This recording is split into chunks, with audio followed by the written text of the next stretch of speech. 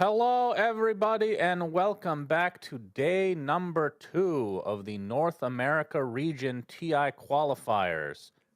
We have some lower bracket matches, which means people are going to get eliminated today. My name is Sunsfan. Joining me is my European brother, Cinderin. Hello. Hello, brother. Brother of European was the mine. best you could do. You didn't want to go for the country because you weren't sure. The Danish country that you reside from, that I'm Very sure good. has very good Danish pastries, although you claim that's not really the case. You're not known for your Danish. What are you known for exactly?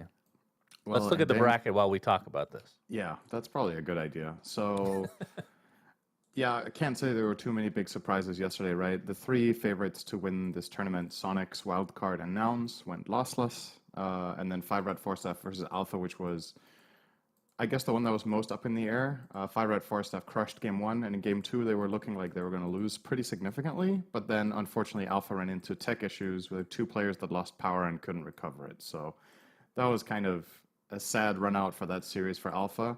But going into today, now we're going to have Felt against DogChamp as our first one, followed by Alpha versus C-Dub. I did a little bit of digging about these two teams because I felt like, DogChamp and Felt have played in the DPC, right? And the last time these teams played each other in the DPC was in December. And it's because in Season and Division 2, in DPC Season 1, they were both Division 2. And DogChamp won 2-1 and got promoted to Division 1. Then in Season 2, DogChamp got relegated and Felt were promoted to Division 1. And then in Season 3, vice versa. So they actually haven't played each other for quite a long time. I do believe, let me actually just confirm the Season 3 thing I just said, but I do believe that's the case. It's funny you say that because that is basically the rotation of Div 1 and Div 2 for NA for like 2 years now. It's felt like that. It's just been a constant rotation of the same teams. But yeah, this is the schedule for today. We're going to be Felt Dog Champ versus Alpha.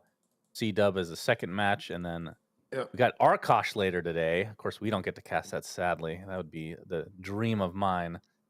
I actually do have to correct myself a little bit there, because DogChamp did actually not get promoted to Div 1 this time around. So we have a little bit of a switch up, Shannon, because this time the teams that got promoted to Div 1 were Alpha, obviously, as we knew, because we cast them yesterday, and they were first place in Division 2. But the other team that got promoted this time to Division 1 was KBU US. DogChamp got third, so they will be in Div 2 next season as well, assuming that things run the way they have so far. So anyway, let's get into the game. DogChamp versus Felt. As I said, the last time these played in DPC capacity was back in December, so a lot of things have changed. Hell yeah! The game has changed significantly, so I'm not really going to put too much stock in their previous history. This is just a fresh series as far as I'm concerned.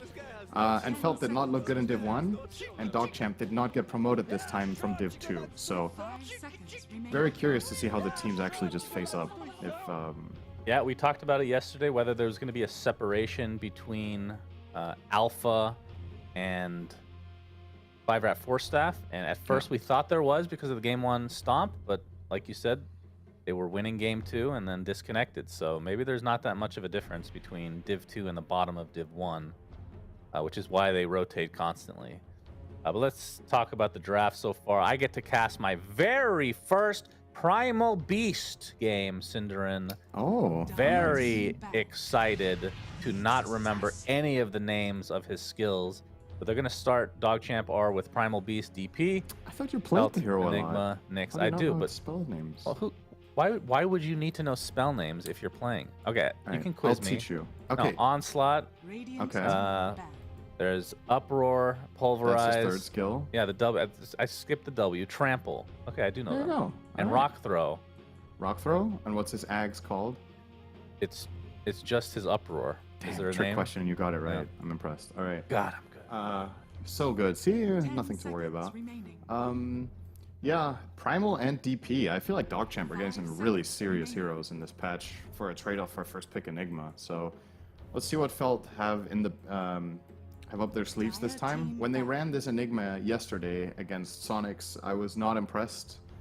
First of all, with how Fade played the lane, and secondly, with how they enforced a matchup where he was playing Enigma against Pango, and that did not go well. So Let's see if Felt this time around can set up the lanes in a way such that Enigma has a better time and doesn't lose a 1v1 matchup, which the hero is meant to not do. Maybe they'll just enforce 2-1-2 this time and play Enigma Nyx as their double offlane. But yeah, we saw yesterday what DP is capable of. We've seen it in this Eastern Europe region as well. A big part of the reason, in my opinion, that we ended up seeing BetBoom qualify to DI directly. They just ran DP a lot and they were owning with it. So keep an eye on this people hero. underestimating her a bit. I mean, I know it's still kind of early in the patch and things haven't really settled down, I guess you could say. But DP, I'm guessing, is one of the heroes that you think is the strongest. Chen, I think, is definitely in that category. But what about these other three? Undying, Batrider, Marcy as the other three fans. Yeah, first phase. Definitely think Undying is very, very strong, and I would put Bat very high as well. Marcy has been a little bit of a mixed bag, I think. Some teams look incredible with it, others not so much. We were theorizing with the changes to the hero that it was going to be a nerf when it got the Earth Spirit treatment, where the stun was no longer on Dispose, but it started being on Rebound, and then Dispose had the slow. But in quite a few situations, the AoE stun is actually not too bad. And players have kind of adapted to playing it the different style. So maybe at the end of the day, it wasn't too big of a nerf, too big of a change. I think Unleash also got better, if I'm not mistaken, to compensate. Her ult is now a better spell. And whatever role you play her in, that's obviously a real feels good ability to have running. So, but not going to be relevant this game. What was the old Earth Spirit? So the old Earth Spirit, he's had different variations, right? He had the very first one, the stun was on the pull. So it was guaranteed. And the silence was on the kick. And then those got swapped around, so the silence became the pull, and the kick became the stun. And then I guess the kick and the roll got swapped, so the roll became the stun, and the kick became the slow. The big difference is that Earth Spirit, all of his skills, outside of Magnetize, I guess, are skill shots, right? Where Marcy Dispose is a single target. If you're in range, you're going to get it off. So it's changed to be a skill shot stun, which I think is better. I think better as in like better for the game. Yeah. So, but yeah, Warlock, we've been seeing a lot of Warlock lately. The very old Earth Spirit, though, man, what a hero! That was insane. When the pull was the stun, dude, what a crazy hero. Yeah. He did not stay that way for a reason. Yep, so Warlock's going to get run by Dogchamp. We saw that, I think, picked twice yesterday in our games. At least once, I think Felt ran it. No, it was actually not Felt. It was... Vibrant? Alpha ran it in game 1. Alpha, yeah, that's right. I think. But here, I think I like the pick a lot more for the primary reason that this is a counter pick against Enigma, right? It's a guaranteed AoE stun. Enigma cannot itemize against this to not get golemed. You can't buy it. BKB is not a counter. Linken's is not a counter. The only thing you can really do is either have someone else initiate on the Warlock or keep him silenced or something so you can guarantee your Black Hole or kill the Warlock, obviously. Or you have to have a refresher so that when you get golemed on your first Black Hole, you can do it again. So I think Warlock is a very nice pick against Enigma in particular. And also a good Fatal Bonds game, right? You have Exorcism, Crypt Swarm. Primal Beast does a ton of AoE damage in fights if he gets to do what he wants to do. I like it. Yeah, he's going to be stuck in... I mean, it does feel like he can't use Chaotic Offering unless Black Hole is used, right? Yeah, you kind of get stuck in this mentality. Yeah. But like you said, Fatal Bond's still going to be very valuable. Felt rounding out the second phase of the draft with the Troll into Lich. Troll we saw yesterday, Rises was playing it before he disconnected, and he was owning real hard. Yeah. We actually saw the BKB piercing net come into play as well. So we'll see if this hero has found a little bit of new life in this patch. I believe Wildcard also ran a Troll game and won that one, which was a close game, to be fair, that they had against the Cut. I think it was game number 1, if I'm not mistaken, was the Troll game. Maybe it was actually game number 2, but yeah, we've seen it a couple times yesterday. It is coming back as a hero, not just in NA. Other regions have been running it too. Dogchamp are now going to run an Alchemist. So 5 seconds. one of the carries that fares really well in lane against Enigma, because Acid Spray is physical damage and the Eidolons don't fare well in that. So you put down Acid Spray and then you beat Enigma in last hitting because you have more damage than Enigma does without the Eidolons. And if the Eidolons try to contest, that's where your support comes in, puts Fatal Bonds on them in this case, and you kill the Eidolons off and win your lane. The matchup against Troll, though, can be a little bit finicky, I think. Troll, one of the heroes that can just beat Alchemist heads up in a 1v1 fight, and I a think lot he of the does that times- to everybody. Let's be fair. 10 Yeah, seconds most, remaining. right? There's like some edge cases, like Troll can struggle against specific heroes like 5 Phantom seconds Lancer, he remaining. can struggle against Faceless Void if he's farmed enough, right? Like Terrorblade. But most carries, Troll will do that well 1v1. The reason it's important against Alk is that usually Alchemists will be top of the net worth, and what dictates whether or not he can close out the game is there actually anyone in the enemy team that can kill him or not when he's hitting high ground. And Felt have tools. They have Carapace to stun to set him up. They have Midnight Pulse percentage-based damage. Then they have the Troll Warlord with heavy single target. So it's still a fine out game, I think, but not like a free one. So is this a position for Primal Beast? It could be mid still. 5 seconds remaining. Where have you seen it most often? As a core or support? I think more as a core in this patch, actually. I think the role that has probably been played on the most games has been mid. I think Gunner played it yesterday for Nouns in a game. Of course he did. And I think in Radiant team Eastern back. Europe it was ran by, I believe, at least one game by GPK. Well, they're still banning something on mids, supports of it. so I mean, I guess it's too late to ban supports at this point. There's just so many left in the pool, Yeah. but we'll see. And then for Felt, they are looking for 10 likely a seconds mid remaining. for themselves, so they're banning some of the heroes that they might have liked to play, but obviously Team pick. are not interested in. Lesh Ember taken out by Dogchamp, so who does that leave for Felt's mid? Unless you want to go Dota 1 style and put Lich mid, that would be And they've a banned a dream lot of of mine. Soldier's heroes. Yesterday we saw him play Lesh and Invoker. These are both banned. Yep. Ember is one of his go-tos together with 10 Queen, so seconds they're all remaining. gone. And Bat Rider was a first phase ban that he also plays. So yeah, I 5 am seconds actually remaining. not sure what his pool has to offer right here. I think I've seen him play Lina in the past, but now they banned that himself. They saw so- that he didn't die on Invoker, even though he lost the game, so they're like, Yeah. we got to get rid of that one. All right, Oh Shadow boy, Fiend. hell yeah. That's High risk, my high kind of reward. hero. I feel like this hero is at its best when you know your matchup. I think it's actually pretty important for Shadow Fiend's success to have a favorable mid matchup, and you don't know what you're facing here because, like we 10 talked about, seconds there's remaining. flex on Dogchamp. They don't have to put Primal mid. And if they do, I don't know 5 if that's a seconds Shadow Fiend remaining. favored lane come level 3, because the problem that Shadow Fiend has in that lane is once heroes get on top of you, you don't have very much to offer. You're very much dependent on keeping ranges in a in a specific order, so you can hit your raises. But Primal Beast is just gonna, drive into you as just pop his second spell and run over you. He's just gonna trample you to death from full HP. So Yep, Shadow Fiend is quite squishy, no doubt about it. Kind of tricky, I think. He'll be good for the first few waves, though, I'd imagine. Alright, so Dogchamp with their last pick. This will round things out so we can actually understand where these heroes are going. I mean, that's always the benefit of the flex. I just hope it's not a Primal Beast support because I need to see this hero farmed. And it's a Zeus, so it looks like it might be a support, unless DP is a 4. Is a 3? Wait. I need to double check. Isn't Yara in the offlaner? Stonebank's the carry. It's Double Alchemist safe checking. lane. Bloody Nine's Stonebank 5. carry, RCY is the mid, Italiano Gangster is the 3. Oh, Yaren plays support. I thought he played 3 for this team. Has He switched? probably did at some point. I mean, we have to mention that Dogchamp does not have Lukey anymore, Cinderin.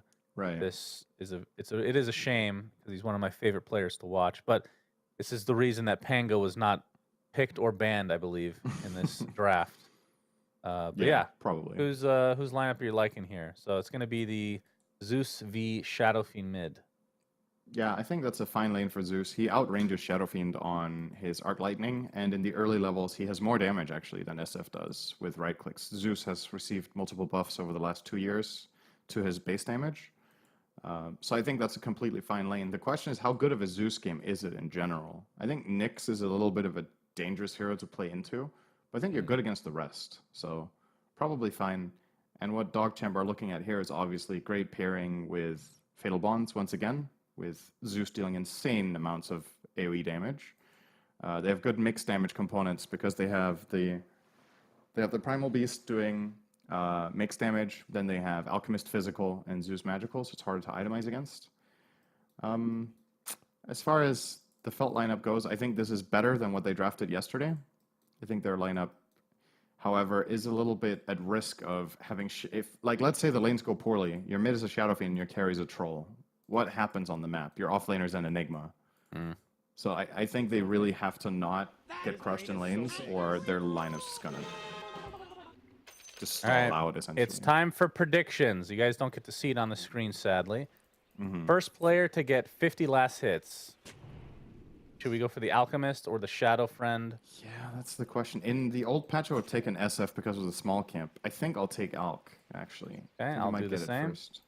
Total number of trees destroyed by 30 minutes. 0 to 50, I think, is very safe. Primal Beast destroys trees when he charges, right? Yes, he does, but still, 50 Does in Tangos, 30 minutes? Yeah. 30 seconds. if everybody in the game uses 3 Tango Shannon, that's already 30 trees down. Yeah, that's I'm going to say fine. 51 to 175. You can also use Okay. Quelling Blades. I'm Like, there's sticking gonna with be 0 to 50. I'm sticking Definitely with 51 to 175. it. Team with the most Roshan kills. I'm going to go for the Dire here. I'll take Radiant. Belts. Really? Yep. All right. That's the first Okay. blood, Shannon. Good Yep, that's prediction. right. First blood. Stonebank has died. Maybe we You have should 5 change seconds the to predict predictions magic there. damage. I'll take Zeus. Begins. Yeah, that's a good choice. Seems like a there. safe bet. Okay, so, yep, first blood. Oh, that's what happens when you do your predictions. Maybe the players were also doing predictions. If only they could. That would be an interesting dynamic for sure. But yeah, that's not great for Stonebank. He has to. Well, I guess he doesn't have to, but he's walking to the top lane now. So they're switching things up in terms of the laning situation right now. Looks like Italiano Gangster is going to be obviously the offlane DP. Is going to be playing the safe lane for now. I was going to say why. And now Okay. they're swapping it back. They thought that Felt were dodging, I guess, the Alchemist versus Enigma lane. But now that Alk has TP bot, they can do that if they want to. Did they see him TP? I guess it was pretty close to the wave. I mean, he kind of just appeared in front of the creeps, right? I'm pretty sure they did. So that's a pretty big deal. Now the ball is in Felt's court about whether they want to lane like this. They're tri-laning their Enigma currently, which is a very unusual thing. Enigma wants levels. This is not sustainable to keep it like this, but they're probably just placing their heroes here and waiting to see what happens from Dogchamp's side and then adjusting. Well, it's not just that. Bloody Nine is also TPing, so 2 heroes forced to stay in that bottom lane for quite a while for Dogchamp. Yeah. I mean, there's no way this is going to be a tri lane, though, surely, for Felt, right? They're just waiting to see what the situation is, I assume. Yeah, I definitely think, like, even if they're playing against Alk, Warlock, Primal Beast down here, and that is a tri-lane, I think they should Well, bring... Keep in mind, even if they wanted to change things, Troll does not have a TP on him in the top lane. No, he needs to stay there. I think that's great. I think what you do in this situation is, if the enemy team is tri-laning safe lane, you TP your Lich top, and you absolutely crush this DP back to the Stone Age with Lich Troll. That lane is unplayable. There is so much range to harass consistently, double slows, lots of damage. She's going to need help. And that help can only come from Primal Beast, because he's the only hero that has a TP. And once he TP's top, you get your 2v2 matchups. And I think Enigma Nyx can lane against Alk Warlock. It's not like perfect, obviously, but it's better than tri-laning, I would say. The other option is to TP Enigma top when Troll has TP, but, you know, he didn't buy one, so that's not happening. But is Primal Beast going top? Where's he going in all this? Is he He's staying? going to start bottom and try to get a kill maybe, and then TP? I'm not sure. So that begs I the mean, question, currently he's what's the disconnected, skill so he build? might not be going anywhere. That's true. Hopefully we don't run into the same issues as yesterday. These players sure can't get their internet connections to work. They can't get their webcams to work. It's like we got a bunch of old men from the 1990s that never touched a computer somehow. Just really the perfect storm of a TI Being good at qualifier Dota thus does far. not require you to be good at tech, Shannon. I learned that coders, since we're doing a custom game, uh, Hmm. employ a lot of coders right now. A lot of them, it's not an instant connection between coding and knowing about hardware of your computer. Like one of the coders we have literally does not know how to build his own computer, and I'm just shocked by this. I find that really weird because I feel like they're all connected in some way. But Well, one is software, the other is hardware. I know, but it's like surely if you're into software that much, you want your computer to be good, and you would research how to have a good computer. But Oh, you could research how to buy a good one. yeah, that's not really a thing, I think. Okay. Hold on. All right, looks like our friend Yarn is Yaren back. has come back. What is the skill build for this hero? Is it because I know core is like a 1-3-1 or something along those I think lines? you probably still do that as support in a game like this. Do you start with trample or do you go for the onslaught? That depends on the lane. You can even start uproar. Maybe you can't really do that anymore with the changes to uproar when it got nerfed. But there was a time when a lot of players would start uproar level 1 and just be untradeable against. You just go and hit people, and if they hit you back, you pop uproar and just fight them. He's actually going to do it here though. So Yaren will skill at level 1. The issue here is that this has been changed in terms of threshold. It used to be, I think, whenever you took 35 damage, and I think now it's whenever you take 50. Oh man, I was So- always so happy when playing against an ogre. Ignite would just give me full stacks every time. I loved it. So he does get a stack from Lich hitting him if his passive block does not proc, but if his passive block procs, he does not get a stack. And well, he already has 3 procs, and there you go. And that's the And beauty now of they're Primal gonna hit Beast is you can spam this uproar. It costs 0 mana. I mean, your mana capacity is complete garbage, so that's actually a godsend, but extremely powerful skill. See when comboed with trample later on. But yeah, Paradise and Shu seem to be doing just dandy so far in this top lane. You talked about how this is kind of a kill lane for them, but they keep an eye on that. RCY versus Solji like we expected in the mid lane. Zeus versus Shadow Fiend. CS very even, but of course it's extremely early on. But the bottom lane is what I'm interested in, because I don't know how this matchup typically goes. You said the Enigma should get dumpstered by the Alchemist, but we'll see if that comes to fruition. Because again, the Soul Ring is going to be pretty late. This has been nerfed. I mean, that's probably exaggerating a little bit saying that, but I think Alchemist will not be countered, right? I think he's going to get his, and if Enigma plays very well and doesn't feed Eidolons, they might like somewhat break even, but you know, Alchemist a lot of the time is happy to break even. As long as there's stacks for him in the jungle, that means he's winning. So that's the challenge here for Fade, and I'm a little bit worried because his plays yesterday against the Pango, he fed away a lot of Eidolons, so he needs to step up his micro this time and not make it happen. It's obviously easier against Alk because the damage isn't like as fast.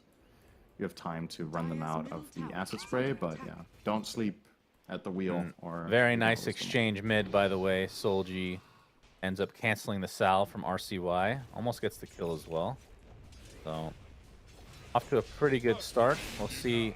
And now that he has the Heavenly Jump, I guess he had that at level 2. It is going to be a difficult kill for the Shadow Fiend, I feel like, without a gank. Not the old Zeus, that's for sure. At the Jump same time, away. though, if you just trade into the Zeus and force him to jump, look at what's happening now, right? Soldier knows there's no Heavenly Jump, so he can start trying to lob him with the long raise, and if he connects the second raise, he can find a kill because of the slow. But didn't manage to get it just then. Now he got 2 on him. Good damage. Paradise will find a kill on Yaren, so the Lich troll lane, as expected, will put some pressure here. But at the very least, for Dog Champ, Italiano Gangster is getting level 3 now on DP, which is a really big breaking point for her laning stage. There's already been 51 trees consumed Yeah, I mean, I told at you, there's no 3.5 minutes. All right. Well, There's I've all learned. the tangos, all the quelling blades. I mean, I might be wrong with my 51 to 175. Because I if think you Primal will Beast be. starts charting through some trees, we have a problem. You have a problem. I've already Oh, lost. UGG just ate a tango. This is bad news. Tango watch. Shu? Count them No tangos. stacks on Uproar, so he won't be chased. It looks like Yaren, and again, I'm going to be focusing on the Primal Beast, even though it's a 4 a lot this game, because I'm just really interested in how they play. But we'll be going the Mana Boots, which as a support makes sense, since your Yeah. mana capacity is garbage, but I assume like as a core you would go for a Soul Ring in most cases. Yeah, you can go Phase Soul Ring, or you can go I mean, there's maybe some creative builds where you don't have to go Soul Ring if you don't think it's as valuable anymore, but I think it's probably still very good. Yeah, Eight Bjarn damage taking on some Bjarn damage. again. Whirling axes are there. Looks like he'll be gets the Frost Blast off as well. So Shu gets his second kill onto the Primal Beast in this game, for this lane at least. They're exploiting the fact that he doesn't have Onslaught. It's really important for this lane. I don't know if the level 1 skill point in Uproar was actually worth it, to be honest. I think he might have been better off either skilling Onslaught or Trample, and if they feel like they can't contest the lane, which I think is the case to begin with, try to pull the wave. Like, go and grab the wave between the towers. Lich is, I mean, annoying, right? He can kind of Frost Blast you a couple times, but you trade that off with a couple tangos, you get your pull, you find your level 2, and then you go 1-1-0, and maybe you can kill Lich, right? I mean, Uproar like in the this, laning you're so stage is slow. about trying to bully the lane, but like you said, I don't think you can bully Can't a bully Lich this troll. one. No. You can't man up So. against either of these heroes this early on, so rough for him. Italiano Gangster sitting at 20-2 CS. He's going to get his Spirit Siphon off, and there's a trample from Yarn in the meantime. Actually, another Spirit Siphon, this time onto Shu. The Uproar is there for the slow, and the last right click will do it. So Yarn finally getting some form of revenge. Now continuing on to the Troll with the Onslaught, but looks like Paradise will be able to walk away safely. He's got his Phase Boots at its ready, and looks like Battle Fury is what's on the menu for him. Yeah, I guess there's a case to be made here for not going Battle Fury, but going a Maelstrom build if you have a Shadow Fiend mid. Because if they both go right-click build, maybe you want Troll to have a little bit of faster ramp-up. But if Shadow Fiend's having a good time, you'd probably be fine as well. Solji. It's Yeah. a couple raises, but now he's in a bit of trouble because Yarn is here with the Onslaught. Solji just finding... Yeah, he does have his ult, but no mana right now, so just hiding inside the pit. He's going to take another raise. But here comes Lich, a nice raise to finish off the Zeus. Nicely done from Solji. Is now Shu helping out as Yaren attempting to get out. It's going to get slowed by the Whirling Axes and Sinister Gaze, which leads to a double kill for Solji. And that is pretty big for Felt. That was a pretty big mistake from RCY in my opinion. I think he threw an Arc Lightning and he ran out of mana for Thunder God's Wrath. I'm pretty sure they just killed the Shadow Fiend there if he uses his ult. Shadow Fiend did not have a raindrop. So he was in kill range with the Zeus ult, and I guess he just wanted to not have to commit it, probably felt that they could get the kill. Not the case though. Ends up turning a potential Shadow Fiend kill into 2 deaths for his team, including his own. That is very bad news. He actually solo smokes to get back to mid faster. So, bit of an investment there. Oh, he canceled his TP by mistake. Oh no, that is... Is that what happened? Okay. Yeah. Insult to injury right there. She will die at top. Yes, that feels like a tilt move, actually. I wonder why he went whoops with the chat wheel. I thought it was because he didn't use ult, but it was actually from canceling his own TP. Yeah, So, that's rough. amazing start for Felt. They're crushing 3 lanes into an Alchemist strategy. This is what you want to see if you're playing against Alch. If you're winning your lanes, you can negate him the space that he needs very early on. Fade putting the pressure here. Impale onto RCY. Solji gonna get space to get this regen rune, which is extremely valuable at this stage. Now you can go into the jungle and just farm away.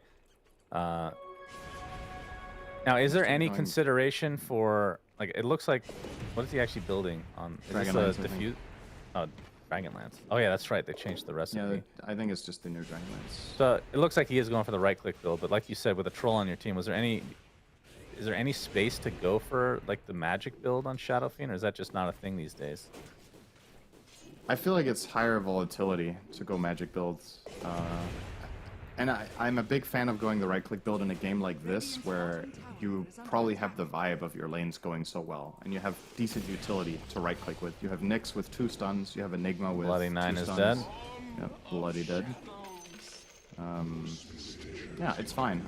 I would not be mad at the magic build if he wanted to go for it, but I do think it just is more prone to failure in my opinion. I think it's a little bit more all-in.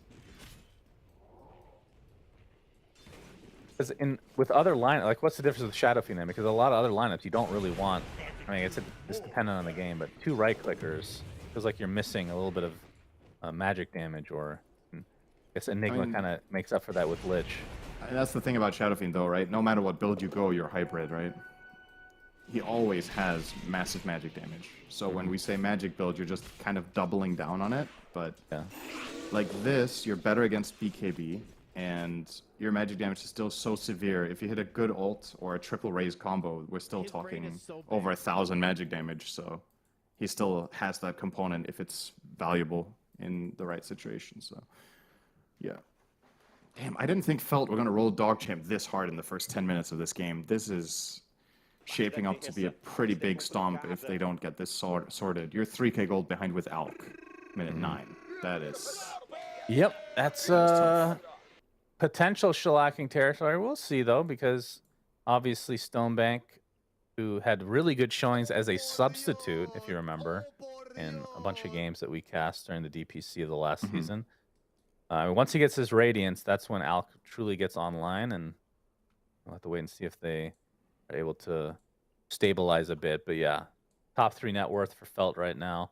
And this is without, I mean, you mentioned the Radiance, but the Battle Fury is not super far away either from the other side on Paradise. Troll was the first to get 50 CS, by the way, so we were both wrong. We thought Alk was going to do better in that safe lane, but as it turns out, Enigma has 24 denies.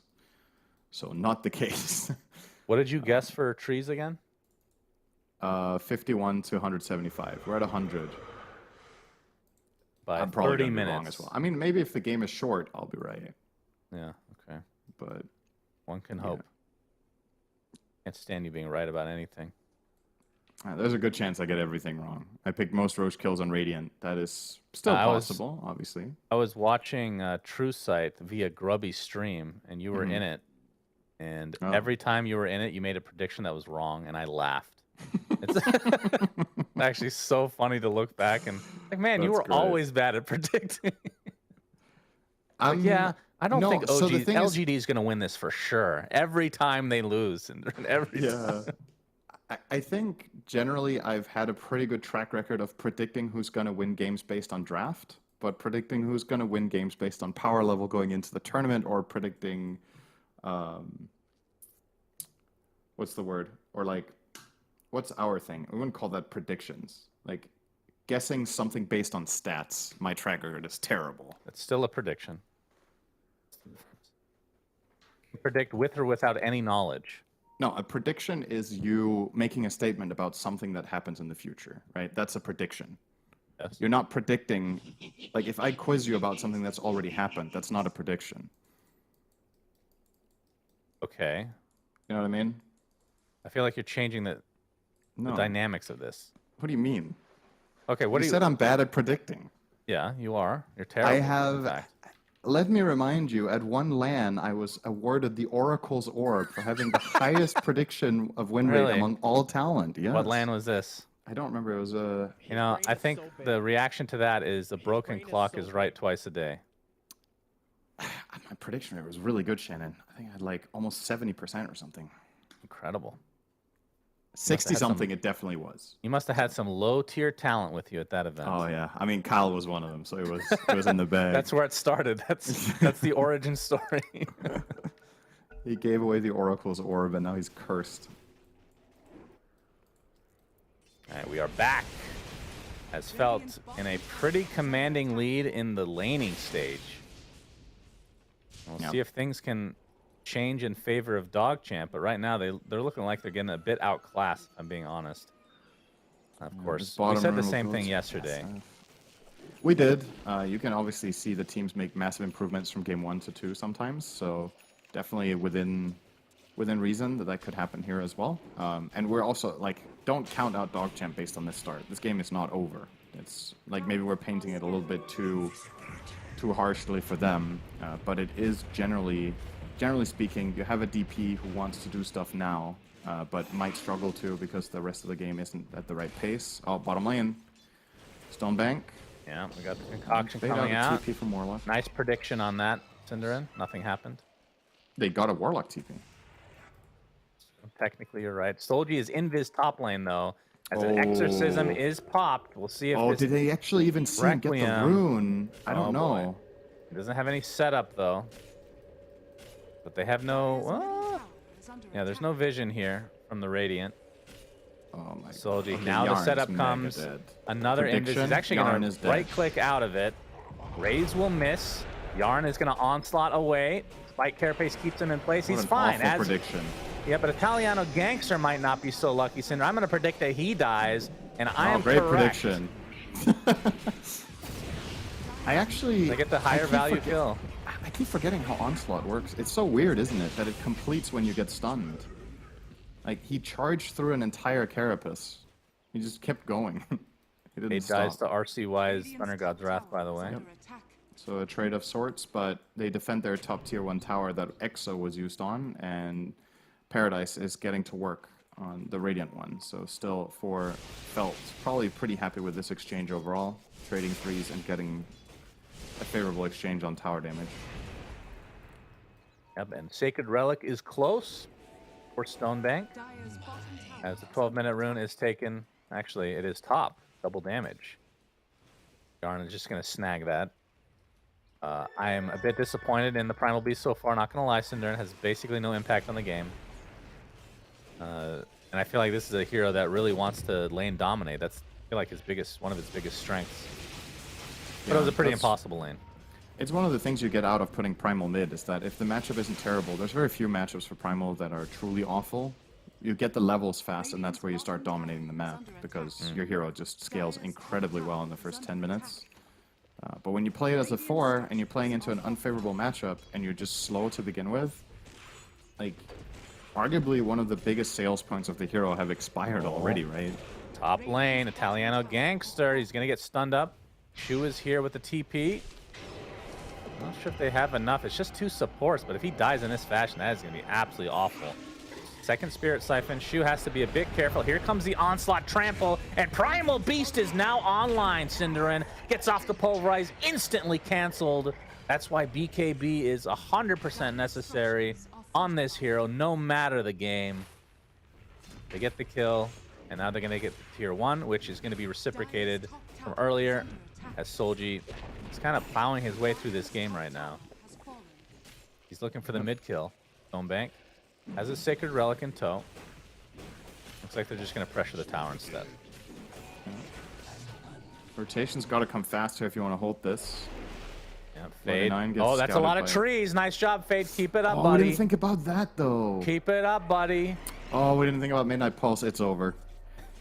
The 150 trees killed. We just need 26 more in the next 17 minutes as Why can't you Solji want good gets things initiated from me? on. Just Pulverize because onto you're the wrong SF. doesn't mean I have to be wrong. Solji. All right, Yarn is basically dead here. Just looking for a Malefice to slow him down, and a couple more right clicks will suffice. OG is like, okay, thanks for the freebie, I guess. Oh, and the tower is going too. They ended up not even defending that. Fade just needs to tap this once. I mean, I guess they'll deny it, so that's something, but middle tower has been yeah, Felt are probably very happy with this. Carapace. Yeah. Italiano Gangster. I mean, this is another hero you talked about being very, very strong right now, especially in the early to mid game with the Spirit Siphon. This has not gotten off to a good start in terms of the farming. But the Radiance is now online for Stonebank. And on the other side, you can see Paradise already has his Battle Fury and well into his Yasha as well. As Shu. Oh, we got the initiation, though, onto the Enigma. This is going to be a bigger deal. Pulverize is there. No cancellation this time. Gets off his Malefice. Finally, the Thunder God's Wrath comes out, so it ends up being a 2-for-1 as Dogchamp in favor here. They take out the Shadow Fiend as well. Now Paradise, left to his own devices, Should be be okay. Should be okay. Yeah, should be. I predict he'll be okay. So a 3-for-1, which started out as a bit of an awkward initiation, but with no cancellation on the Pulverize, we'll get some good value out of this Primal Beast pick. That was an Exo and Golem used, so Dogchamp will have to calm down now for a bit. But yeah, they've managed to claw themselves back from that 3k gold deficit. Obviously, Alchemist, a little bit of a misleading factor in that a lot of the time, but definitely will say that the last few minutes have favored Dogchamp overall. The question is, how does the itemization go for Troll and Alk? Does Troll find a moment to get overwhelming and just find that kill? Or not, because I think, realistically speaking, the supporting cast for both teams, the Dire lineup scales really, really well with the Enigma as well as the Shadow Fiend. DPS we have talked about does not have the percentage-based scaling anymore with Siphon, so she does not have the same late-game prowess that she used to. And probably... Ooh, RCY. He's going to spot it. Yeah, he leaps away. He is A-okay. And there's a scan up top just to double check. So the smoke gang kind of... yeah, it's about to dissipate, but the Blink Dagger is going to be revealed here from Solji. Looks like they're going to run into Yaren first. Gets off his onslaught. But nice rotation here from Solji. Gets off the Requiem with the setup from UGD. That leads to 2 kills on both supports for DogChamp. Very offensive build going Dagger after Dragonlance. I didn't think he was going to go for that this game. I thought he was going to go Dragonlance BKB or something like along those lines, so he could negate a lot of Zeus's damage. But obviously, like this, he can take a lot of initiative. If Nyx finds anything, he can just pounce on it and ults and get that job done. So it's cool to see. I think we were talking about the Magic SF as an option. This is kind of, you know, a way of enabling that aspect of the hero more. True. And I think by doing this, it's going to end up aligning the BKBs from both Troll and Shadow Fiend. So yeah, that's pretty value as well. As, ooh, Brigand's Blade picked up by Paradise. That is the dream Troll item, if I do say so myself. Yeah, great for farming speed as well, not just for fighting. Specialist Array, great on SF too.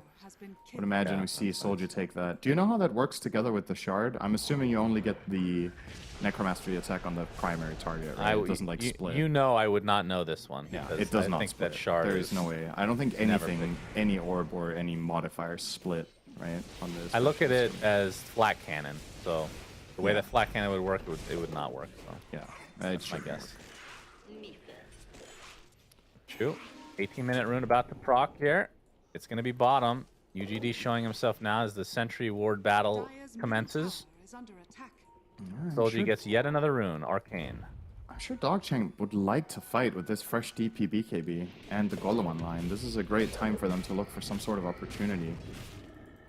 Ideally, a team fight would be what they're looking for, not a single hero pick. And the Troll is not necessarily the easiest target to begin with. We'll see if they can burst him. TPs are coming. He has his ult, but he's brought down with that silence to prevent him from using anything. Very value kill for DogChamp. As you can see, the smoke from Felt not able to materialize into anything. Although, Italiano Gangster goes high ground out of nowhere and just gets bursted. And Bloody Nine going to get stunned up in the meantime as Fade. He's going to get trampled, but he's the one with Black Hole. You have to be careful. Solji taking the use of the Requiem as Stonebank putting down a little bit of damage. Pops his BKB a little early, but there's the Black Hole going to be used along with the Zeus ult to take out the Enigma. And that's 4 dead for Felt out of nowhere. Solji finally with the Requiem. Buyback onto the Lich. Solji now trying to get gone on, but a nice stun from Shu. This is going to be a dieback for the Lich as DogChamp are just destroying all of a sudden. Yeah, that was just all Alk's BKB reveal. They got so much value out of that. And of course the fact that Troll was dead before the fight even started. I can understand why Felt were confident that they could take that fight, actually. From their perspective, they have what they need. But yeah, that extra item Stonebank reveals there makes all the difference. And they kind of forced into this awkward black hole that ends up still dying because of the Alk Radiance acid spray, as well as his self-exploding concoction was actually in range of the Enigma, sucking him in with a black hole. So, yeah, DogChamp with, I mean, the win expectancy, which is working today, by the way, yay, is still quite significantly favoring the Dire despite this fight. But they're starting to make a pretty decent dent into the disadvantage that they have. I mean, that certainly brought this game back into a little bit more even territory, but it is still an Alchemist game and you're up 2k. Usually you want to be up a little bit more than that at this point, but still relatively close, I think. And don't underestimate Zeus, right? In long games. Yep, true. That hero scales very well. It does have the Shard, so static fuel with the extra percentage-based damage now. Be very valuable. And we should mention that Fade went for the Urn and Wraith Pact, as we've seen so many times, which isn't a huge surprise, I suppose, as the Nyx Assassin's going to drop here. But still no Blink Dagger on the Enigma, so that is also going to be a potentially big turning point, with the Blink and the 2 BKBs for the other cores. For sure. And eventually Enigma will go BKB himself, of course. Yeah, I wonder if he's gonna Solji, buy- he still does not have BKB, which means he is destroyed. And a tier 1 tower as well. They have a lot of catch potential on the side of Dogchamp, and Solji not respecting that. Yeah, interesting seeing Stonebank not buying Dagger. I thought they were going to have more catch than they do, but it's still fine. They're finding the moves that they need to with this Primal Beast. And into the pit And they into the go. Roche we go. My prediction, Shannon, is looking good. They're getting Roche. Yeah. My trees prediction is horribly wrong already, so that's great. But, you know, can't win them all. Well, now I'm rooting for the 60-minute game where Yeah. Troll and SF will really shine at taking Roche. And we'll get the next Roches, and well, the magic damage we're looking good on too, though, with the Zeus. Good job. We are Good at pick. 246 trees, by the way. You are officially incorrect. I already told you that. Letting you know again. Radiant's thank you. bottom tower is I'll remind you in a few minutes again. So, just, bear Did you know witness to that. Dogchamp got the first Roche? Yep, I just learned that. All right, you're wrong. Yep. So Paradise has his BKB now, working on the SNY. Obviously, he's already had the Yasha for quite a while, but it's not working out the way that they planned with the BKB coming on Solji, which is about 100 away now. So basically has it. But now they're fighting into an Aegis. Trying to get to Fade here. Not in range, Fade. though. Malithus going to keep the Primal Beast at bay. Pops the Wraith Pact as well, a little bit premature. A couple TPs from Felt is looks like Dogchamp are disengaging for the most part. But yeah, with SNY almost done now in Paradise, he's hitting some nice power spikes. Told you, has fell a bit behind, but having said that, he's still on par with the Zeus. Radiant's The middle Assault tower Cuirass is now under for attack. Stonebank to go along with his BKB Radiance. And okay, Blink Dagger coming to Fade. This is going to be the Blink reveal. And Black Hole is available, so this could be a potentially good fight for Fade and the rest of his team. Pulverize to start things out though onto the list, but the BKB's pop from Metalio Gangster and Paradise. There's the Black Hole onto 2, but the instant cancel from the Chaotic Offering. Very nicely done. It's a 1-for-1, but so far in favor of Dogchamp as Stonebank continuing on with that BKB activated, going on top of UGD. Oh, The that silence onto E-Blade. the Troll Warlord with the E-Blade combination from Zeus, I believe, as Solji looks to be next. And then it's a full team wipe. Dogchamp just owning every single fight. And yeah, that E-Blade destroyed the Troll after his BKB dissipated. Yeah, and it's just not well enough coordinated from Felt, right? You get a 2-man Black Hole, but there's nobody dealing damage in it before it got golems. I think the Black Hole was running for 2 seconds. They didn't really manage to find the follow-up. They aren't pressuring the Warlock with the Nyx to prevent him from countering it. And the whole way that started out just not in their favor. Really very much dependent on getting the initial stun so that they can get that burst kill with SF Yeah. and build up the fight. Not happening means they're going to be down to Rax. Well, they have another we 4 to thought 5, Felt right? were gonna kind of, roll off that early game, but it has just been basically terrible since we said that. So that was great. Yeah, true. Set them up for success, built them up all the way just so they could fall down like this and lose the first lane of Barracks minute 24. Not what I would have expected with how that started out, but Yeah, so they're going to settle for the range racks.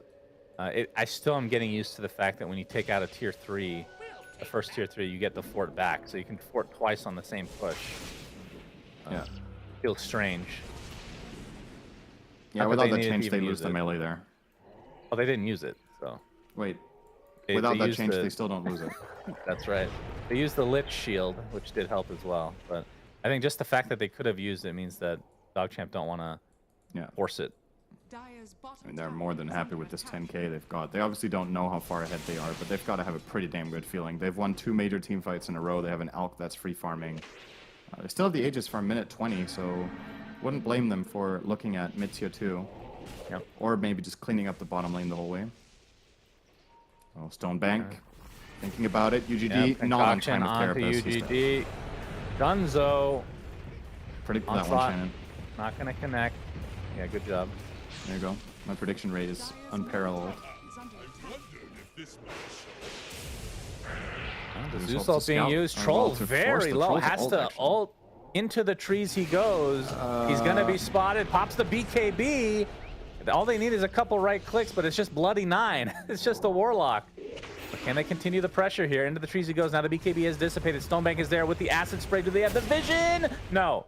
Troll gets out this time, but Yarn still. did high five the tower though. Yeah, that's important. The BKB was used. That's a pretty big deal. Still 30 seconds on the Aegis.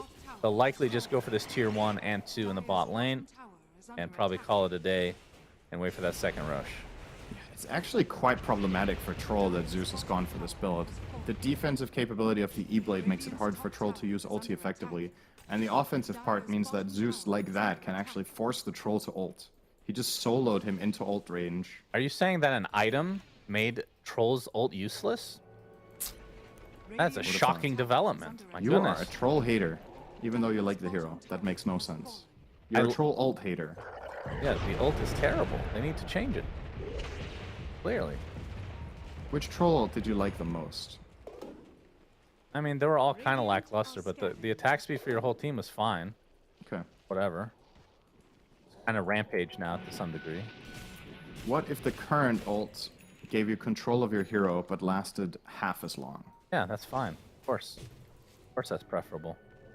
No question. So 3 seconds of going into beast mode, but you get to choose who you hit. Yeah, but I mean, I would prefer that, but I that's still not very good, right? Make it 5 seconds probably. Then it would be really good. Yeah. It's an ult. It should be really good. It's garbage. UGD, although it did keep him alive that time. And they're in Gangster. the gangster. Pops the exorcism. Chew. Not stunned out. So Exo popped for a Nyx assassin. You've got to look at high ground with this, surely. Yeah, I think so. And Op is the one that's obviously available for the taking, but the lane is being pushed out by Solji. We'll see if they continue with the tier 3. There's the shield from Lich. And Basher pretty close for Paradise. Could very well be the last item for him, as there's the fort saved from earlier. Shadow Fiend looking for the kill onto Zeus in the top lane while this is all happening. RCY gets off the heavenly jump, Solji. It looks like this fight is going to end in a stalemate. And the tier 3 tower survives. Soldier trying to fight him blind there, but unsuccessful. And yeah, that's the end of that. So I guess for Felt, you don't lose your tower because of this exchange, but the dangerous thing you have to worry about is this Roche is spawning in 50 seconds to 3 minutes 50.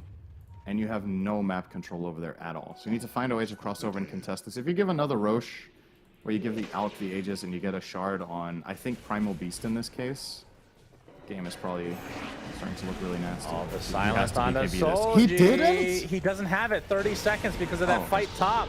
That's right, And he's used it dead. against Zeus. Yeah, that solo fight top Oh, got boy. him killed in the end, so it ended up not being a stalemate. BKB there. Yeah, that's real rough. Then you cannot be there as SF with your BKB off cooldown or on cooldown. Second range racks destroyed. Exo not up for another 40 seconds, so maybe they wait for that. But then again, there is no Shadow Fiend. Option. Okay, Fade. He has the BKB. A little bit early activation. Midnight Pulse is there as well. Just waiting on the black hole. Doesn't want to use it on Stonebank. Well, it might be worth it, honestly. Yeah, it's just he knows the golem is right behind him, right? It's just True. It's probably not enough. Like sometimes a 1 or 2 seconds black hole will be enough to kill the Alk. It just isn't when SF isn't there. I just don't think they're gonna pull it off, and I think holding it there is probably the right choice. All right, it is official. It's 30 minutes, Cinderin. We're both wrong on the trees. Just wanted to remind you. Yeah, it was 301 plus. So your guess of under 50 was very bad.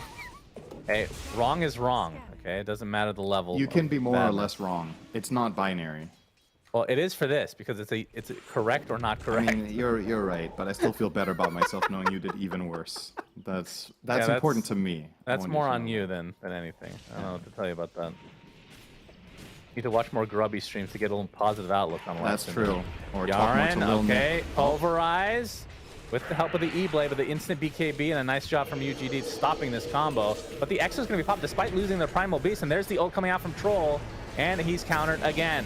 There's the Lich ult to follow, though, and he's just going to get brought down extremely easily. You can see Death Prophet focusing on other people now. Shu is next. They both have buybacks, as the Dog Champ likely to try to go high ground. Yep. And yeah, the black hole is ready, but can't use it unless they find the Warlock with their Nyx. So Yeah, very true. he's saving it for next game at this rate. Zeus will be found though. Yeah, that's this a will be big a kill. nice kill. We'll Still pick gonna off cost on the them back. racks. Yeah, they still get the melee racks. Exo's down, so Dogchamp will back away. Roche number 2 is available as well. Yeah, gotta look for that now, surely. Just prepare for it. You don't have to kill it until Exo's up. Just make sure the enemy team doesn't get it. I should have known not to predict a troll lineup, Cinderin. Even yesterday when it was winning, they disconnected and they still lost. The hero's it's cursed. it doesn't Literally. matter. They got troll ulted in real life. They couldn't control their computer or internet or power. I'll learn my lesson for next time. This is a nice smoke attempt from Felt. We'll see if they can get something out of it. Radiant's bottom tower. Yeah. Told you with the haste. If they find Warlock here, it's big. All right, that's a good start to the fight. Yeah, oh, he's okay. not There's the connecting dust, a time. little bit slow. Impale does connect, but Nyx is just dead. Radiant's bottom Yeah, if nobody's in range when Nyx finally finds the Warlock, it's not working. If they kill the Warlock there, it opens up the avenue for Black Hole, but obviously he was all alone scouting in front, and his team just left him to die, and he bought back immediately. That was a Probably rage trying to- buyback. Probably trying to protect the Roche, honestly, more than anything. Trying to protect his brain. And Trying to protect fathom his why his ego. teammate wasn't there anymore. Oh, gangster. Oh, yeah, Blinking we got the straight high in. ground. Blink with the Shiva's Shu. He's going to get his stun canceled and brought down easily. Now the pulverize onto the Troll Warlord. Can he pop the BKB? He can with the ult. Fade comes in with the black hole, but again, the chaotic offering is there. A lot of damage being done to Stonebank, but again, Paradise can't control where he goes. Finally out of his ult form as the big juicy beast of strong. Yarn comes in. All right, they're going to get 3 kills. It's going to get the trade of the Troll Warlord. As Solji looking to clean up now. A couple more raises will do it, but Italiano Gangster able to blink away. Don't think Fade will find cover here. This is where you go for Roche 100%. That way my prediction's not wrong. They do take it really fast. Yarn's going I to mean- live here because they used the Lich pull. Yeah, really, the big difference maker there was what happened off screen. The Shadow Fiend soloed Zeus. So, all of that damage missing and the fact that Soldier can connect with the fight after just gives them an effective 5v4 without Requiem, but easily worth it for him to just Yule and blast that Zeus to oblivion. And that's the risk you run when you go this build on Zeus, right? You don't have a defensive item. Oh my god, except they're going to E-Blade. try for It's not this. gonna help you. Italiano Gangster pops the Exorcism despite this being a less man advantage. He's going to get Yules inside the pit. Roche is only at half HP as Yaren jumps in, takes out Shu. Fade looks to be next. So the Roche attempt is thwarted, and That's a now good play call. Dogchamp will take the Roche for themselves. I think Feld were not either they weren't expecting Exo to be up again, or they were expecting to be able to kill Roche way faster than this, but like your Roche killing hero is dead. This takes forever. Yeah. It's just a single Shadow Fiend killing the Roche on his own. Like Nyx is There's a shard in the pit, sir. inconsequential. Oh, I'll save it for next game. Nobody Maybe wants it's a rock throw, or maybe they're rebelling against the Primal Beast shard. I would have understood that last patch, just leaving it there instead of taking it, just Okay. to rebel. But I mean, the They- Alk one is really Something- good too. He's gonna. Oh, he get got it. right? Okay. They'll get. This Berserk one push. is can't be as good. Come on, not as fun as throwing rocks. Berserk push God's is pretty sake. damn good. That's boring though. It's a boring concept, and it's just like, hey, let me give you a mini ult. Same exact thing. Bank concoction procced. Looking for the blink initiation. Has the overwhelming blink. A nice spike carapace though. Stop him in his tracks, but Nyx is dead. No buyback. Solji getting pursued next. Has to pop his BKB, but bash. gets bashed. Shield gonna help him stay alive. This concoction just to help Stonebank feel alive. So not up for another 50 seconds. I wonder, and I don't know if this would have been the right move or not, but do you think that Troll buyback to get that second Roche would be worth it? Yes. Because he definitely had it, and I was would've. thinking about it, are under attack. and they would have gotten it for sure. That would have been instant. So, It's a hard call to second make set in of the racks. moment because you do realize how valuable your net worth is right now, but this alternate outcome is absolutely worse than throwing away 1,500 gold to ensure the Roche. Keep in mind it's Roche 2, so the shard kind of pays for your buyback, right? Yeah. The gold just goes on another hero Well, if you don't want to. not for his buy, but you certainly are not taking a shard on Troll. You never know. Well, we got the Shivas. Eliana Gangster and company, they're going to run right into each other. Where are these Black Holes Chaotic Offering? Both are available to use. Ooh, good the roots. bashes onto Yarn along with the roots, but the Pulverize comes out to save him for a little bit longer. Looks like Solji dies in the midst of things, and the rest of Felt now on the run. Still a BKB Black Hole available for Fade. He's actually hiding in the trees, so they could go for some buyback plays as the game gets extended a little bit longer. It feels like every time Exo is down, a Dogchamp not able to really push to a high degree. RCY, he's the one that took the Aegis, by the way. Yep. TP to base in that fight, I think, to escape. Oh, Stonebank. I mean, this play doesn't exist, though. They don't know where Warlock is, so they can't go on him. Yeah. And these two together don't kill him anyway. I think they absolutely have to have Troll to bring down the Alk. So he feels very confident.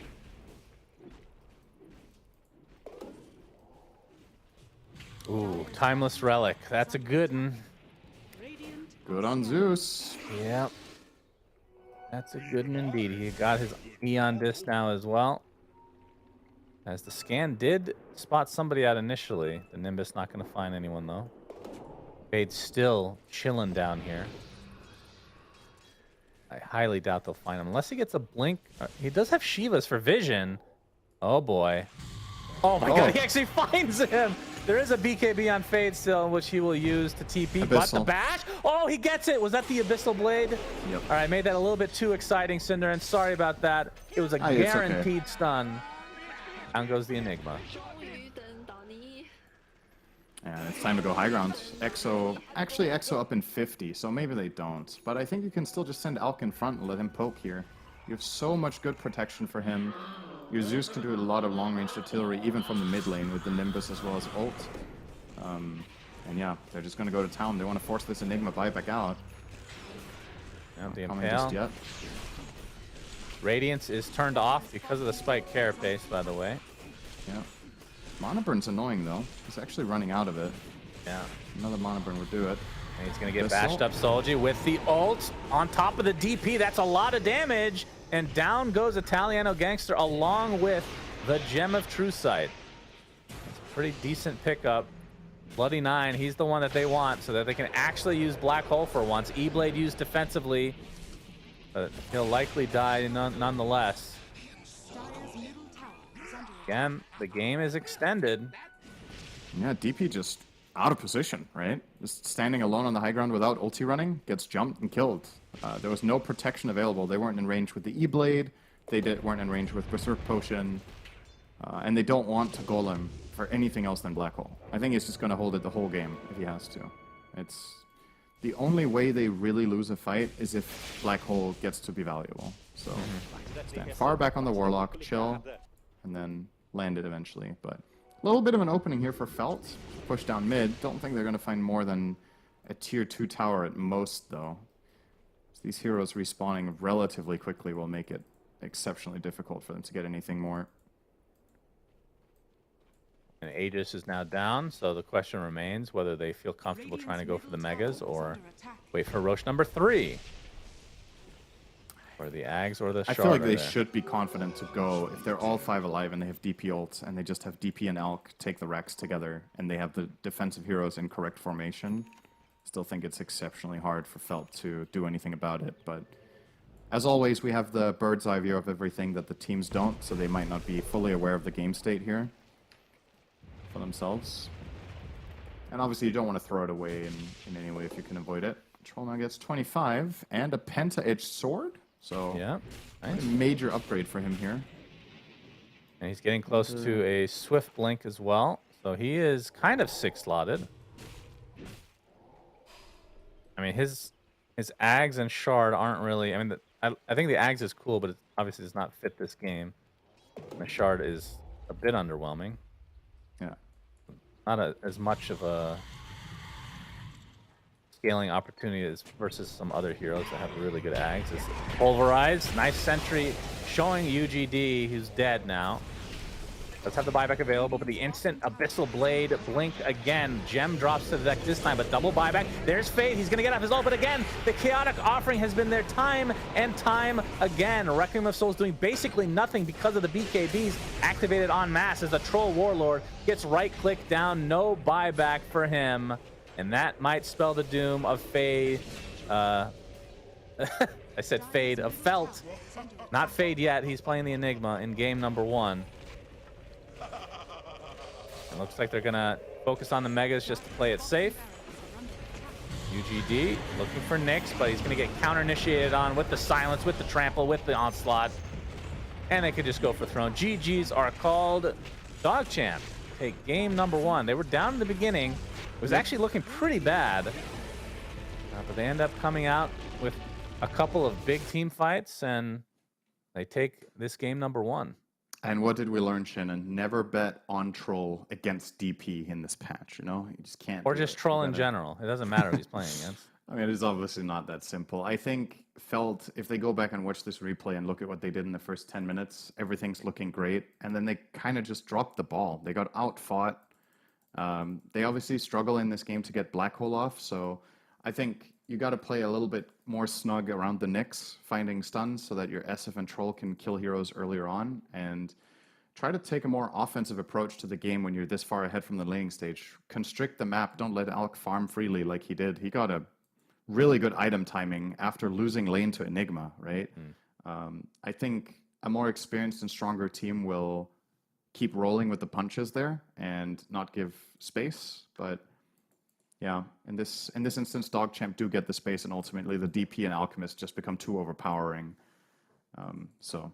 And some despite going 1-5-17, I think the MVP for me would be Bloody 9, actually. I mean, his Chaotic Offerings were the main reason that Fade could not play Dota this game. Yeah, Enigma felt stand quite back, useless. keep position, formation the whole time. I mean, it might feel boring at times. Your trigger finger's itching, right? You want to drop that ult when you see an opportunity, but you just got to have this little voice in the back of your head that says, don't do it until the black hole comes out. And if you keep control like that, you do your job. So that's right, Cinderin. That's it. Very well said. Okay, so that is the end of game number 1. This is still a best of 3. And remember, the loser of this series is out. They ain't going to TI. They're not going to the last chance qualifiers or anything of the sort. So very important game coming up, especially for Felt, who are now down 0-1. Let's go to a quick break, and we'll see you for game number 2.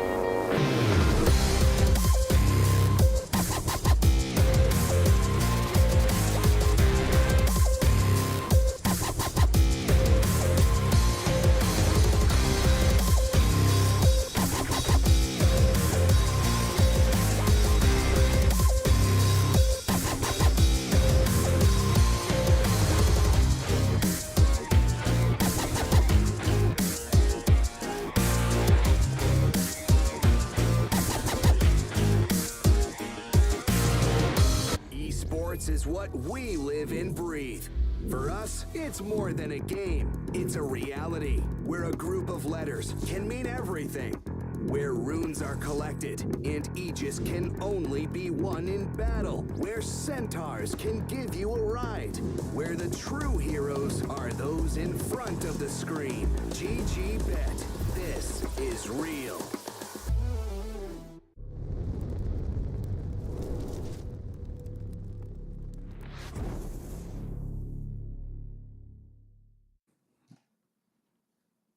Sup, bros and gals? Sunsfan here with Cinderin. We got the regional qualifiers for TI11 for the NA region.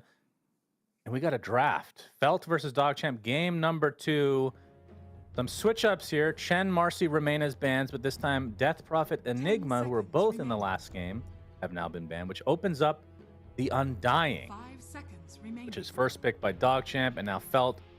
Their opener is going to be Marana plus something. Dire team pick. And That that's something is Bad Rider, which was So- also banned last game. Exactly. So, very different direction here. Dire team ban. Okay, pretty quick picks here. So they're going to immediately counterpick the Bad Rider mid with Queen of Pain, our Dogchamp.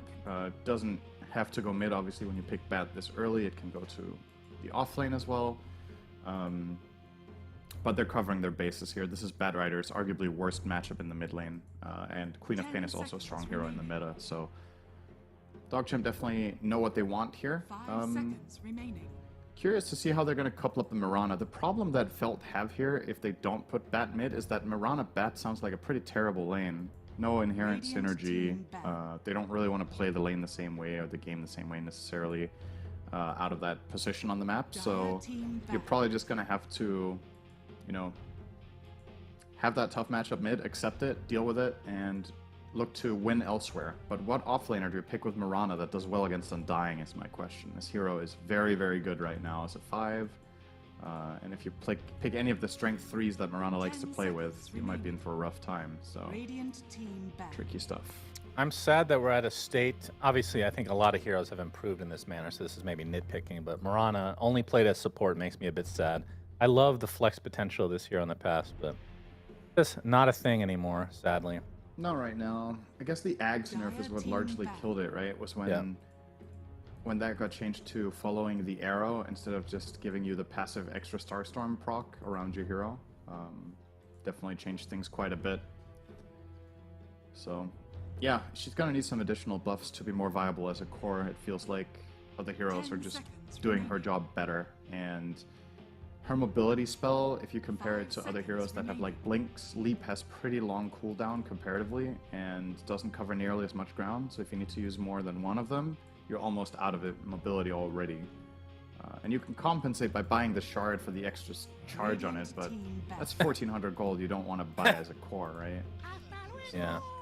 Not great. That little blue effect coming from Sagan, not too great either. So is Bat Rider only mid, Synderen, or is there any flex for the off lane? I mean, you could, but I just think the 10 Mirana seconds matchup is remaining. really bad together with the Bat Rider. I guess Bat is one of the offlaners that does better against Undying though, so that's a little bit of a redeeming factor, but if you start showing your hand too early as Felt, you can get counterpicked by the carry, and then you're in trouble, right? You can see they're actually banning out carries that do well against Bat, both Slark and Void, so maybe they are thinking about going in that direction. And if they do that, I would honestly recommend playing Mirana as a 5 and getting a different 4 that works with that so that you could get some sort of value out of that 10 lane. Or, seconds remaining. which I think Felt actually plays Mirana mid. 5 If I'm seconds not They- mistaken, they Solji could be. plays this hero. So maybe they're going to Okay. pivot to that. I would love to see that. I mean, either way, regardless of whether it's a support or a mid, which would be a little crazy, they do need some setup for the arrow. That seems to be like something that, like back in the day, you'd pick Mirana, and if you had one of those, it'd be like, oh, okay, that's nice. That's a little icing on the cake. Now, it feels like it's required to have something. Obviously, Lasso later on in the game, but something like early in the laning stage, if she is roaming, I think pretty important to have some sort of arrow setup. Dire team pick. And there's plenty in the pool. They haven't really banned much, and there's one exactly right there. So this pretty much ensures that it's going to be a support Mirana. Searing Chains in the arrow is very good. Does look like a pretty amazing game to have a Dispel, though, for Dog Champ, but I guess it's hard to 10 pick that seconds together with an Undying 5. That's probably what Felt are thinking here, because I was looking at like both 5 Abaddon and seconds Omni Knight remaining. are incredible heroes against what Felt have currently, but are you going to be able to pull that off with this support already? It's not out of the question, but I think you need to get a little bit more creative with your laning then if you want to play Omni here. So they might just end up picking cores instead that are a little bit more self-sufficient when they get jumped. Slark would have always been amazing together with the Void, so those bans from Felt very good here. I mean, an amazing support that does not fit with Undying, unfortunately, would have been Abaddon, right? That would have been an amazing Yes, pick here. that would have been the But best. it's very awkward to have, unless it's like an Undying 3 with Abaddon 5, that could work. But we don't see Undying 3 all too often. I don't know if they play that. It would honestly, I wouldn't mind it. I think there's something to be said about going that direction in this game, but I think you put a lot of pressure on your 4 position to make moves if you draft like that, right? Your mid is a co-op, so you have no catch. Your carry is probably not going to offer much in that way against these 3 heroes, so... Oh, damn, they're taking their sweet-ass time with this one now. After seeing that Ember. Yeah. Are they just out of ideas of what to put as carry against Bat? Is that what's happening here? They can't be too surprised that Bat is going offlane. When you look at the bans of Felt, it's very telegraphed that they want to play it Dire team offlane and avoid that mid matchup. Zeus. Okay. Is this a support Zeus? I mean, surely you can't have a mid Zeus with a Quap as anything else other than mid, right? You're gonna have Quap 3. But Quap 3, really?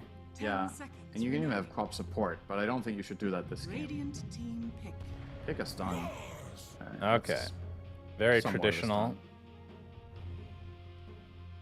Okay. I feel So now they're really good missing if a I'm one. Ember here, to be honest. If I get out of the laning stage well, the enemy team has like no catch for me at all. There's only the arena into spear combination, which you can generally dodge. 10 seconds remaining. If Orchid is on the menu for Queen of Pain, you can counter itemize and solve that problem. 5 seconds remaining. So I really like this start of the draft for Felt, to be honest. If they now find a way of countering the Mars in lane so he has a bad start, I think Dog Champ's lineup could very quickly just run into trouble with finding moves. But at the same time, if they do well in lanes, their lineup can be very explosive with Queen and Zeus doing insane amounts of magic damage before BKBs come into play. So, but yeah, look at that as well. Like, what do Dogchamp do against BKB with this lineup? It's very, very limited options. Yeah, it is a bit of an awkward lineup for sure, and you can tell by how long they took that they were not sure the direction they wanted to go.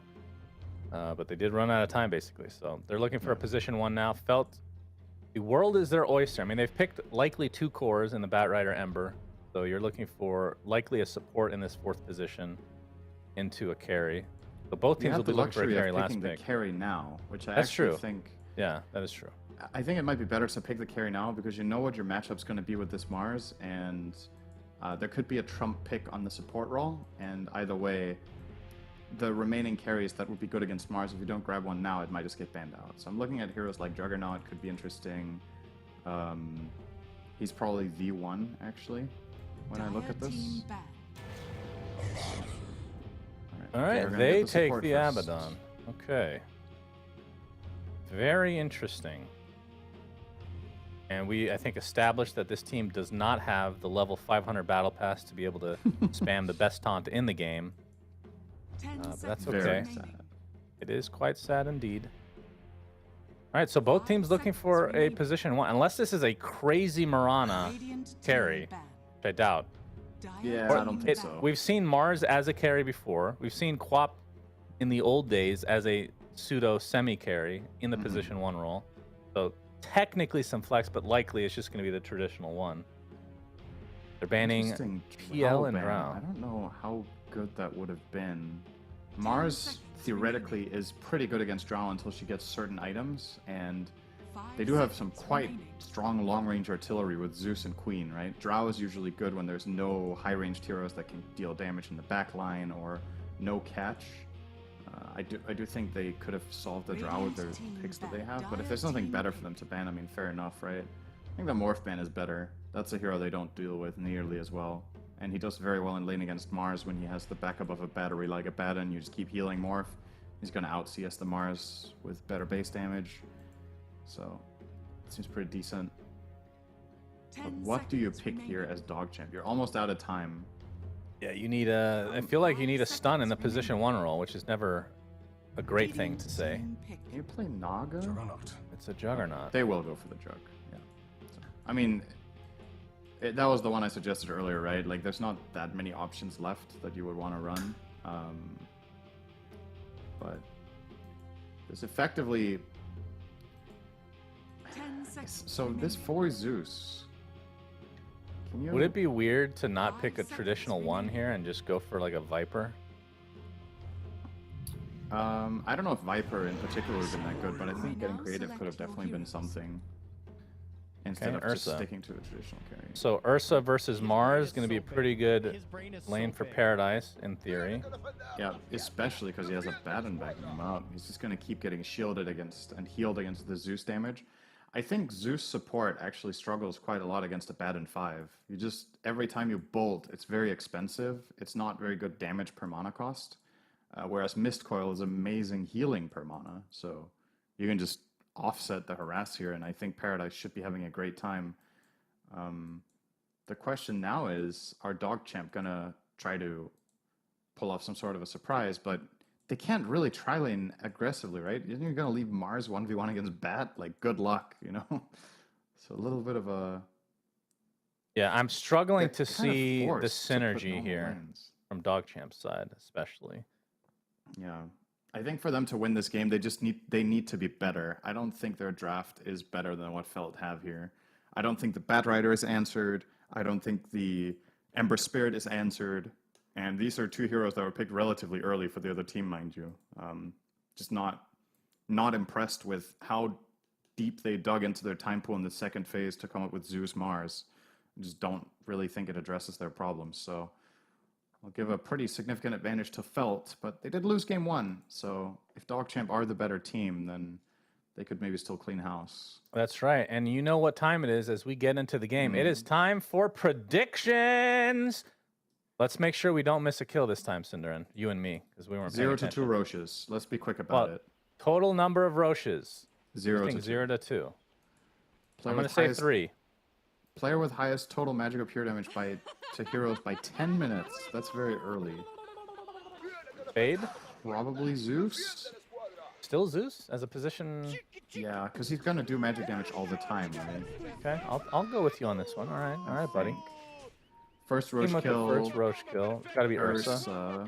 Felt. Yeah, so Felt. Oh boy, total number of trees destroyed Here again. we go again. I'm going 301 plus. Alright, I'll do that for now. There's a Bat Rider and an Ember, Shannon. There's no way they don't cut everything. Bat Rider, Ember. Mars Arena, Quelling Mars Arena. Blades. Yeah. Okay. Alright, I'll go with you on that one. So the only one we differ on is the amount of Roche kills. So you picked 3. So you think this is going to be a relatively long game? I don't know. I mean, it I could just be. see Ursa. They might go for like an early-ish Roche, so if you can still get the Definitely third could be Roche so. at like 20 minutes or something, 25 minutes. Yeah. Well, if history is anything to go by, there's going to be 4, so we can both be wrong. So That's a don't great get too point. excited Sandra. now. Arrow is going to connect onto Stonebank pretty early. This shouldn't lead to a kill, but still pretty heavy damage to withstand. He has to waddle back into the lane that he is going, which is still top. Which you can see they're kind of blocked off here. He'll get there eventually. So mid lane, Solji on the Ember Spirit, who last game did not have the greatest of games. RCY playing the Queen of Pain. How does this matchup even work? Because Pop typically very good against melee heroes, but Ember does have the Flame Guard. And can you sleight of fist the sleight of fist dodge Shadow Strike? You can. It's pretty. You need to be pretty precise about it because you're here. Like the Shadow Strike still follows you wherever you're jumping in the slide. Oh, I see. So you need to make sure that you make a connection with the dagger during the slide, or it's just going to hit you afterwards. It's kind of awkward. And I think RCY is doing the right thing by skilling Shadow Strike here anyway. I would say this is still Quap favorite matchup. I don't know by how much, but I would think that a well-played Queen doesn't really lose lane to any melee hero in the game. To be honest. Right. I'm sure there's one we can think of eventually. Maybe Brood or something weird, but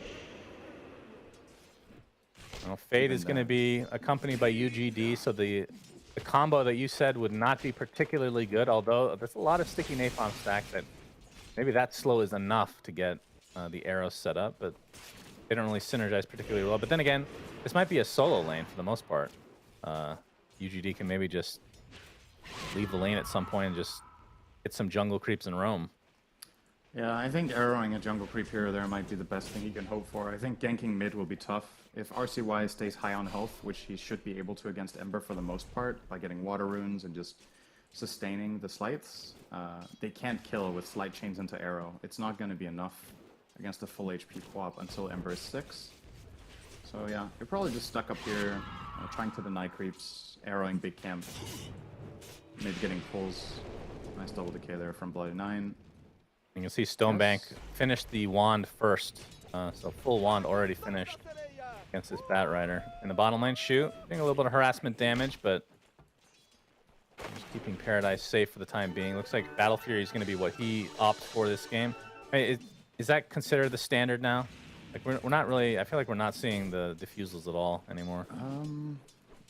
I have not seen that much Ursa this patch to tell you what the standard is, but just based off how teams have usually gone for slightly greedier carry builds, I would say it's probably more common than it was.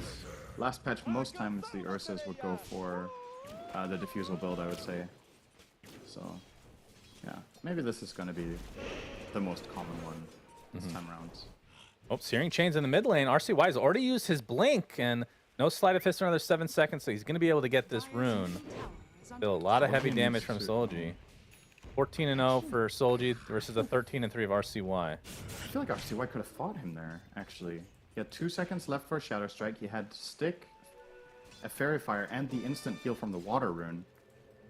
So I do think that one was playable with Flame Guard on cooldown. Now instead he's going to wait until Flame Guard is up, and that makes this, Shadow Strike feel a lot less good. It's effectively, the majority of it's just going to get blocked here. How much? I'm pretty sure you leave Searing Chains normally at level 1 for a long time, right? On the Ember. Oh, he took tower hits. Yeah, he's taking a lot of damage now. you reconsider that, considering you have a Marana, because I think one level is going to be pretty tough to get an arrow set up.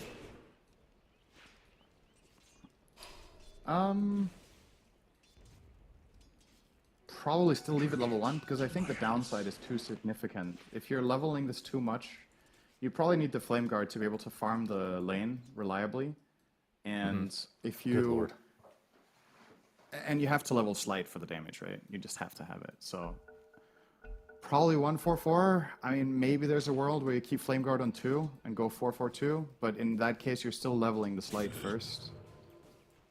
Yeah, this is... I mean, This is really he's bad rough. news for Solji. He did not get a 4-minute water, and Yep. Quap did. So He's going to try to fight a bad. bit. Yeah, Abaddon is That's required.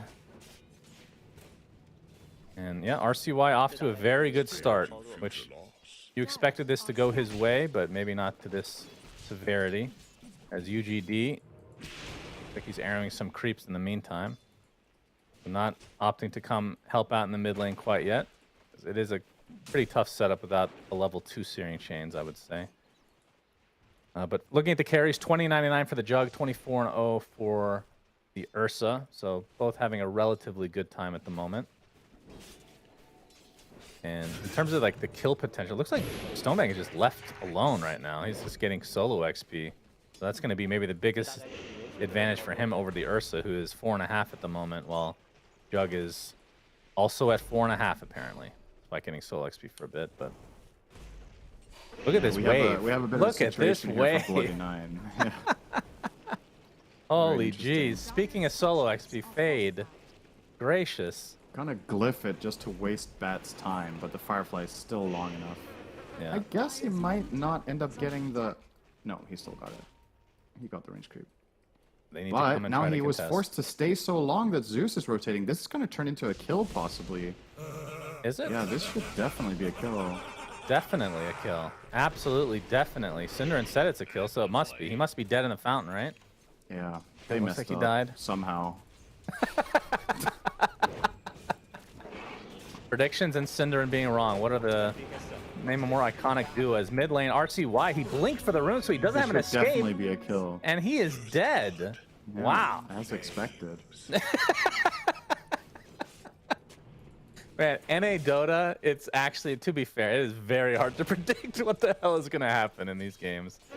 I mean, when Battle they Rider make it starts cutting entertaining. wave like that and you glyph and everything, like things get pretty chaotic. I don't think either team was really confident what was going to happen either. But, you know, Bat got out. They get the kill on Quap, so good start here for Felt. Which, you know, considering the lanes were actually starting to look really good for Dogchamp, which is what I would say is their saving grace as a team in this game from a strategic perspective, is their heroes are pretty strong laners, right? Mars in the offlane, Queen in mid, and Jug in the safe lane, so you can still get a CS advantage, even if I would still favor Felt an overall strategy for the lineups.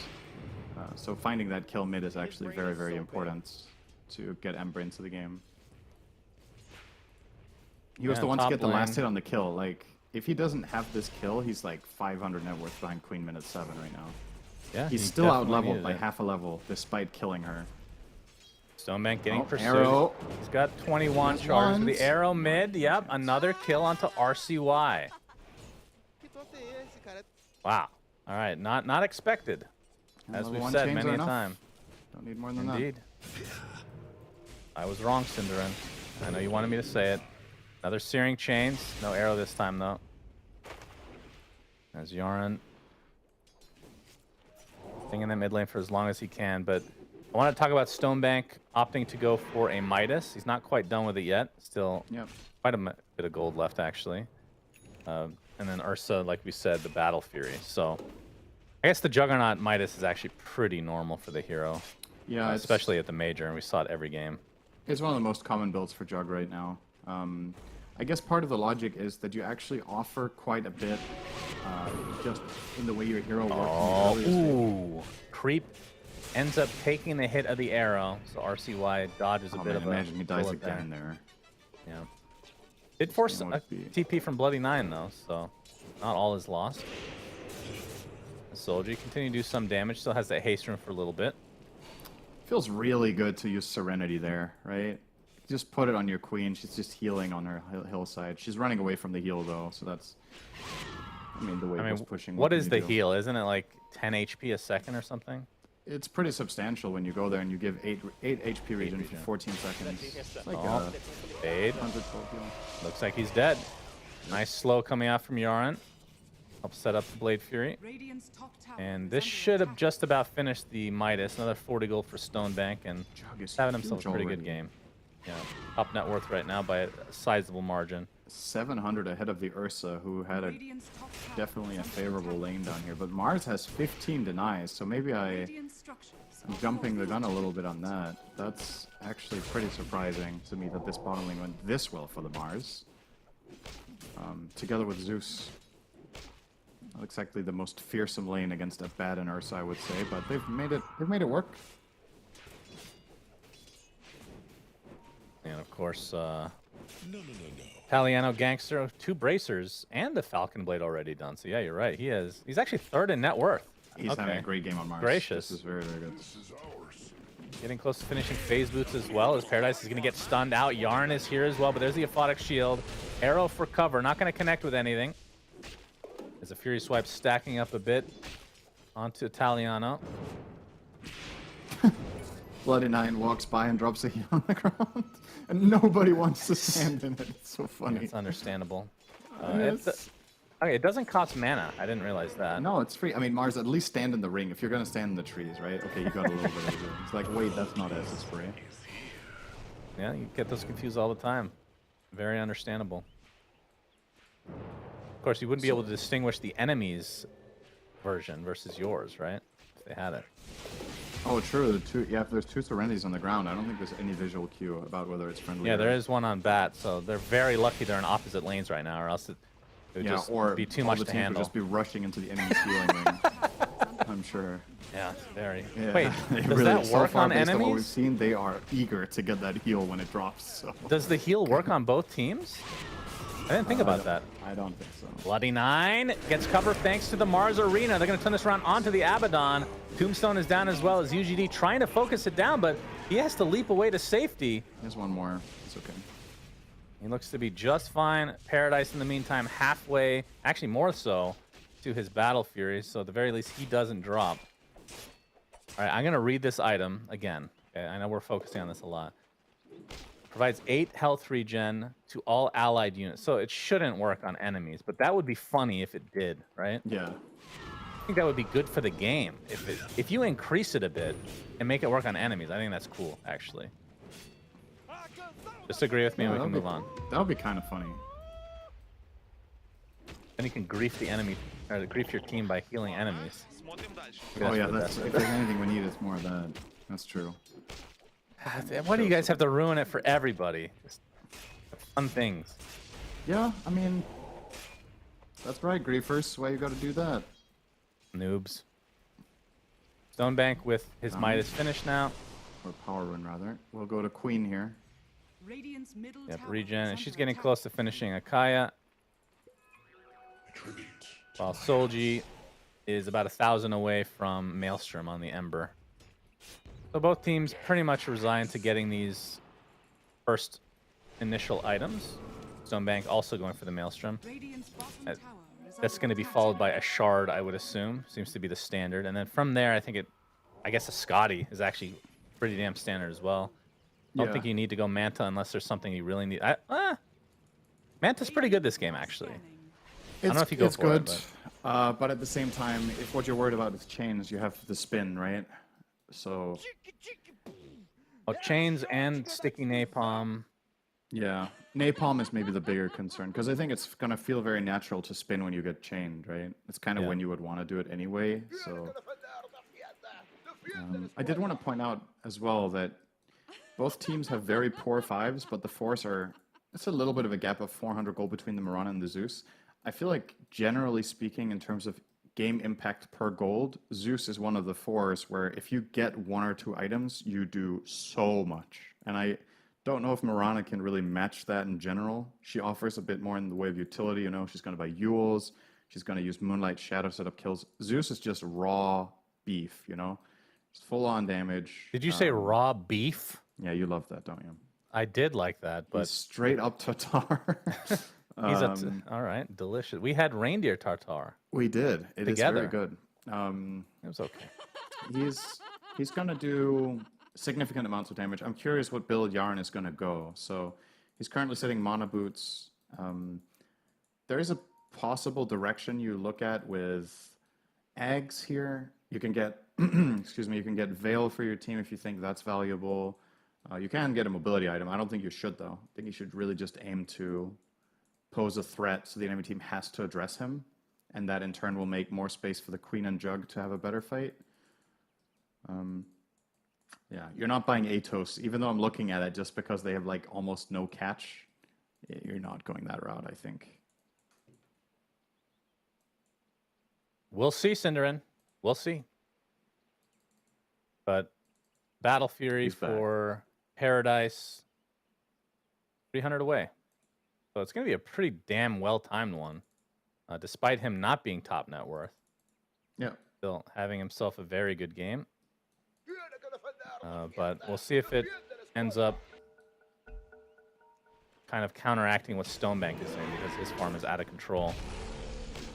He's going to have this Maelstrom very soon, and then Shard to follow. While RCY, he's going for the SNK, it looks like. Never A heard little bit anyone of- called that before. Yeah, but why not? You know, it's S and Y. Why not S and K? Why do you That's have a to good say question. Saint I've never Kaya? heard it. Oh, Arena. Mars Arena. Fade is dead. This interaction RCY, is not what it alright. used to be, Bat Rider. You cannot fly out of that arena anymore. Yeah. So easy kill for Mars. Really changes the dynamic of that matchup. It used to be so bad favored. You were better than Mars in lane. You would crush him 1v1. And then later in the game, you could just Firefly on top of the Mars and he had very limited defensive potential. Now, put an arena and spear into it. Radiant's top And this is tower going to get a fallen. tower for Stonebank as well. So furthering his lead, Maelstrom should be complete with that gold. It is. He's going to ramp up really fast. And this is one of his best heroes. I would say his best hero is probably Juggernaut and PL. So you're probably pretty confident if you're a dog camp with the start you have on your Jug that Stonebank is capable of just flat out carrying this game if he gets big enough. Good attempt in mid. As a newly picked up drums from Fade, they Paradise gets try on to top of find him, though. RCY. It looks like they're fine bottom. Don't get too excited, It Cinderella. looked scary for a second. Stonebank was really holding on to that Blade Fury and getting away, but it was okay. So, like I said, Fade with the drums now. He's going to go Witchblade BKB, so no blink in the near future for him. Looking for Ember Spirit to potentially start these fights. I feel like that's a... I mean, I know that people have been building these, but I feel like a blink a little bit earlier, maybe, would be pretty good this game. The build he's going here, minus the Witchblade, is my favorite build on offlane bat. I've seen Whisper as well play with this, and it just dominates if you know exactly what your timing is. Just really, really good at this point. but- Minus the Witchblade, huh? Yeah. All right, I we have the don't like lasso inside the arena, doing a lot of damage, but the heroes have come en masse to take out Fade instead. So nice rotation from Dogchamp. As you can see, the very high value tip comes out. Shu, Whoa, Yarn, hello! Okay. did he have Lightning Bolt the whole time? He had Lightning Bolt the whole time. He didn't have mana, but he had a stick ready. I think he was just like, I'm gonna bolt. Wait, I don't have mana. And then he sticked, and the TP was over. Dire's bottom tower is under Yeah, attack. just So it's a little brain bit of- lag. just a mistake. It would have been a 5-a-bat kill, not the end of the world, but obviously would have been nice with a little bonus. But yeah, Bat overextending there. You want Bat to make moves like this, but I think you have to connect with Ember. I don't think Bat Abaddon is the right pairing right now. Connect around mid on this siege creep timing and get this tower with Bat. Imagine he was here now with a lasso ready. How terrifying this would be to fight into. Look what Soldier's doing on his own, because there's almost no catch for him. Even the Aphotic Shield used on the siege just to be able to keep that thing alive a little bit longer. As Solji all over the place. Sonic Wave comes out from RCY. Does have his blink, and he just barely dodges the Remnant. And it's going to live as a result. It could have been a lot worse for Dogchamp, but they lose the Undying, they lose the Tier 1. Nice I take plays it back, from Shannon. They didn't even Felt. need the Bat to be here. Ember can just almost do it alone. So Moonlight Shadow. I thought they might try to set something. Oh, they still could. Stonebank doesn't want to go for the Omni Slash without this pure vision here. Gangster might be dead here. Yeah, he's in a bit of trouble. Arrow hits him in the side of the face. And that is going to be another kill for Fade. God, I keep saying Fade. Felt. Jesus. For the enemy You haven't triangle said shoe failed goes. yet. Dire's top That is the tower combination of the under two. I'll leave that to your prediction, Cinderin. attack. Radiant's Will you middle say tower failed? is How under many attack. times will you say failed? A drinking game. Be made out of anything. Soji has to be a bit careful. He's out of mana right now, but Shu is in the area for the saves. A very even game here at the 17-minute mark. Dire's top tower is under attack. And the question is, when does Paradise want to do Roche? He actually gets a Blink Dagger right after the Battle Fury. So, Yeah, that's wanting not to that fight. common. Face So, taking okay, a so giant now stack here. now it feels a bit weird to me. Like, if Ursa's gonna rush Dagger so that Bat can go Witchblade, I think you would have probably want to do it the other way around, Dire right? are scanning. So Bat could have rushed the Dagger to set up for Ursa to Yeah. get more damage. Like, now, I kind of get the idea that now both of them can kill, but it feels a little bit unnatural overall when I look at this. Maybe it's still fine. Yeah. It's a bit Yeah, weird. Faye just took a Oh, ton of creep. no He's going to be help. spotted, and Oh Thunder my God's Wrath. god. but he did get a crap ton of farm as Shu now. There's a spear. There's the cancellation. Double so, in fact. It looks like he will fall in the end. Bloody They Nine could gets credit for rush that here one. almost, right? I mean, they have Undying ult, Tombstone. They're going to go for the tier 1 mid instead. Is under attack. If they could steal away Roach from Ursa, I think that's a higher impact play.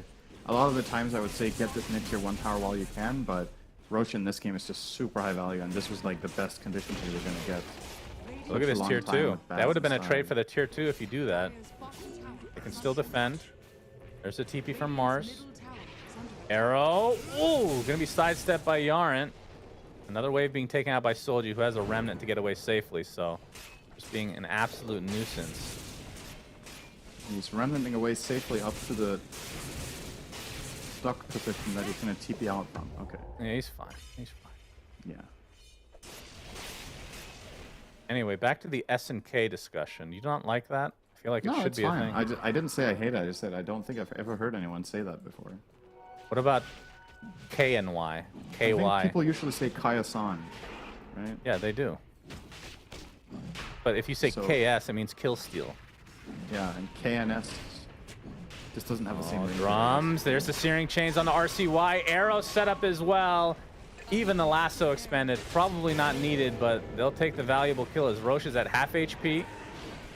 Dogchamp is looking like they Ursa. want to fight, despite being down 4v5. And there's the Omni Slash to come. The Enrage comes out on the Paradise, keeping him alive as Fade taking a little bit of Omni Slash damage as well. The Mirana's going to die on the backside as there's the Blade Fury to finish off Fade as Paradise has to back away. And now this should set up the Roche for Dogchamp. Yeah, they killed the queen, but Ursa was down to like 30% health after roshing, so he didn't have what it took to really commit to a fight. And now he has to go back to base for resources, or at least to mid. This is quite a big blunder. I don't think there's any way Ursa should get this low while roshing. They have an Abaddon on the team. Go and shield him, go and heal him, keep him up while he's doing it. So this Yep, doesn't well, happen. he's going to jump in and get consolation kill on Bloody Nine, but still, This is Aegis such the a way big win for of Dogchamp. Stonebank. My goodness, they should not have got this. Stonebank did opt for the Manta, by the way, so valuing that Dispel. Yeah. We'll see if he goes Shard next. I feel like Shard is definitely part of this build. He's going to have to Blade Fury to dodge the arrow, but now Paradise He has Manta. wanting to get... Yeah, it's being delivered. Already was delivered. Yep, there we go. Does Aegis for 4.5, and Midas, got to use it. Use it on that creep right there. He's gonna use it on the jungle. All right, good choice. If he wants a neutral item that they all have already. Yeah. All right. Okay, jump on in, arrow set up again, and down goes Yaren. And the tombs, okay. Bloody Nine is This- going to drop as well, and they're going to get some gold off this tombstone as well. Going to take a little while to go down. Yeah, I guess they can't really protect it without their Zeus to deal the damage. So despite getting the Aegis, feels like Felt have kicked it up a notch. Yeah, I think they can, right? They know there's no Sonic Wave and no Omni Slash, so they feel pretty confident at that moment in time with their lower cooldown heroes so that they can go and grab something out of it. Question is what they do now. So now Omni is available again for Jug, and Sonic is up, so you could look for a smoke now for Dogchamp to try to take advantage of your Aegis, or at the very least open up that bot tier 1 tower. We're 22 minutes in. They have a Juggernaut lineup and they have not managed to take that tower yet. And it is hurting them that they don't have access to that part of the map. So. That's a good voice line right there. A lot of reverb on that. Yeah. All right, so Stonebank about to finish his shard, and that's where his Blade Fury combo gets really crazy. RCY able to TP out just barely. There is a Basher on Paradise, so it would not have necessarily been safe. They know exactly where Baden is right now, by the way. They don't want to break their smoke on Mars, so... Yep, Forces shoot. hold here. He's going to attempt to TP out, and we'll be fine. Yules, arrow, onto Bloody Nine. He's left all alone, and the bear consumes him. By the way, one item that we haven't talked about that I think... We're going to have to hold that hot Solji, sip. What is he doing there? My goodness. Okay, so I was about to Gracious. say, we're starting to see the limitations of Dogchamp at this stage of the game in terms of finding fights. Like, they were just hopping around, you know, with the Ursa they're finding picks, with the Emperor they're finding picks, and then that happened. Does your console work? In the last Yes, patch, mine has not worked for some reason. it works. Can you type status and tell me the ping Yeah. of Solji, please? Solji has... What's his nickname? A good question. Radiant Because it's shown... Oh, I think Once. I know what his nickname Once. is. Okay, 124. Okay, that's pretty substantial. I think a lot of players in the server here are European. Well, yeah, and they're playing in the NA. Maybe more than half, actually. Can't complain. Not quite. I think, yeah, it's probably close to it. If you're in NA and you have that ping, then you can complain.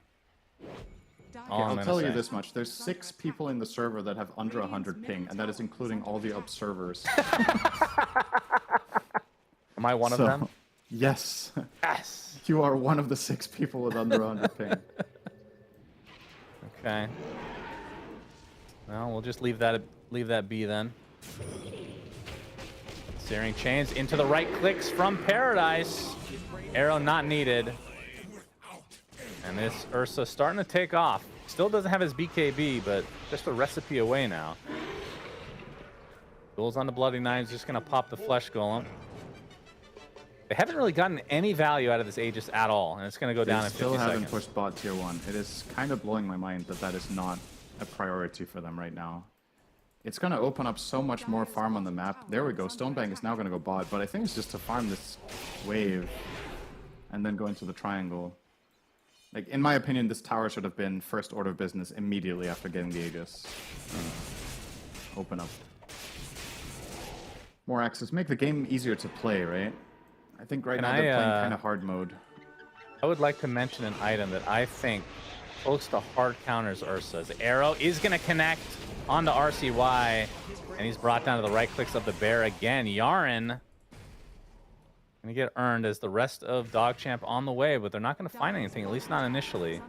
If Felt sticks around. They might want to fight. Aegis is down. Mars Arena just for the Abaddon. Spin's going to have to be used to dodge the arrow again. So it will be a kill on the Abaddon as Tombstone on the cliff is Solji really deep here. And Ursa's going to pop the BKB, just right-clicking Italiano, but he will be able to sidestep away. Omni Slash is used, but the lasso shortly after, and Stonebank is just dead. Terrible fight from Dogchamp. It was a 4v5. They didn't have Aegis, and Felt taking full advantage as now they have a 4K lead. Make it 5. Yeah, Stonebank had cooldown on Blade Fury coming out of the Omni Slash. He didn't use his wand and he didn't use his Manta. He just immediately got killed out of the I guess maybe they... Yeah, you can definitely Manta immediately to try and not get lassoed there. So there was a potential of making a little bit of a, you know, juke play or whatever, but did not happen whatsoever. I've just not felt this mid-quaff, to be honest. I think it's been really underwhelming this game, considering they used it as a counter pick. And I know she ended up playing against Ember instead of Bat, which isn't, you know, it's not the Bat matchup, but it's fine. Like, he had good farm, he did well in the lane, and after that he's just been getting killed. Makes you wonder if that Kaya Sanj was the right choice, or if you should have gone S and K instead. Thank you. Yeah, I know you. I know you gave it a good effort there. As now a 7K lead opens up for Felt. So after the Aegis was taken from Dogchamp, they've just lost every fight. They've been picked off, and then they've continued to fight. That's 2 fights now, but they've lost the Quap before anything even started, and then they initiate into a 4v5. Yeah. Very questionable.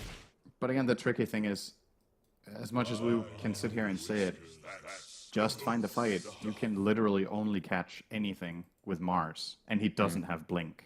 So, I mean, I think there's something to be said about itemization. I like Mars's not going dagger early if they're playing with any sort of other catch in their team or someone else that can make that space in the fight. I think in this game, if you don't have that dagger, you're just walking around hitting creeps, right? On all your heroes.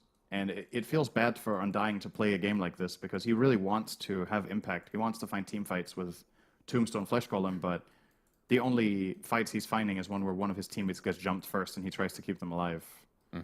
So it's not ideal. It is a big strategic problem they have, but you can always itemize your way out of missing catch. We're just not at that stage yet where they're getting a Hex on Queen or something like that. It's not in the cards, or at least the dagger on Mars, which will be a big help. I have a trivia for you. Okay. It's not really a trivia because it's my opinion, okay? Oh, but it's still a all trivia. right. I'm gonna just mask it as a trivia. Okay. What do you think outside of like kiting items like Yules and Force Staff and stuff? If you want to fight an Ursa one-on-one, what do you think the best item to get is for the Juggernaut? Because I have a strong opinion on this. To fight Ursa 1v1. Yes.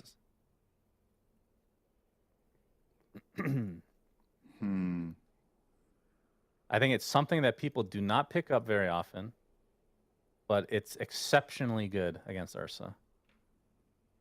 I mean, Halberd is definitely good. It is. That's not it, though. Wait, what could you possibly think? Ghost Scepter. Nope. That's not. You're not going to fight man up with that.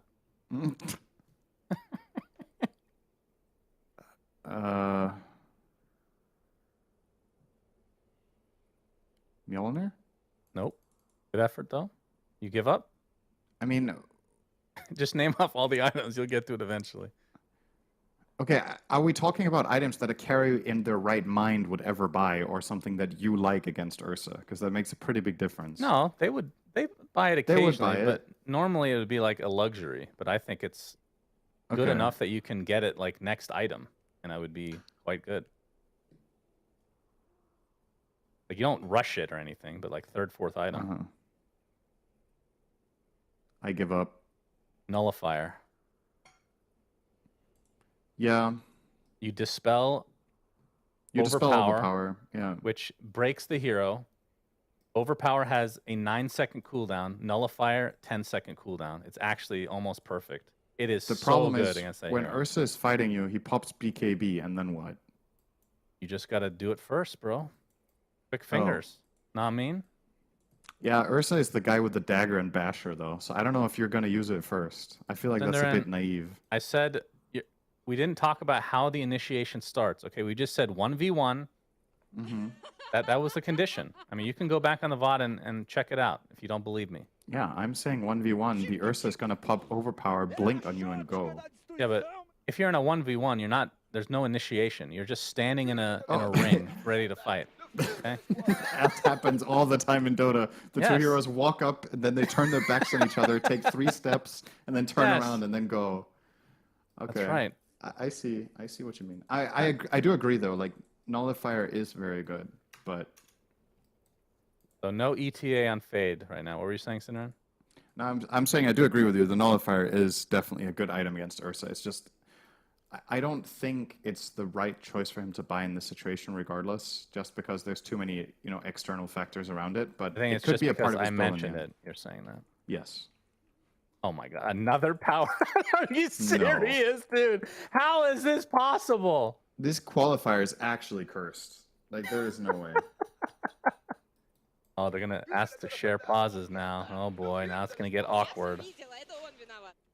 We've seen teams do it before. We've seen teams deny I it feel before. like I feel like you should not ask for that. I feel like the other team should offer it. Because Well, now you're some just putting the people- onus on the enemy team, and then they're the bad guy if they say no. But Right. it should be like The onus. Very it should powerful be the words. other way around, honestly. Well, some people have no shame, Syndra, and they get pretty far in life. Let me tell you. Yeah. That's something I've had to learn the hard way. Like Yep. just being able to email Valve for stuff makes me cringe. It makes my skin crawl. Just knowing I have to email them and them reading it, looking at it and judging me because I'm asking such a stupid question. But guess what? If I don't do that, nothing gets done, okay? People with no shame go so far in life that you have to try to pretend to be somebody. But the with one no thing shame. that didn't make you cringe was last year when you were submitting a sound for your voice line and you submitted a loud belch. That did not make you cringe, but all the messages. Cinderin, here's the thing, okay? The belching is comical, okay? It brings joy to the world. It's a positive influence on see. Dota, but they just don't want to put it in for some reason. I don't understand. Like it. All First right. of all, it would make me a millionaire. Let's be real. It would. That's the main reason they won't put it in because they know that I thought of such a genius idea, and now I've basically made it so they can't put another belch in the game without getting hatred thrown towards them because I'm the originator. I invented it for Dota. You invented belching. That's right. So production is telling us that we need to go to a short break because they don't want to hear this conversation anymore. I'm having a good time talking about Me you belching. too. But apparently we're going to go to a quick break. We'll be back with hopefully the end of this game. Oh, let's see if he comes back this time.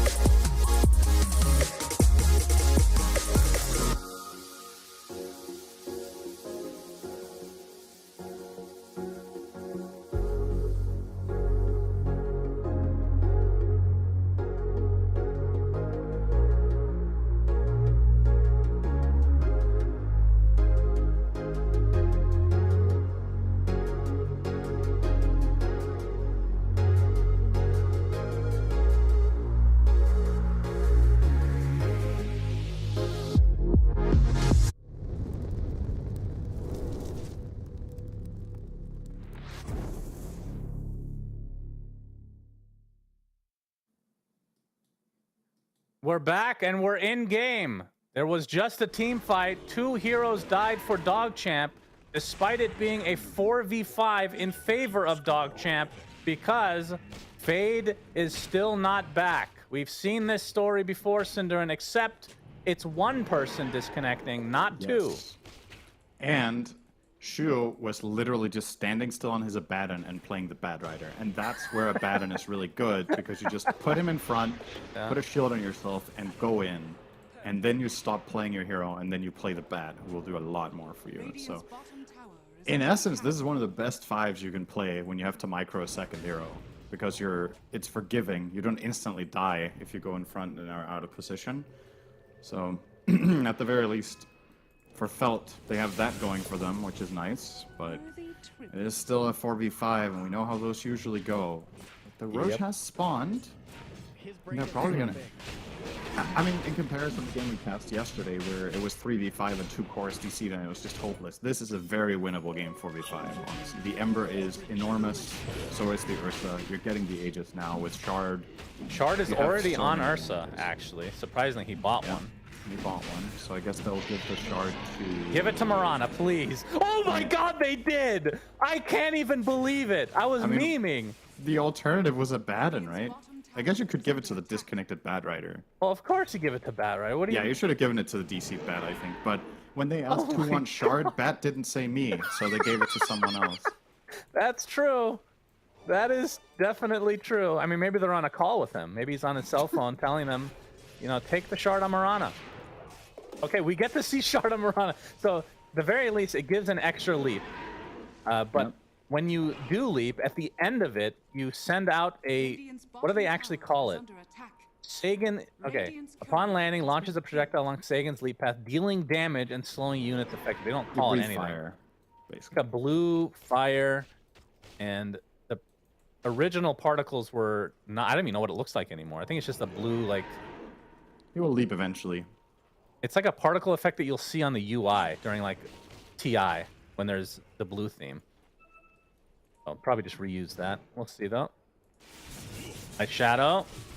Bloody Nine's going to be spotted. He's going to get the Force Staff out, but the bash comes, and there you saw the blue particles coming in from UGD. It did literally 0 damage because it wasn't Fade close is enough. hounding RCY, but it's not Fade. Oh, he blinked. Oh, okay, pops the He's BKB dead. a little prematurely. RCY Okay, he's not. gets lassoed. Has his BKB up, though, so he's going to blink TP, and he's They going to be didn't bring fine. the Ursa over for this. This is a bit surprising. I think Ursa killed the Undying and definitely had the time to move and connect with this play after Bat saw. All right, saw let the me, co-op, let me ask you something. Yeah. Who do you think is going to win this game? 11k lead for Felt, 4v5. I think Feld is going to win. Still think they're gonna win. Okay. Yeah, I think so. I don't think so. All right. think- I one of think us they will will be lose. right, one will be wrong. Or it will be a draw and everyone loses power at the same time. The draw scenario is if he comes back on Batrider. Okay, that doesn't count then.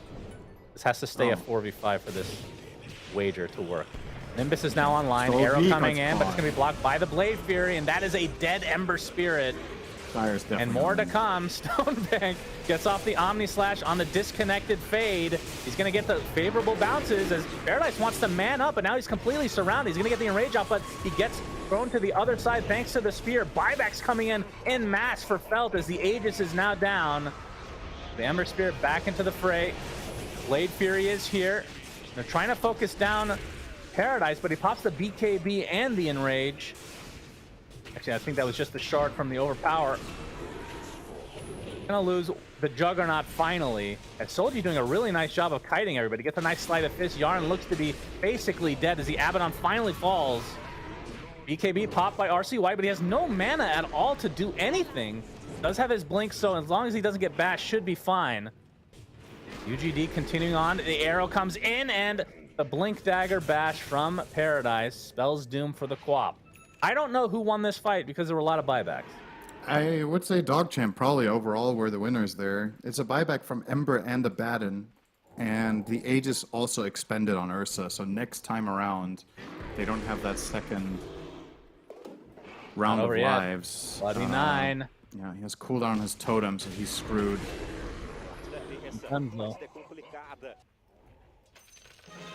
Okay, now they won the fight, surely. It's pretty even. Did you notice Mirana's leap? I did. It was just Glorious. amazing. Terrific pickup. I didn't even notice it. I just see the blue particles, and then I don't see any damage being applied, so he's just probably not in range for it to do anything. I mean, we should be fair. Like, the shard is, I'm sure, if you pick it up, it's for the extra leap. The other stuff is just the icing. Yeah, it's kind of weird though. That is the icing.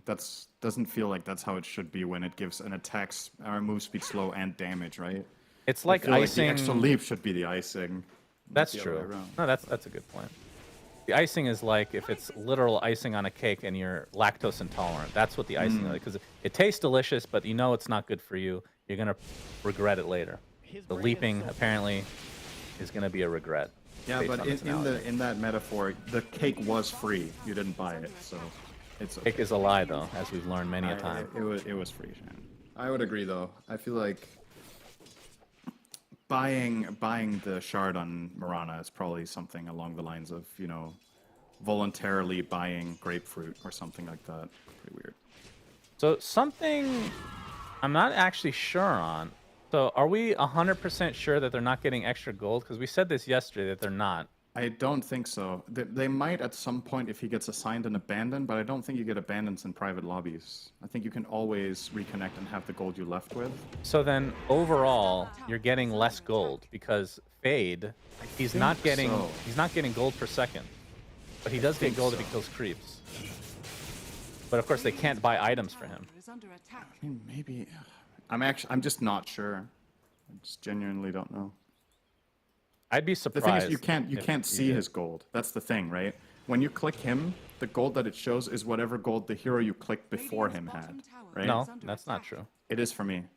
Not for I me. click Ember, it says 151. I click Bat, it says 151. Okay, you're right. Sorry about that. Good effort. So you can't tell if Bat's getting gold. Like he might have 5k gold right now in the bank. Oh, we can tell in the But- gold per second, right? That is his net worth is going up every second. If you look at the net worth. Current gold. Okay, the current gold.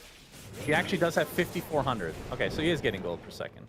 He has 5k gold banked up. If he comes back, he's like, hell yeah. He's gonna Yeah. buy the whole store. All right, Ursa demolishes the Undying again. And you can tell Felt Dire's middle probably feel like they're on a timer. I feel like the longer this game goes, the better Dogchamp will be. Of course, if you delay it, then maybe the Batrider does come back. Yeah, playing that power game. Bringing a new meaning to power play. Dire's middle tower Yep, is under sure. attack. Oh, Butterfly online now for Stonebank. So Ursa with Big item. no Dire's MKB, middle obviously. tower has fallen. Not exactly an item you want to go for. Maybe you have to now. He's eyeing up a Satanic for now. I can't remember if this was changed. There was a time, at least with Overpower, where the charges didn't go down if you missed. I think that was changed, right? As a nerf to Ursa. So if you keep swinging into evasion, you're losing Overpower attacks, not just maintaining the counter until you hit. Oh, I don't know. I Oh, the Abyssal Blade. Nimbus is there, though, and allows RCY to get the Blink BKB. See Dogchamp wanting to pursue. Smoke onto Italiana, looking for the opening. There's the arena onto 2. But Mirana is going to die first. And they'll probably get Shu on top of this. Almost survived with the leap shard, though. Yeah, very close. But there's a lasso now. RCY gets off a Shadow Strike in the meantime. But Fade, Undying. the AFK Fade is going to die to the Omni Slash. So 3 Okay, dead in so- favor of Dogchamp. So they went for the lasso, didn't BKB, no cores connected on it. They literally just called it quits there with the Mirana and Abaddon dead, which makes me feel like Abaddon and Mirana died significantly before the Bad Rider went for that lasso. So there must have been some miscommunication there. Could have backed off, right? At the same time, you always want to cut teams a massive amount of slack when they're playing with a disconnected player. It's just hard. It's hard to keep focus. It's hard to have the right lead. And remember, this is an elimination series and an elimination game for Felt. So this is like worst case scenario for them. Well, I guess worst case scenario if they had 4 people disconnect. And Worst one case guy had the scenario is micro they 5. had 4 disconnect and the only guy left was Mirana and he bought his shard. Then Yeah, it could always be worse. That's a great Serious, point. Dogchamp into the pit. This is an Aghanim Scepter, so they're down 7k, but this Roche on top of 4,200 gold will instantly go their way. Yep. And it looks like it's a freebie. So Scepter they're just probably right back going in this on game. Jug. Oh yeah, Get that Swift Slash. Takes everything. Very greedy Jugger. Guess he'll give off the cheese to Mars. Probably. All right, it is a 3k it's a lead for flop. Felt now. It's probably better on co-op anyway, actually. Yeah, I'm afraid your prophecy's going to come true, Shannon. I think Dire are now in a really powerful 4v5 position. is really This hard. Roche decides, and oh yeah, by the way, with this, your Roche prediction is now correct currently. Oh, okay. Working out for me, Good news for apparently. you.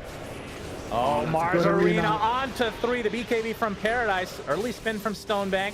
Chu kind of left alone here as the Mirana will die just because she picked up that shard. They're focusing her down to make sure that she never does that again. As a Swift Slash is used to take out the old Abby. 2 supports dead. And Dogchamp seemingly in control of the game now. I was gonna say, I don't think I've heard anyone call him Abby before, but I think I have. I think that was you another Of course time. it was me. We've had this conversation so many times. Have we? Yes. You were disgusted as the Abyssal Blade onto Italiano Mars, but Italiano Mars, that's his new Lasso, name. there it is. Lasso is there. Taking out the Tombstone in the meantime. Looks like Italiano finally will drop as Solji inside the Nimbus, doing a lot of damage though with Bloody 9. Here comes Solji, gets off the Remnants, but the spin from Stonebank doing a lot of damage. He's going to get Abyssal Blade in the meantime, but you can see the healing word doing so much, finally taken out. But there's the Omni Slash to counter Enrage. And it gets some nice roll. damage mitigation. But now Ursa is kind of surrounded here by illusions and whatnot. RCY still in the midst of this Nimbus. Another Swift Slash to come, but Paradise does get off his Earth Shock to get the Enrage debuff. Paradise now going to get chased as RCY still with the blink, and they finally take out the bear as the bash comes through thanks to the shard on Stonebank. Wants to go for the Queen of Pain, but he runs into Yarn instead, and Solji a couple right clicks away from dying, and just like that, Dogchamp get the big kills. They get all 3 cores. Shiva's pretty close for RCY.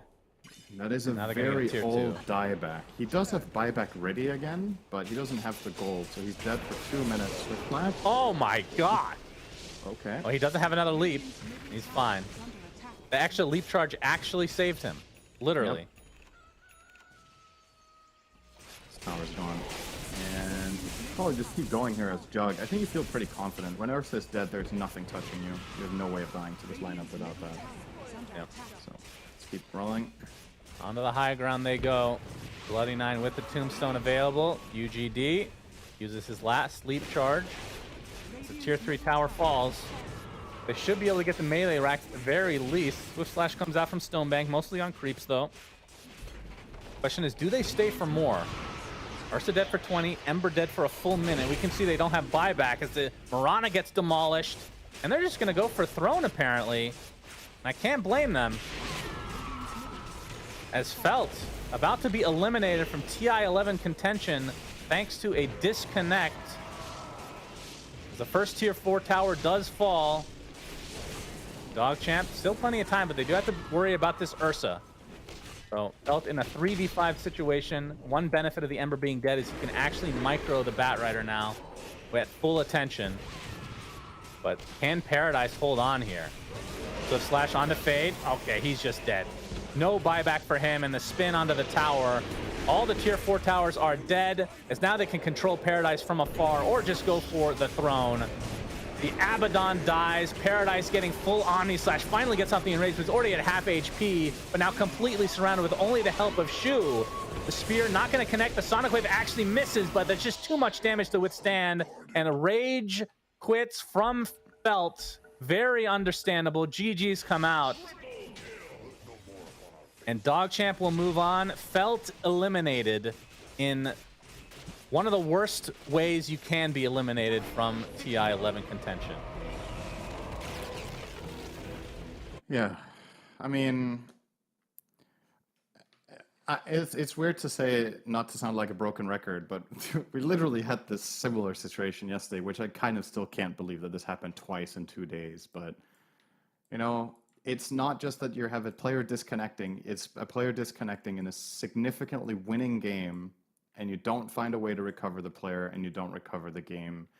Just that this time it was an elimination series, whereas yesterday it was upper bracket. So it really sucks. I think Felt had a very good chance of not only winning this game, but the whole series based on how this game went, and Dogchamp's inconsistency between game 1 and 2. But at the end of the day, you know, he just didn't come back. You can't wait around forever. The tournament must go on, and tech losses are never fun for them. But Yep, not fun for anybody, really. Very unfortunate series of events, and like you said, 2 days in a row. Not the same team, of course, but Nope. 2 days in a row. Who's it going to be tomorrow? Yeah, that's the real question. But yeah, Dogchamp move on, and they're going to face off against the winner of our next series, which is Alpha versus C-Dub. Like we said, Felt unfortunately eliminated from the tournament entirely. Hopefully they can bounce back and come to... I mean, they're still Div 1, right? No. I think they got relegated. No, so they they're get Div relegated, 2. yeah. That's right. It was 5-Rat 4 staff that won that tiebreaker. Yeah, Div 2 they go. Hopefully they can bounce back from this, though, because this obviously is going to leave a bitter taste in their mouth, as it does for us, as just casters. Okay, that does it for us for this first best of 3. Next series is coming to you very soon, so stay tuned. We'll be back.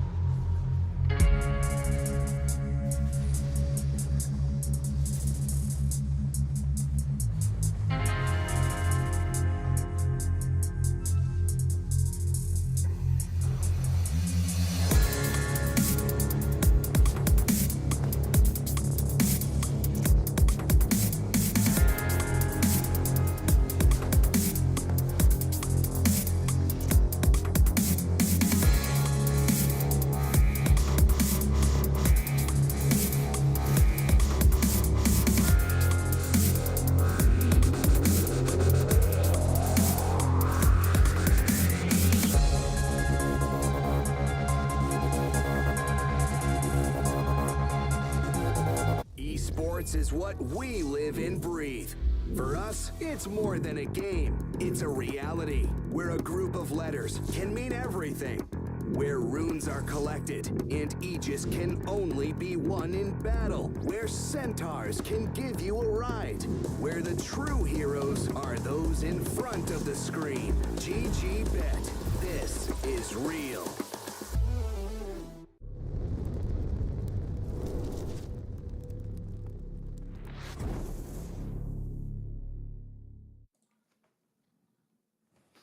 Hello, everybody, and welcome to game number 1 of the second series of today for the regional qualifiers of the NA region for TI11. We're already in the draft. We got C-Dub Esports versus Alpha. C-Dub, formerly known as Happy Seals. They still have the logo. I mean, on one hand, I'm sad that their name is no longer Happy Seals, but I'm happy that apparently they have a sponsor, or else that would be really a weird name if this wasn't a sponsored org. And then Alpha, of course, the team that disconnected yesterday, and that's why they're in the lower bracket right now. Cinder. Yeah, and I think Alpha,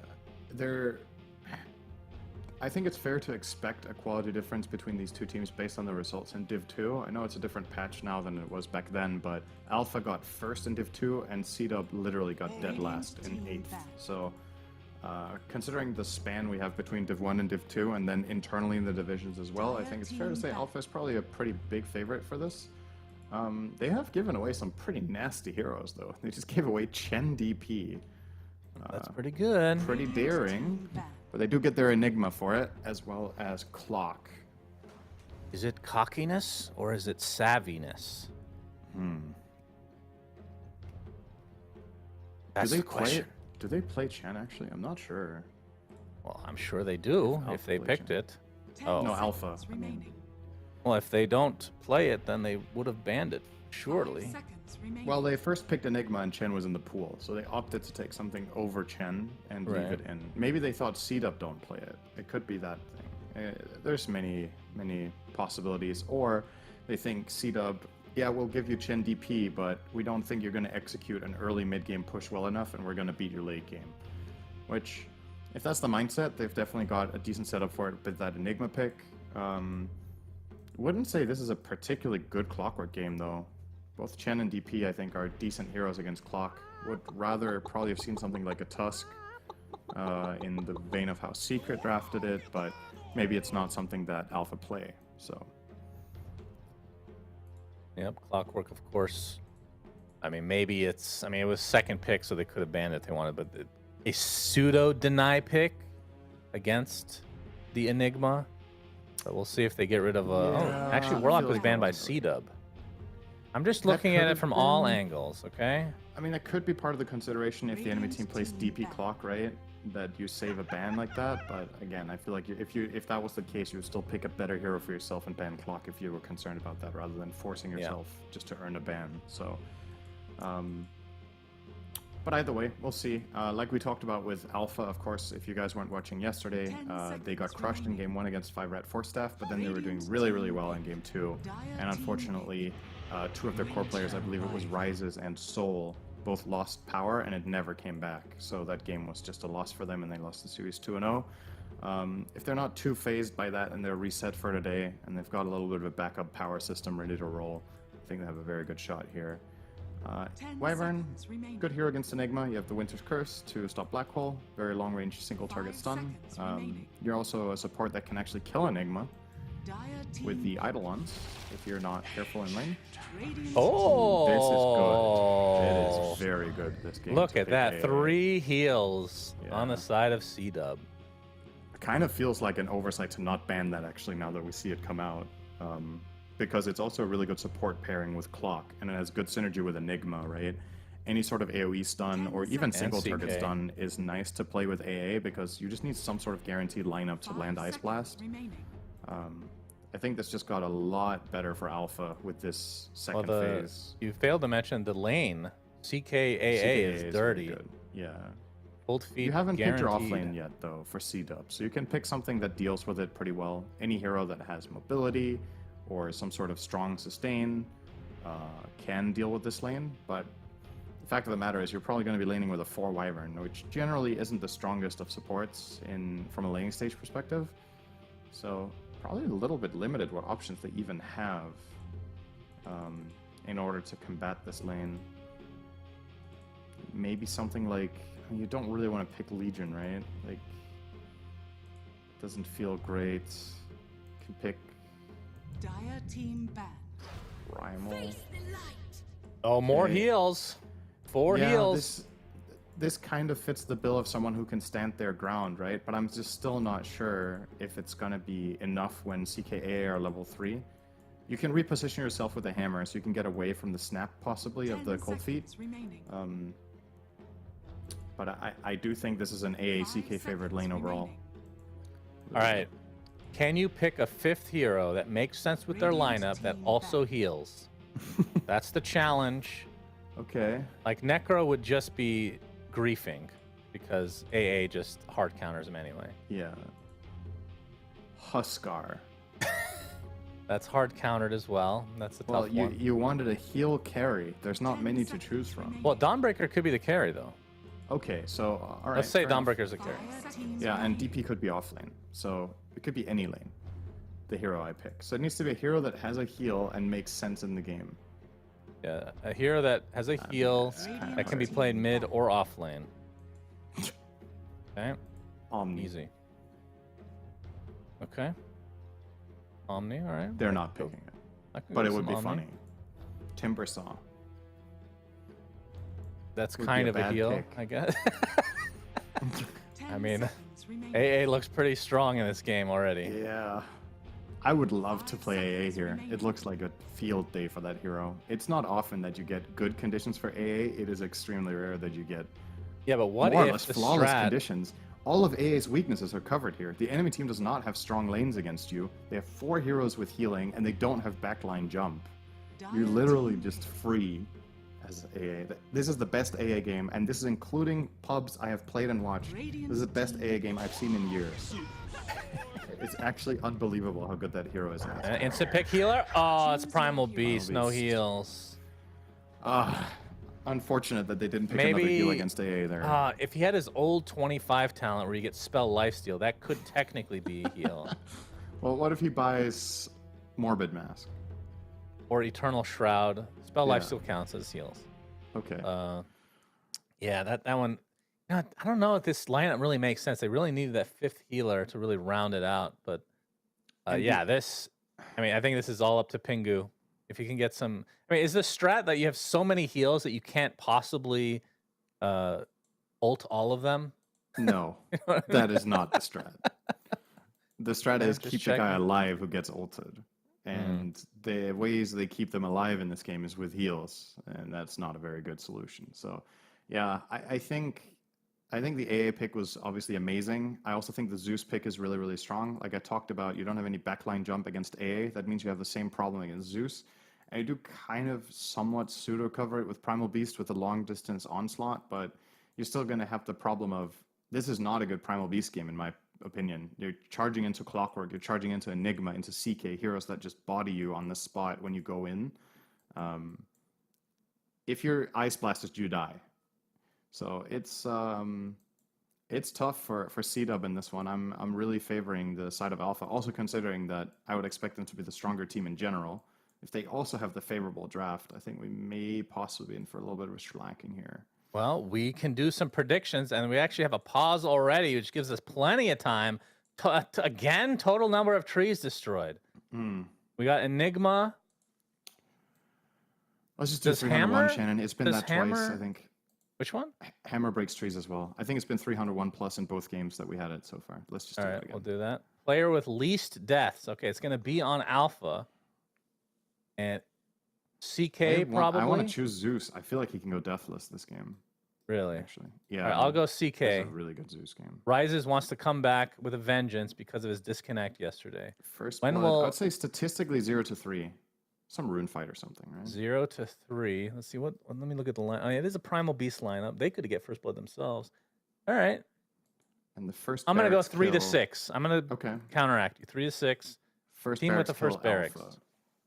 Yes, that one is, I think, clearly what we're favoring here today. Okay, so let's see. So from C-Dub's perspective, what needs to happen is you're probably not winning late game here. Your carry is a Dawn, and your offlane is Primal Beast, and I think neither of those heroes truly shines in a game like this when it goes late. Against Enigma in particular, your 2 melee cores against an uncountered black hole except Wyvern Curse, which is not reliable super late because Enigma will have BKB Lincolns at that point. So you are on a timer. So I think what your lineup has to do is play super fast and aggressive. You need to win your lanes, and you need to start taking towers early. Get yourself a Roche and try to go high grounds with DP ults. It is very challenging, though, to do what they need to do. I would say, even at the absolute highest level of play, like best TI teams, what the Radiant need to do here, I feel like will be challenging. So they've got their work cut out for them. There's very little margin for error. Yeah, I feel like hard if mode they fall activated. behind, it's just not happening, right? So, But the silver lining, Cinderin, is I finally get to watch a core Primal Beast. that is true. No It's gonna be played by support. Mark. This is going to be mid. Great name, by the way. I like it when it's very... Actually, I like both of these names. Mark is very nice and simple. And then Salacious Sea Lion 62. Yeah. Also very good name. Shout out to those two. And then in his post nickname sponsor, it says Seal Anime Season 2. So, very Okay. good. That's a really long name. Like, It is. really long. Doesn't it contract when you get close to people? Probably just I don't know. disappears. That is Imagine he was obnoxiously playing long. I love Meepo and it would be over all of them. it. Yeah, so if you're watching the VOD, Salacious Sea Lion 62, make sure to add Meepo to your list of heroes that you can play so that you can annoy your enemies as much as possible. Very important indeed. We're up to 9 trees, Shannon. Easy. Someone's quelling it up. That's good. They know. What do you think about Enigma's going Wraith Pact every game? I feel like sometimes it just has not made sense. It is Where- a really, really good item, but I kind of agree that I think a lot of players just do it on autopilot because they see the elite players in the world do it, but then don't necessarily appreciate how to play it and what the timing is and why it is so good in the games that they do it. So yeah, I mean, it is an amazing item on the hero. So I think it's... I say that only because, like, in games like this, where Enigma wants BKB and Lincolns for the Winter's Curse, I think that's when you can think about maybe bypassing the Wraith Pact to get those faster. The other way of looking at it is look at what team you're playing against. You want to be strong when they push, right? So having Wraith Pact at the time that this Radiant lineup is strong will be super useful for you to win that one fight, which is probably all it's going to take for you to have a huge advantage going late. So I do think Wraith Pact is very good this game because that is the time when Enigma needs to do the absolute most. I actually think Black Hole is not a mandatory part of winning this game for Alpha at all. That is it's true. nice to have the threat of it, but it's not a requirement. It's a lot more about not losing your towers, basically. Yeah, so mid lane, like we said, will be the Primal Beast versus Zeus lane. So you're going to get some nice stacks of Uproar, I'm sure, to get some easy last hits. I feel like this is a kill lane potentially for Primal Beast, although the Heavenly Jump is kind of crazy. Maybe not.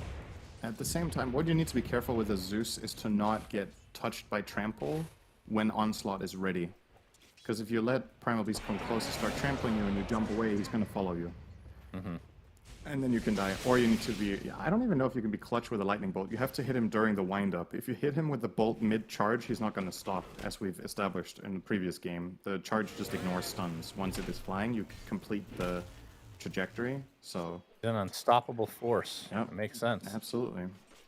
The only thing that stops him is, I think, Black Hole and Chrono. I think he charges through every other stun in the game. Have you seen some of the interactions with Pulverize and how the heroes just fly around the map randomly?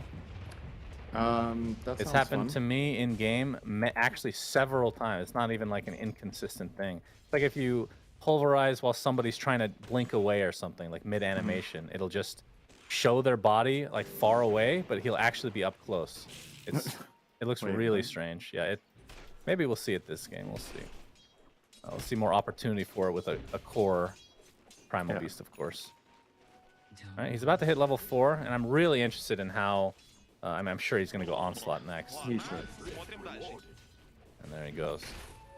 And Bottle's really nice, so you don't have to get Soul Ring anymore. And I mean, the hero actually makes a lot of sense I mid. think Soul might die here. Oh, that was close to being a commitment opportunity. He had Bottle and Fairy Fire, and he was on top of the Zeus without using Onslaught, but he didn't want to tower dive. Could do it for the next round. We'll have to keep an eye on that. Have yet to see First Blood, so you've already lost, I think. That's true. It's over. All right, got 3 minutes. Surely this CKAA lane will result in a kill of some kind. He already has Cold Feet at the ready. Both Chaos Bolt and Reality Rift extremely good at helping proc that. Almost to the point that it's guaranteed, I feel like. As we have another pause. This seems to be a new thing in NA Dota, where we're getting pauses every single game. This is a pause without a DC, though, so I'll take it. True. Well, so we say. Maybe they have DC and just haven't shown yet. Found I don't think so. So Double King playing the Dawnbreaker this game. Already has his Soul Ring. And looks like it's going to be the cookie cutter Deso into Shard BKB. Not a huge surprise. A great lane matchup for him, right? You love playing Dawn against Enigma. You have one of the best carries in the game at killing Eidolons. You can just jump on them with Celestial Hammer, and then you Starbreaker. Even if you get Malefist, I think if you've connected the hammer and swung once, they're going to die. So Monster has to be careful not to feed away too many of them here, and you can see he's struggling in the lane. He's 13 and 7 against 28 for 6 on Double King, so pretty tough. And Mark, he's going to hit level 5 here, and I think that's going to be real kill potential against this Zeus. We'll see. He is level 5 now, so 3 in trample. He's going to do massive damage. You can get a couple Uproar stacks that might be enough, but you can see that Soul is actually playing a little bit safer just not to get the Uproar. He's not spamming as much as you normally see from a Zeus. Yeah. Because if you get like 3 Uproar stacks, that is almost a guaranteed kill if you can get on top of them. And for the most part, in Zeus lane's mid, unless you're playing against a fragile melee hero or something like that, you're happy to do a straight farm. If your hero just needs levels and to start building up some net worth, you don't have to dominate your opponent. It's not why you pick this hero. You pick it because the magical damage and the lineup in general favors you later. So it's not... You shouldn't feel bad as a Zeus mid player if you're not crushing your lane. It's not a requirement. More or less ever, actually. Even in favorable matchups, as long as you're not dying unnecessarily or losing a lot of farm, most of the time floating is okay. All right, we have about 40 seconds to get First Blood here. Anybody, please. Fiction, very important. Very slow-paced game to start things out, despite having very aggressive heroes. Some right clicks in the top lane, but not sure if anything will come of it. As Sexy Fat. Speaking of nicknames, yeah, what do you think about that one? It's a good one. Yeah, they have some great nicknames here. Oh, bottom. Flea taking some damage, but the Starbreaker's going to miss, and it looks like my prediction will miss as well, Cinderin. Gracious, we're both incorrect. Of course, you're more so than me. As That doesn't matter, it's binary. Yeah. Oh, we have the Onslaught. Flea getting really low, trying to make my predictions come true, but it's not to be. See, Lion, they're going to get it 7 seconds after the fact. That's with the Pulverize online now. Yeah, very sad. I will say it is difficult to get off any type of good ults against... I think Clockwork is one of the best heroes against Primal Beast. Yes. Maybe you can correct me if I'm wrong. It feels very hard to play against. Yep. Just pop... As soon as he charges in, you pop Battery Assault, and he can't ulti, unless he has BKB. Yeah. And Hookshot is also a really good spell against him, because once you've used Onslaught, you can catch him. And even if he hasn't, if you Hookshot Cog and Battery Assault, you need to be a little bit careful about Primal Beast when you charge up Onslaught and when you close it, so that you don't get stuck in the cogs and don't move during the wind-up. So. Good pressure bot here from C-Dub. Some damage on the tower here with Chen and Dawn. They also rotated over the Primal Beast, who's going to find Clock but get blocked off. So yeah, Onslaught comes in, trample as well. Monster, he's gonna get ulted. Actually, a 3-man stun pretty much, and Monster, no black hole to use, so he's just dead. Lee looks to be next. A double kill for Double King, keeping his name true to form. The 1K early lead for Happy Seals, aka C-Dub. Yep, this is what their lineup needs, right? We've been singing the praises of the Dire lineup later on in the game against Radiant, but what if the pace gets too quick? The Dire does need time to build up. They have a Zeus mid, Enigma offlane, and a Chaos Knight carry. So all these heroes do want a little bit of time at the very least, especially the Zeus, or rather, sorry, especially the Enigma to build up. Zeus and CK can kind of do more early than Enigma can in most situations, but if this is the kind of tempo that Mark is going to set from the mid lane, that is what you want to see if you want to see Oh, to win this game. onslaught in the mid lane. The trample to follow into pulverize action. Pingu actually staying alive. Very surprisingly. Didn't trample In the long enough, I meantime, think. Thunder God's Wrath, and they're going to take out Atuf. So, Primal Beast finds the best rune in the game for this hero, though. This is a scary rune. yep. Insane on this hero. Probably rivals Bad Rider as the best hero to get a haste rune on. Just absolutely incredible. Increases your damage by a ton, and it allows you to stick no matter what, more or less. Oh, bottom lane. Double King getting pursued by Flea. Battery assaults are going on to Atuf, though. Very unfortunate RNG from Flea. One more would have done it, and the cogs are going to miss. Double King trying to find his way out. He's actually going to turn this around onto Flea. Not able to get the kill outright, but Atuf, his support ends up working out, and I feel like that really was a bit lucky from Double King, not Yeah, taking more that was battery bad assault luck for hits. sure. Dire While we're saying this, Rises is on top of the net worth and the CS. He has been free farming. Even though I was expecting some more action in the top lane, they didn't really come to fruition. One big note is Pingu only level 4 in the AA, but we are about to hit 10 minutes and the tome will be available. So should be able to get that ult relatively soon. As a stack is going to be stolen. And yeah, they have no idea this is happening right now. Oh, Mark onto Rises. Mark, Pulverize, Rises is dead thanks to the help of that ult from the Dawnbreaker. That is still a good steal, though. Oh, I think I lost my thing already. I said he wasn't going to die. Dire structures. Oh boy. Rough days ahead. I still have soul.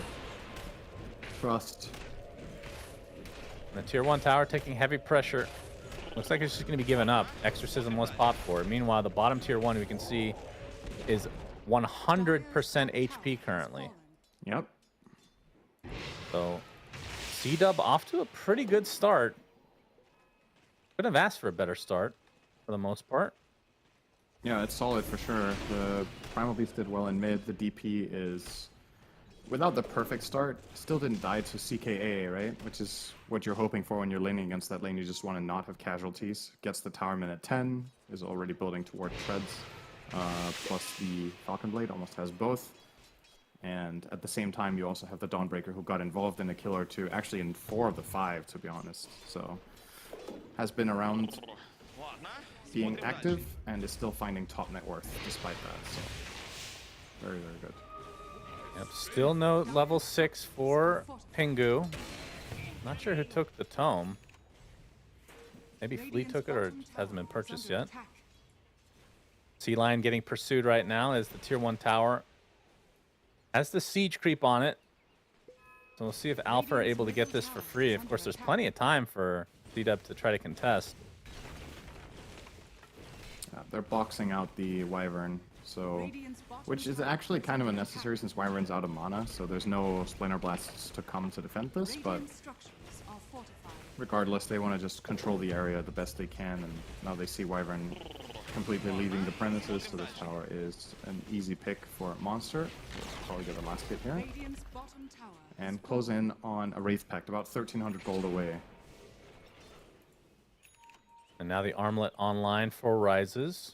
Going for the Echo Saber build after. Up the onslaught onto to Flea. Discount Fly, maybe. Gets off the cogs though. Again, very annoying hero. As long as you can get the BKB at a respectable time, which it will be a first item BKB for Mark, which is something I have heard about from mid Primal Beast players. But that is unfortunately a thing. Yeah. To rush that bad boy out immediately. Do you find it to be an oxymoron to be called Alpha Flea? Alpha Flea. Yeah, a little bit.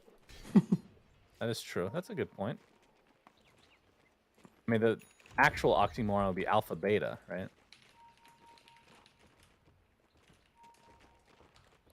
Right. Your silence is agreement. No. Really? And we have a smoke now from both sides, actually.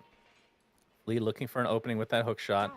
Pingu now has his Ice Blast, so this is where the true power of AA will show. Actually, Rocket Flare on top of the smoke, so they see the creeps, though. So they have an idea this is happening. Is Sexy Fat able to get the Exorcism on that Tier 1 tower, instantly canceling the Pulverize from Mark. Lee gets off the hook shot as well, into the cogs, and again, Clockwork showing his prowess against the Primal Beast. Sexy Fat does a good amount of damage as the Ice Blast does come. Gonna connect onto 2 heroes. Rises, gets off. It's a little awkward reality rift, but Mark, he's just gonna die to the Ice Blast. Double King gets off the Q though. They will find one in the end. It's a 2-for-1 in favor of Alpha though. And Sexy Fat trying to pursue Rises, but he turns into a pig. Has the armlet toggle available along with 20 wand charges. And he has no teammates remotely close, but don't think they have the catch. That is actually a very important win lace. I think without that he dies. So it's the little things sometimes. Able to get that distance to the DP and straight back to the jungle he goes. Yeah, Monster, like you said, close to that Wraith Pact, only the recipe away, which is pretty cheap.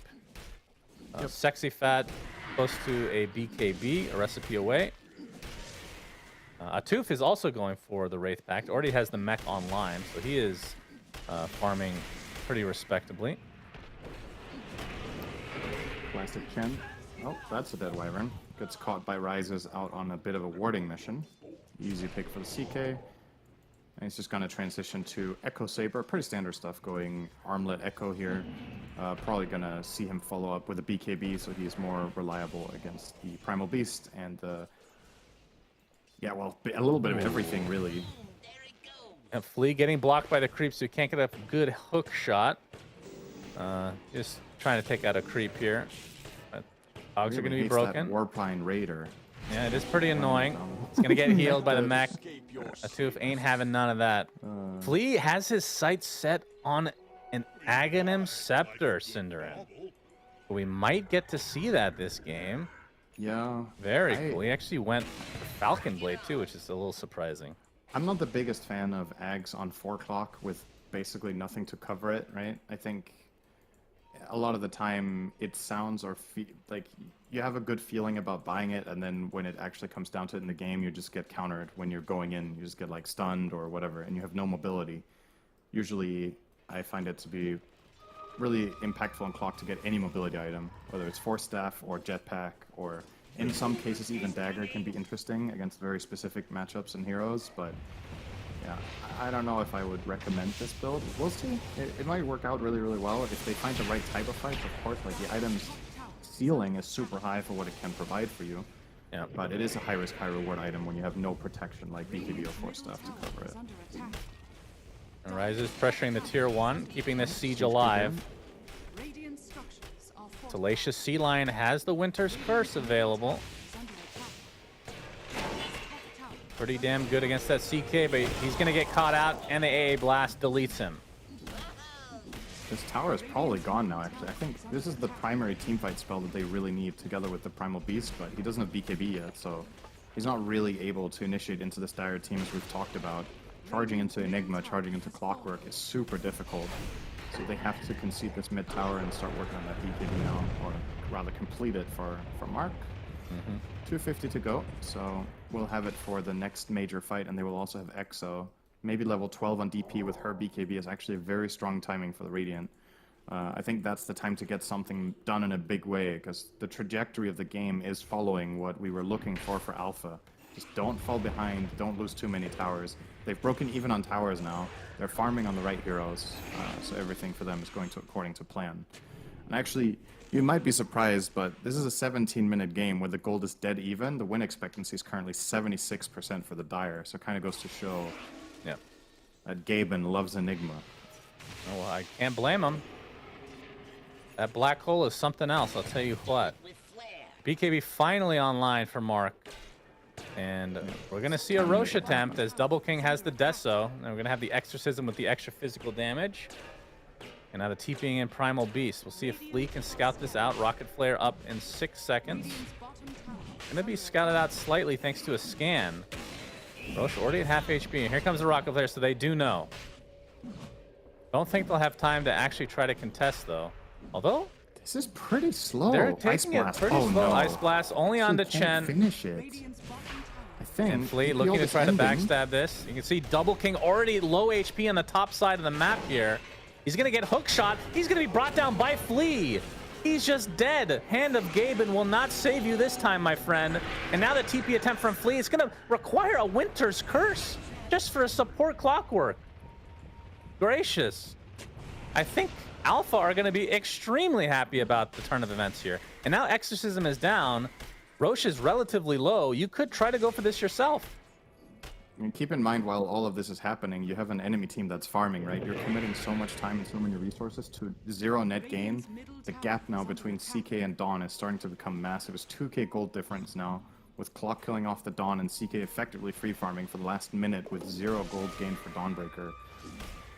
We'll also start pulling ahead on levels now, 2 full levels ahead of the Dawn. And yeah, I honestly think Dire should just roast already. Oh, Yeah, we have another Ice Blast, but it's not going to be enough to save the AA. BKB's was- force from Mark. used the black hole too. That's not Oh, did good. they? Okay. Yeah, he nuts. black holed nothing and immediately canceled it. So Monster with a bit of a swing and a miss there. Okay. Might open up for Roche again for the Radiant. I think a mistake from Alpha to not go for it, right? You know there's no curse, you know there's no exo, and you killed the enemy carry. I feel like that is enough to go for that pit play. Even if you're against Primal Beast, you should feel pretty confident that Yeah. you can pull that off. But they were erring on the side of caution, and I think that was a bit of a mistake. Rises picks up the Dagger of Ristool, which I would say this is also on the list of heroes that really likes this item. Yeah. I think the main issue, other than the one that we talked about, which is that it's only good on specific heroes, is the cooldown is 30 seconds. That's pretty long. Almost rather have less damage and a lower cooldown, but But yeah, I that think, item gets touched again, up. this is where this item is so unique, and what you do is you enter the fight with this, you pop it, and then you instantly neutral item swap to another one. What I don't know is if the effect stays when you swap it into backup. it should. If it doesn't, then you have to obviously go for the full duration and then item swap. But I Right. think if you just play with Dagger Vistal the whole time, I think you're making a mistake. That So it I- has I- to be the most efficient to item swap this. Based on how they've balanced these neutrals over the last couple of years, I don't think they want people to do that. I can almost guarantee that it works to backpack it, but in the past, like with the Illusion Escape as being the prime example, they don't want that to be a thing, right? So Right. if people start abusing it, I don't think it's good enough to abuse, honestly. But who knows? Could be wrong on that. Flea already halfway to his Ags. I am super stoked to see this thing in a competitive game. And it is competitive. It's very even right now. Roche has been abandoned completely, still at half HP. Regen's a lot slower than I remember. Not gonna lie. Only 20 regen. Oh, 20 a second. How long is that to get a full health pool back? That's 300 seconds, 400 seconds, so like 6 minutes from He's 0 getting- to full. He's getting rocket flared every 10 Yeah. seconds. That's not good for your health. That's all I've heard. Don't, you need to wear protective goggles if you're using fireworks. Just remember that. Stay safe. Thanks, Cinderin. You're welcome. You seem like a real fireworks expert, let me tell you. Yes, I know a lot about how not to use it. Yeah, by just not using it in general. Exactly. In real life. And Mark's got the double damage. This does not apply to trample, unfortunately, if I'm not mistaken. Hook shot from Flea forces Salacious Sea Lion to the Protecting low his ground. ward. There was no kill potential there. And they're gonna pop Exo now, but there is the vision. Do Alpha try to contest again? AA Blast coming. This is gonna be a monstrous one. Do they have the follow-up with Soul here? Look at the magic damage. They have to get the hell out of there. BKB force onto Sexy Fat as the Primal Beast dies to the Ice Blast eventually. And Flea coming in, trying to block off the DP as Monster. No black hole for 3 seconds. Well, Good that was a curse. really nice curse, and actually he's going to beat the crap out of the Zeus, so Rises kills his own teammate. Friendly fire. Double King in the pit. They're looking for the Roche. They finally get it. It's snatched, so the actual Roche kill goes to Alpha. Sea Lion is dead. Now Double King might take a solo black hole here, but actually gets up to successful. No, successful nothing. He's gonna get killed off immediately. So that's a very quick Aegis consumed. And now Monster, again, still with this black hole, but he's continually getting that Blink Dagger canceled. That's still, overall, I would say, pretty good for Alpha. Could have been better, right? The curse onto Zeus really saved that fight for C-Dub. That would have been terrible if Wyvern doesn't find that big play, but yeah, at the end of the day, it's still a 3k gold advantage from that fight alone for Alpha, especially because they got the Roche last hit, like you pointed out, and the Aegis has already been expended, so C-Dub with no real advantage to show after that, and their lineup needs it so desperately, right? In order to function, they need to have advantages going in. It's not good enough to break even right now. And man, the Ice Blast is just ruining their whole strategy. Like, the moment he hits that 3-man Ice Blast in the pit, I'm like, okay, this fight is just... Yeah. They're screwed, you know? I mean, it's not just that. They weren't really in position to, like, fully initiate in that fight right off the Ice Blast, but the fact that Zeus was there and the magic damage he does is absurd in combination. Yeah, imagine that with one more hero. There was no hook shot, right? Because he had used that to protect his ward, which is also what prompted them to go for the Roche to begin with. Yeah, Flea, he is only 1,000 away from the dream. We'll talk about his Ags when he actually purchases it. I'm sure I you've still talked don't believe about it enough already beforehand. No. Oh, that was yesterday. Cinderin. We talked about it when I think he wasn't even picked. Oh. Now we get the chance to not talk about it when he's actually buying it and in the game. Makes a lot of sense, I know. Yeah. Getting outpost control. Looks like Sol is working on Nimbus, so he has SNK, Aether Lens as well. Top tower is under attack. Yeah, I'm a big fan of this build on mid-Zeus. It's either this or the E-Blade Rush after Lens usually. Very, very strong. Top tower is Just get a ton of extra damage. The mono region is super nice on this, of course, and in case you do get caught by something, the tankiness makes a really big difference. For Zeus, it's all about can you get off Heavenly Jump before you die or not, because usually it will reposition yourself well enough, especially against this Radiant lineup. If you get away from the initial jump, you're fine. Yeah, this is scary. Zeus holds the Scout. I got Wrath for some vision. Hookshot is kind of going to connect via the Mud Golem, but Salacious Sea Lion with the Arctic Burn out of the cogs. He's going to blink out as well. Rocket way too late. And just TP to safety. Wow, they get away without deaths there. That is... Oh, you say that now. Sexy Fat BKB in the trees. Has to be KB. Shot not up. Black Hold, actually, if they knew. But... Yeah, well, Monster, he's been allowed to farm pretty consistently, so I think this Wraith Pact actually definitely working out. We'll be finishing the BKB shortly, and I would be shocked if it's not a Lincoln's afterwards. I guess he has gotten a little help from the Philly Stone as well. Yep. Yeah, I agree. Lincoln's over refresher here. You just want to have that one guaranteed good Black Hole against Primal Beast and potentially Dawnbreaker. That's another problem that the Radiant has, just to pile on to the issues they have when the game goes later, is that a big part of what Dawnbreaker offers is through means of her ulti, but that just means you're piling up two heroes on top of each other to get Black Hole immediately. So using Solar Guardian is actually very difficult in late game scenarios, so you can't really play the map split that you want with Dawn. A lot of the time you want the four other heroes to go together, Dawn plays a side lane, and when the fight breaks out, you ult in. Hook shot, AA Blast is coming as well, so Spirit Siphon does nothing but a little bit of damage now. Still okay for now. He's fine. Oh, maybe not. He's getting pretty low. Will he shatter? I don't think so. Rises in the area, though. It looks like Salacious Sea Lion will be the one to fall, so Sexy Fat lives, which is the bigger of the deal. Now a bunch of the Chen creeps will fall. As Flea has Aghanim Scepter at base, Cinderin. Time to talk about the beauty that is Ags on Clockwork. So when activated, you overclock, which means after X amount of time, I can't remember how long, I'm not going to look, you get stunned. You stun yourself. But the benefits, just think about it's like overclocking your CPU. Think about the benefits here. Things will run faster. So Battery Assault will hit every unit around you instead of a random one. Hogs will give you a shit ton of attack speed. And Rocket Flare will have... Oh, we're going to see the Black Hole in the top lane, though. Solar Guardian is coming. BKB forced. Hookshot from Flea. Has he used the overclock? I think he has. AA Blast is going to connect on Mark, attempting to TP out. Will he shatter in the base? I'm not sure. Oh, the Thunder God's Wrath takes care of that right then and there. Double King with the BKB. Looks like he will get out via the Radiant's TP. middle tower is under attack. Anyway, finishing my thought, the Rocket Flare has a low cooldown and very low cooldown. The fact that you can use it 4 times, I believe, during the overclocking process, and it'll actually have 2 additional Rocket Flares attached to it, Cinderin, similar to the Shard from Mr. Primal Beast. And then the hook shot, maybe not as cool, but it's a little wider. That was actually impactful AKA the there. That radius. was the one thing that mattered about his eggs. That's the one you don't talk about. He got What, the the hook double shot? AoE stun there next to the Enigma because of the 50% bigger hookshot AoE.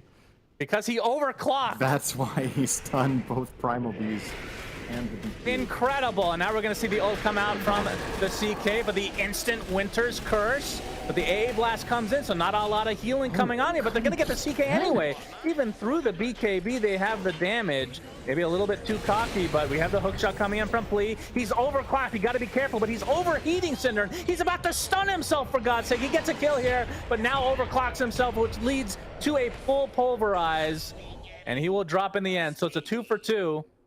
It looked really good at the start there for C-Dub, getting that kill on the CK, but they still lose their Dawnbreaker in the end. Yeah, I'm surprised they were able to kill CK like this. Just way too much damage during that for him to... He got BKB off when he was like 300 or 400 health and obviously can't really sustain after that point. If he is able to BKB on full health, however, I don't see the Radiant killing him at all. So you have to rely on finding good jumps like this and really setting up an advantage for yourself early in the fights. So again, it's a good kill, but I'm not seeing the progression that you need to see out of the Radiant. They have to be able to get more than this if they want to win the game eventually. They need a bigger pick. They need to get the Roche. They need to get some more towers and start, progressing out on the map. Especially with Double King slowing down. He had a great start. Now he's 4th on net worth. It's a lot to be done. Yep, top 3 net worths in the game are on the side of Alpha. They have a 6K lead at the moment, and again, we're going to come back to it time and time again. They have the ultimate counter to this entire lineup in the Ice Blast. Yep. So if he's able to connect this on even just a couple heroes, they will have a very good advantage going into most of these fights. And I would love to see Pingo go Refresher, to be honest. I think it's not even out of the question this game to get there. His AA ulti is a very cheap spell, so AA is one of the supports that doesn't need to buy additional mana items to really afford it, especially he already has 4 staff and Ghost Scepter, so he has more than enough. He has 15 plus int, and he's high level. He's level 15, so Refresher is extremely viable here, and he's currently eyeing up an E-Blade, which is obviously also great. It's a save against the Curse. It's a really good item against DP's ulti, but Refresher sounds pretty dope, doesn't it? Let's see. Doesn't seem to be the case, though. That would be unusual, though. But yeah, it's just his Ice Blast is that good. Right? It's just incredible. All right, well, Mark, I was going to talk about the item progression of the Primal Beast because we don't see much variation, it feels like. We see Sange Kaya, Blink, BKB, not in that order, of course, but he doesn't have S and K. He's going for Ashivas instead, so a little bit of a change of pace. He needs something against CK, right? Radiant's middle tower is under attack. I feel like that's one of the issues, though, with Primal Beast, is that there's not many items I feel like you can go for anymore. Like, Bloodstone was okay-ish. I know nobody bought it, but that 25 talent was really good. Is Thunder God's Wrath going to scout things out? You can see that they're in the smoke. Onslaught. Oh, we have the overclock Flea ready to go. Going to take out the Wyvern to start things out. Oh, the hook shot is going to miss. He's going to get stunned by himself. Atuf, that's a cancellation of a TP, and that's a deletion via Rises. Looks like Mark might be able to get up. The AA Blast is going to scout him. Not in time. Yeah, if you're a C-Dub, you should be happy you only lost 2 supports there. If the hookshot connects on Primal, he's dead. If they manage to reach a black hole, he's dead. But neither will make it there in time, so they cut 2 supports. But this area will be reclaimed completely by Alpha, and they didn't really commit that much either. They used Phantasm, which is a 75-second cooldown. They used Hookshot, which is basically ready again, so they're more or less good to go. I guess Thunder God's Wrath to scout was expended, but they don't need it with the Nimbus. Oh, okay. That was that close. Nimbus. Yeah, that was a 1 out of 4, I guess. Dire's bottom tower is under Enigma. Able to get out. Ooh, interesting. Wow. That is really surprising. So not fearing the Winter's Curse at all. I mean, if their call So the is, Ags- hey, we're going to cover you with Clock and Blink CK, then sure. Yeah.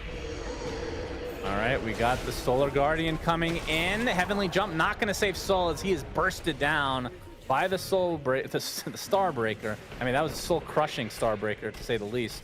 Bingo, looks like he's fine. They only get one, but it is a pretty valuable kill for C-Dub.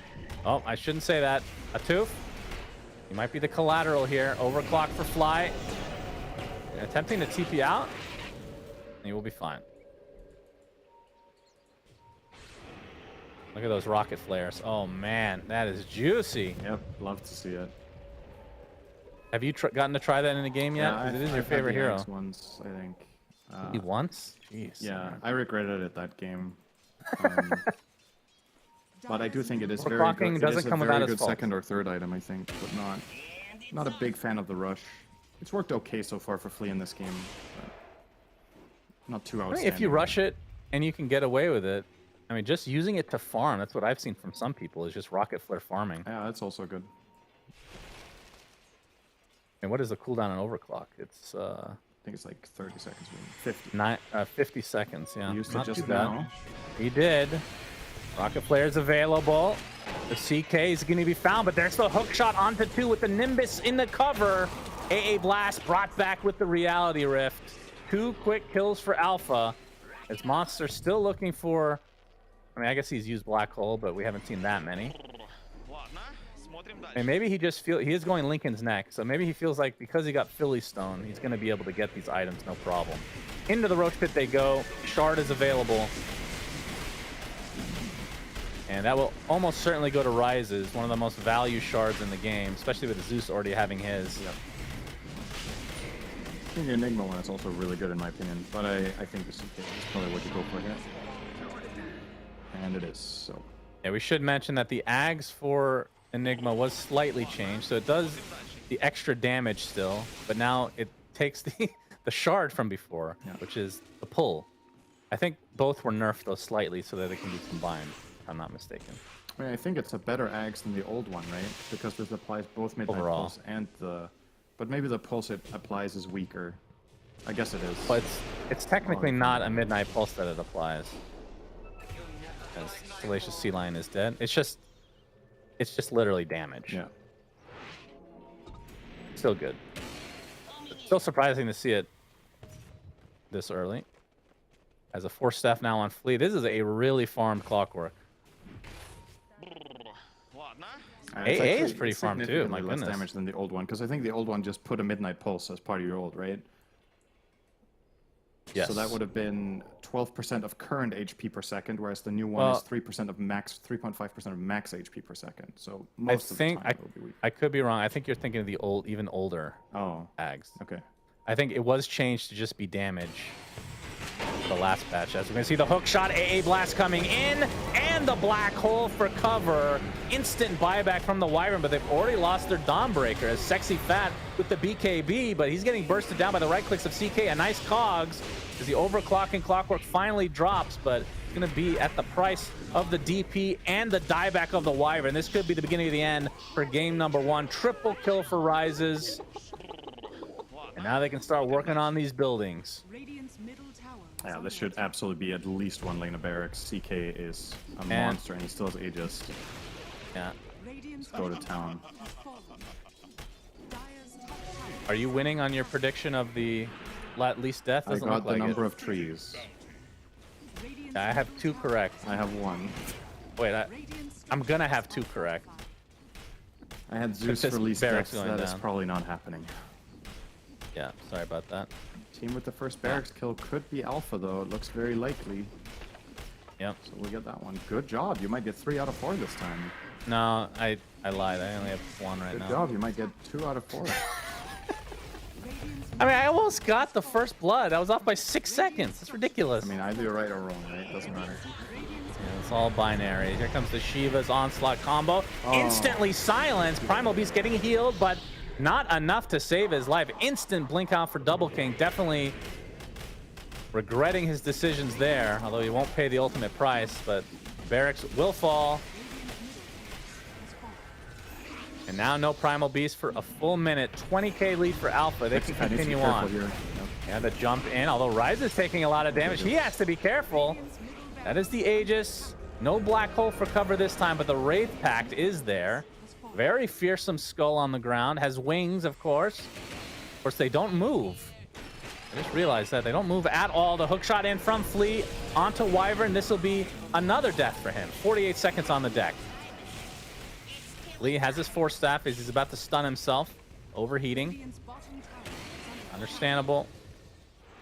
Sometimes the overclocking doesn't work in your favor, Cinder, and this is a life lesson for everybody out there that messes with their computer settings in the BIOS. Oh, I thought it was going to be more deep, like, don't overwork yourself. Don't overwork your computer, because the computer is your life force. So it kind of works out that way. You just know me so well. Right. Sexy Fat in the top lane. You can see the rest of Alpha are actually on the way. They're pinging him out. They see him. Rocket Flare will scout. He has dagger Fat. TP here. Blink. Nimbus. TP, but the Nimbus cancel. His BKB just came back up. If I were him, I would just sit here and die in the corner, which he will do. Very unfortunate. Did not think about that Nimbus. Yeah, if you're going to split push against Zeus and TP out, you actually have to BKB if he has all spells ready. There's just no way. He's just going to ult you and then Nimbus afterwards. There's no way of duking it. Have the overclock again from Flea. Look at these rocket flares. Tasty delight. Hook shot just for effect's sake. No big deal. Monster now has his Lincoln Sphere, by the way, so pretty much nothing can stop him. Oh, As long as he's BKB'd. Okay. How do you kill this guy without Curse? You don't have the percentage-based damage on DP anymore. He has 5k health. At least have the Getting pretty Wyvern. low. He's dead. Does require the BKB from Mark, though. Meanwhile, your top Rax is getting demolished. There's the Winter's Curse. He's getting tickled by his illusions. And he's just going to shrug it off. Now a big ultimate down. As an instant silence onto the Primal Beast has to be forced back into his base. I mean, it's a really good curse, but where's the follow-up? If you're gonna curse the CK next to his illusions, you have to go for the kill, right? Or you're just throwing away your curse. He's just gonna heal up again with heart and with a crit or two. I guess you did buy a little bit of time to effectively save your melee barracks, so that's a little bit of a silver lining, but you're not putting any pressure and preventing the enemy team from doing what they want. Now Zeus, Timeless Relic, Refresher. Yeah. He will deal a lot of damage in the upcoming fight. That's a good prediction. What if he instantly dies? That sounds like a Cinderin prediction to me. Yeah. He just needs to... He could literally stand in Fountain right now and win the game. Yes, that is true. So...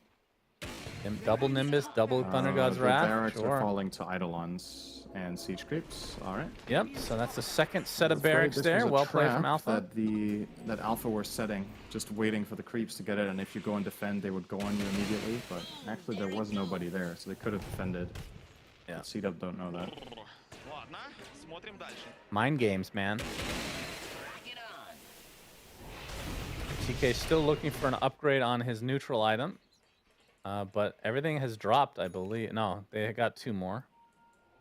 Guess he would like a penta-edged sword here, probably. Yeah, that would be pretty good. Although the ascetics cap is not bad either. I mean, Mindbreaker is still good, though. Your illusions get the extra damage. Yeah, it's definitely solid. I don't think they get the silence. No. Actually, I don't know about that. No? For No, sure? I don't think so. That would be pretty damn strong if it did. Imagine that on PL. Oh, yeah. That would be good. Yeah, you would love that. Yeah. This is Got the overclock available for Flea. all in smoke. If this fails for C-Dub, it's over. And right now it's Yes. looking very unsuccessful because guess where Alpha are going? They're going to the direct opposite side of the map and they're going to force them back. So, Indeed. Mission failed. Dawn will Yeah, but start they have an defending. idea that they are there. Because we have 2 siege creeps pounding on these racks as well as Flea making some space, gets off the hook shot. Going for the battery assault play. Has the Force Staff still available. And here comes the Primal Beast. Can't even get his ult off because of the battery assault. But they will find Fleet. Ends up getting stunned by himself next to the tier 3s. Exorcism is popped, and Alpha can just reset. Just wait that Exorcism out. And they're gonna cross the finish line like this. I find that to be a really weird way of getting this lane, though. He was just literally going in, making space for his teammates, but I think they would have hands down just won the team fight if he didn't do that. That is true. Okay. So ends up getting the kill on Sexy Fat, but most of the damage done by Rises here. He finally finds an item he's fine with, which is the Witchbane. A little Dispel and 20 attack speed. Yep. Other effects, I don't know, really matter Sure that the much. Dispel is particularly useful here, but... Yep, Double King BKB. And it just feels like the inevitable is coming. Oh, it is. And Gaben not has much. called it 5 minutes ago. 100%? 5 minutes ago? Roughly 5. Okay. Yeah. Gaben has lost all hope in Primal Beast in this game. He's coming in for the illusion kills. Wraith Pact is there as well. Looks to be Megas at the very least. And C-Dub just trying to hold on. But that is Megas. Hookshot's gonna miss, so with Mega creeps, if they just go for the throne or if they play it ultra safe and wait for Roche. She's up in a minute. You still have 6k on your CK. Plenty of gold to go around. I mean, Octarine Core is done pretty much on Soul. And he has an Arcane Rune. Adding insult to injury here. Смотрим дальше. I would assume a Satanic comes online for Rises if he wants to go for something. Maybe an AC. I don't even know what the best item to buy here is. I guess you sell your armlet and you buy AC, yeah. Close Probably by sell your Hex. treads first, right?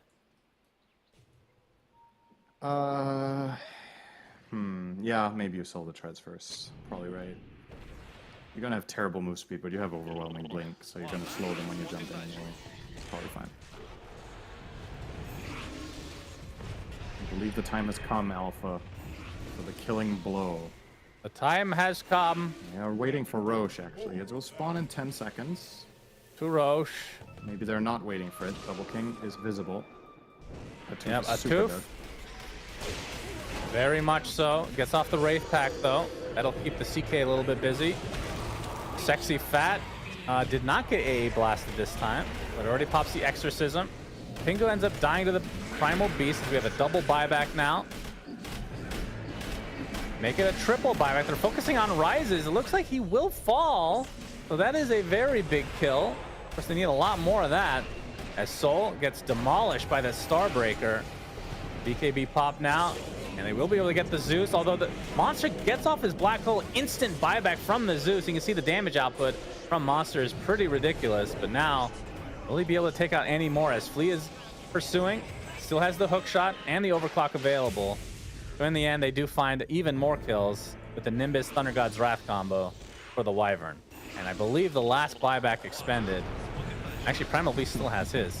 Once Never mind. everybody had died, Rise is like, alright, let's go. The CK Now they buying can back surely live. finish. Yeah. Now the focus now.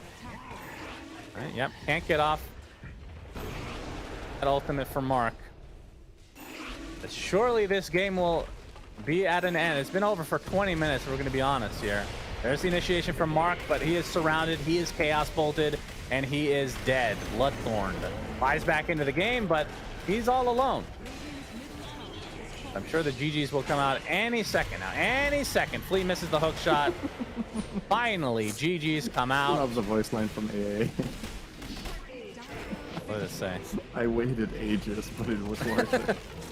Yeah, that's pretty good. I mean, that Very is fitting. Essentially, what playing 5A it probably feels like in this game. You just know it's in the bag, and it's just a matter of when do you get the killing blow team fight. This has been, Yeah. I think, you know, the game kind of followed what we were talking about, right? The C-Dub needed to play a good early game, which they did. but there's so little margin for error. And the moment they start losing one or two team fights, it just becomes so difficult to win this game. I'm positively impressed though with how their lanes went. I didn't think it was going to go this well. I thought Alpha was also going to outclass them in lanes, but they didn't. So that's a good sign for game 2. But you need a more well-rounded strategy than this if you're going to beat Alpha. I think the game was just too easy for them, to put it bluntly. As soon as they had a bit of control, they never. We gave them the theoretical win right when the AA was picked. So, and then they picked another healer on top of that. Maybe not the best choice, but I mean, without the AA, this lineup could have been pretty damn strong, honestly. Yep, think so too. But yeah, that is game number 1. C-Dub, if they lose another one, they are out. We'll have to wait and see if that will come to be or not. So game number 2 will be coming up shortly. Let's take a quick little break, and we'll be back with some action.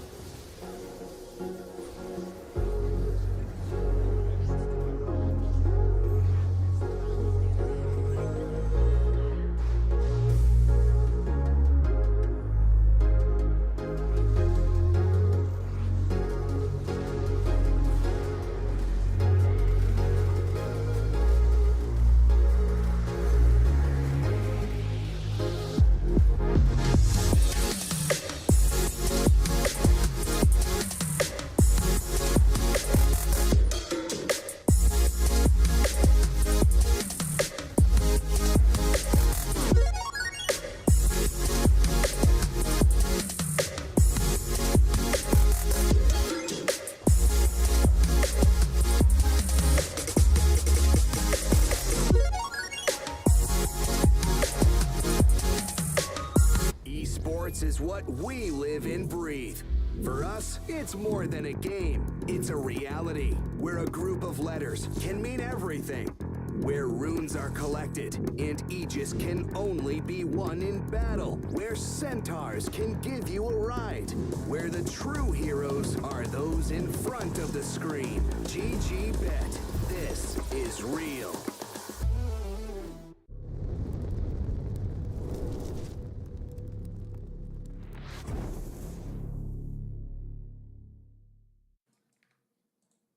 Welcome back, everybody. We got game number 2 between C-Dub Esports, formerly known as Happy Seals, still with their very cuddly logo, versus Alpha. And we're in the draft already, Cinder. And we see the Clockwork ban. The overclock was too much to handle. So having to ban that one out makes a lot of sense. The Chen, I think they were the ones that picked that last game. They'll be banning that. Batrider, Undying, I think were the bans from last game already, right?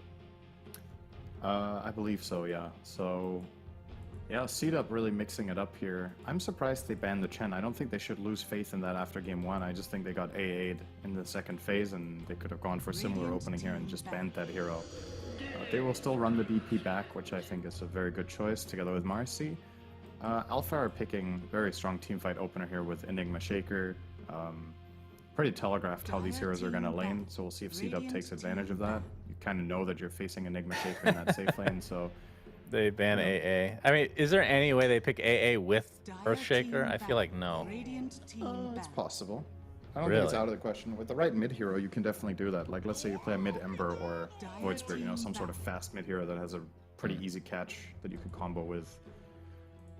Could have definitely made it work, but it's also just a mental thing, I think. You know, it's out of sight, out of mind kind of thing. C-Dub is the one that bans the Enigma counters. Very interesting. First pick is, out of the second phase, is Alpha's, but still. Yeah, I don't know what's going on with this, actually. Maybe they're worried about getting overwhelming teamfight against themselves, so they ban the additional teamfight 5s that could run with Shaker Enigma, and they just don't want that playstyle because they're aiming to push with their DP, and they feel like it's going to come down to 5v5, and they want to have a better shot. I feel like there's a different approach to take there, where you, if they also want Warlock or Wyvern, let them have it, and then play Skirmishy or faster, or play pincer moves where you don't group up in a cluster of 5. Then Shaker, Enigma, and Wyvern will fight over who gets to go third because no one wants to go first. Right? So I don't know. I'm not too big a fan of C-Dub's bans, honestly. Any of the 3 here. Is as Enigma? For Alpha, they're banning Enigma counter carries, right? Kunkka and Bristle. Dazzle. They're gonna grab Dazzle. Well, they got a pretty high value support that I feel like has been forgotten. Actually, I'm gonna look up the changes in this last patch to Dazzle, because we were seeing that almost every game. The major. I think he's still good. Shallow Grave was decreased in duration by 0.5 seconds at all levels. Still quite good. And the Shadow Wave heal damage was decreased by 20 at the early levels, but still scales to basically the same as before. So I wouldn't say these are ginormous nerfs by any means. No, I think the hero is still playable, and I think he's still good even. Let's see what they run it with. You know, there's some classic pairings with Dazzle, like Dazzle Huskar or Dazzle Elk. You know, any sort of protection that you have. Now you know that you're not playing against AA, so you can consider going in a direction where you play a region type of carry with Dazzle. I think that would be very strong. Dazzle Monkey King comes to mind. Any of these combinations would be nice when you know there's no Ice Blast on the enemy team. They could still buy a Vessel and DP, of course, but you know, it's at least one direction you could take with this. Well, the thing that I find interesting is 5 supports were banned by C-Dub. Yep. And Alpha already get their second support in the second phase. So now it feels like they have everything that they could want with these last 2 core picks. Pick whatever they want. All right, Primal again.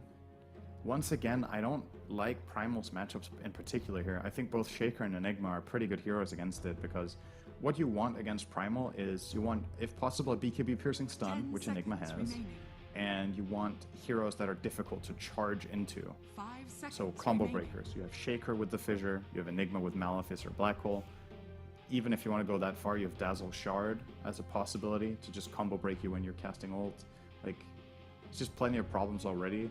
I think Primal Beast can be a very strong hero, but I think you need to have a very good understanding of if you're picking it early in the draft, you need to know what really enables it, because you are going to get counterpicked. So this is a potential approach to solving that. They'll get Omni, and there's no Ice Blast, so their heals are going to be more valuable this time.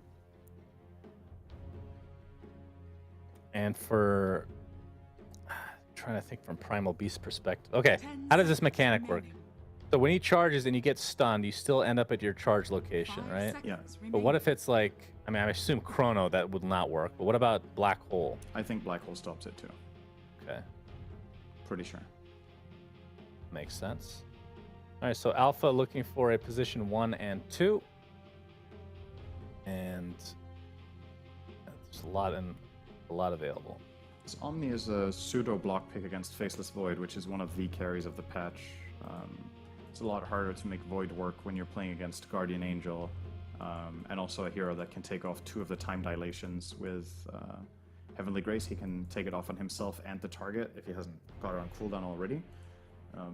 So pretty strong hero against that. I don't think C-Dub have the best solutions right now to Huskar, though. I think he looks pretty appealing to me still. You know who's Primal Beast- unironically... Okay, They're gonna Storm. grab them mid first. Unironically, Cinderin, Mm-hmm. I know you're going to hate this. I'm just thinking of a carry with a Dispel. Can you think of Yeah. it? Can you think of what I'm thinking? A I said I- carry with a Dispel. I said I would never do this, but I'm going to do it. Weaver, Ursa. No. All right, I'm going to tell you. What? It's Troll Warlord with Axe. Oh, yeah, Troll Axe is good here, for sure. He can also stand his ground against Primal. But then I'd have to predict C-Dub to win because I already said I would never bet on Troll again. Yeah, it's an amazing Troll game. I'm going with C-Dub. Yeah, it's true. I think Troll Axe could definitely have merit here. But I think another approach is to just not take one of those fully physically reliant carries, right?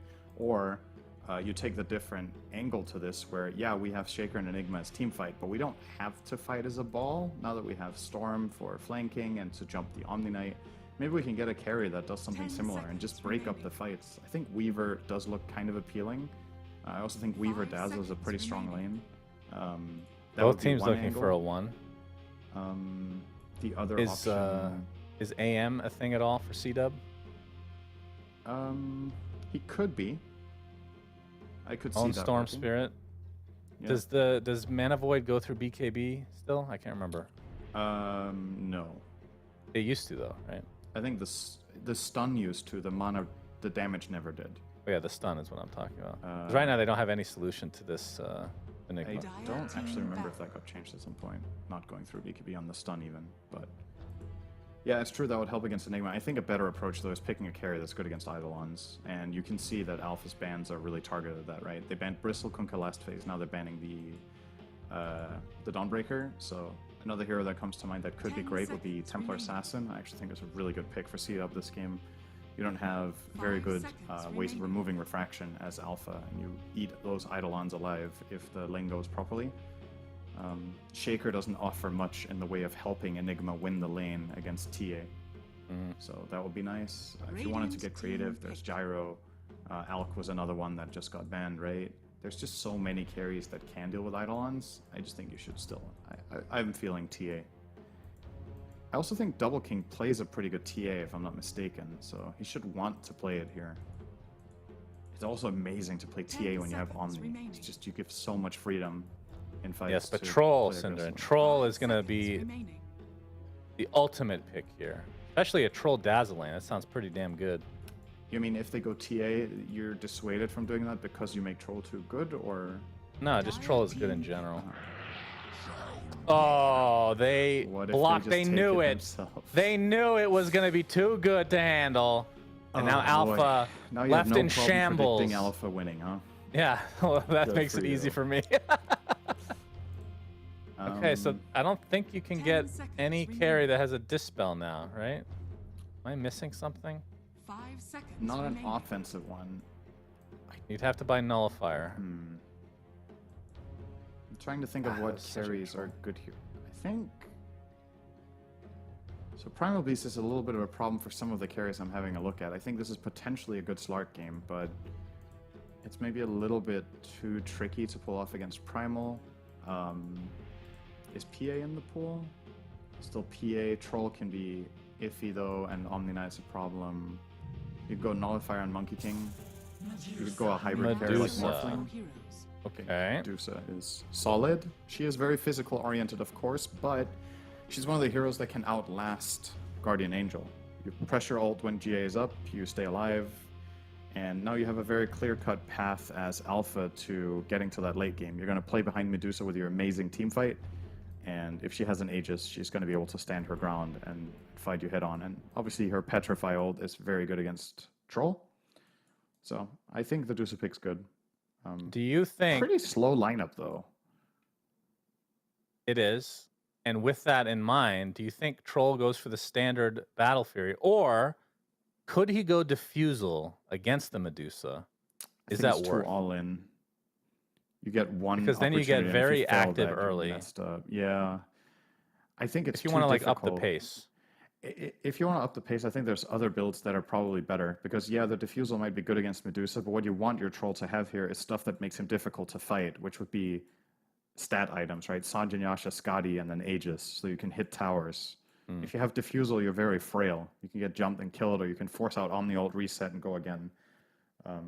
My eyes in this game are on the Primal Beast. I think he has better conditions than last game. I still think it's not great, but this hero can be explosive in a game like this where both supports on the enemy team are fully defensive, more or less, and the enemy carry is slow. So it is a different type of game than the last one. So let's see if CDUP can pull it back. All right, the game has begun, which means prediction time. Number of ancient camps stacked by 30 minutes. So Medusa wants them, and Troll wants them. Yeah, let's say 11 30 to 15. minutes. Yeah, I was going to say that as well. Don't steal my stuff. Team with the first tower kill. I'm going to say CDUP for DP. Okay, I'm fine with that. Total number of smoke gank kills at game end. Oh, this one's impossible. Let's see if the smoke works first. We have a minute. Gonna get some inside information here. We got 50 seconds to go. All right, the smoke's expired. All right, you can guess. All right. I'm gonna say 5 to 8. Yeah. Team who places the most of Zerber wards, I pronounced that correctly, by game end. I mean, just a coin flip, right? Let's just say Alpha for me. You can take the other team then. No, why would you? I think Okay, I'll Alpha's take gonna C-Dub. win, so I'll I will C-Dub take then. Alpha. I mean, the losing team can place more obs too. Yes, but I'll take CDUB. whatever, Cinderin. It's all good. Good. Man, I'm gonna lose that 50-50. I'm gonna be so angry. I always lose the 50-50s. All right, so game number 2. C-Dub, if they lose this, they are out. Eliminated. Wait. Oh, did I actually block them off? No, it did not. What was that picture? Oh my goodness. Actually surprised that doesn't block though. When you looked at the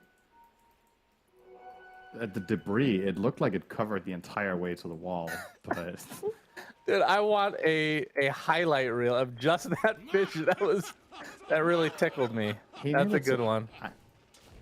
I think he's in disbelief that it didn't block them. Actually, like you're looking at that, it looked like a clean block, but no, that was a little pixel. Actually, I will say on my terrain, it did not look like a block, which is why I was questioning it. interesting. Pay to win. But I guess so. Monkey King terrain all the way, baby. You use default, I assume. You're Yeah, a pleb. Let's see. boomer. All right, so it's going to be Mark in the mid lane on the beast, on the Primal Beast again, this time against Soul's Storm Spirit. How do you think that this one fares instead of the Zeus? I think this is a better lane for Primal until Storm's. Oh, King was dying actually. He went for a really good aggressive play early on with the Medusa in tandem. They did a ton of damage to Sexy Fat, but then he overstepped a little bit trying to keep the harassment going, and then he got flung back by Dispose. And I mean, you're measly Dazzle, you're not getting out of that. Arise is actually going to be in trouble too. This Orb of Venom is amazing. Oh, Dispose and dead. 2 kills in this top lane. Sexy Fat, Siphon, and this is going to be another death for Pingu. Gets the high 5 off, and double kill for Sexy Fat. All right, this is just straight up tragic. Yeah, C-Dub And he owning. denies 2 creeps while Medusa is TPing in, insult to injury. Disposed again. No way, they do this again. There's no way. There's no Spirit Siphon up right now, but he gets stunned. Rises. Is this going to be another death for him? They're going to die for it. They get it. Oh my God. What am I watching? I don't think I've seen a lane lose this hard in 2 minutes. They Holy both died shit. twice in 2 minutes. Neither of them has TP to get back to Oh. lane. They're Oh, losing this dear. full wave almost before Dazzle gets there to tower experience.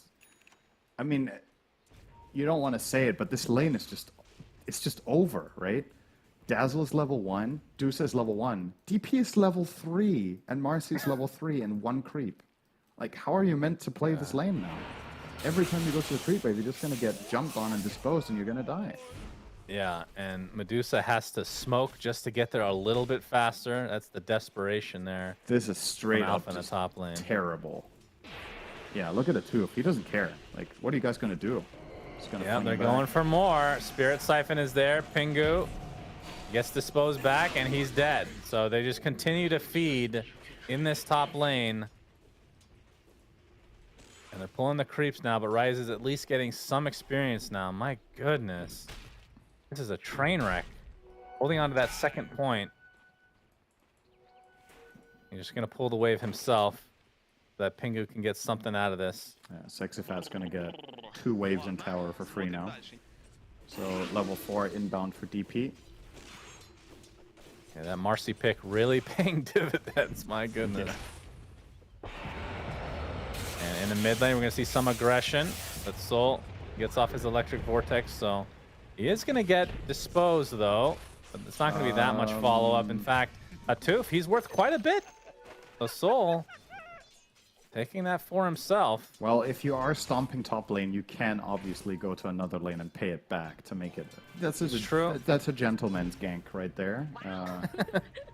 In that mid lane, helping out I mean, Soul. if he did that and Trample was up, then I think they get the kill. But it was just used some right before miscommunication that. there. I mean, it's one of those things where you're just feeling yourself, right? You're like, oh my god, I'm owning everywhere I go. Kill, kill, kill, kill, kill. And then you gotta sometimes, take it easy, take a step back and realize, okay, mid lane is not going like top lane. Pingu's dead again, So we're by back the to way. top. That's where we can get our kills, no It's more problem. fun up here, let's be honest. Let's go. That back. is death number 4 on the Dazzle. We're going to see an Earthshaker now TP in to help out Rises. Gets Actually, he canceled. cancels it. Uh-oh. And I think Medusa's dead again, Cinderin. Although TP's coming, disposed back. Oh, he's getting the kill. The shield is there, and Rises will somehow stay alive. And not only that, he'll kill Atuf. This The is a second death for masterclass in Atuf. safe lane strategy. You make them feel confident, you build them up, and then you take them down. And now they're going to feel horrible. If they die again in this lane, they're going to feel like, oh my god, we threw. It's Medusa very is clever. middle of the pack with net worth.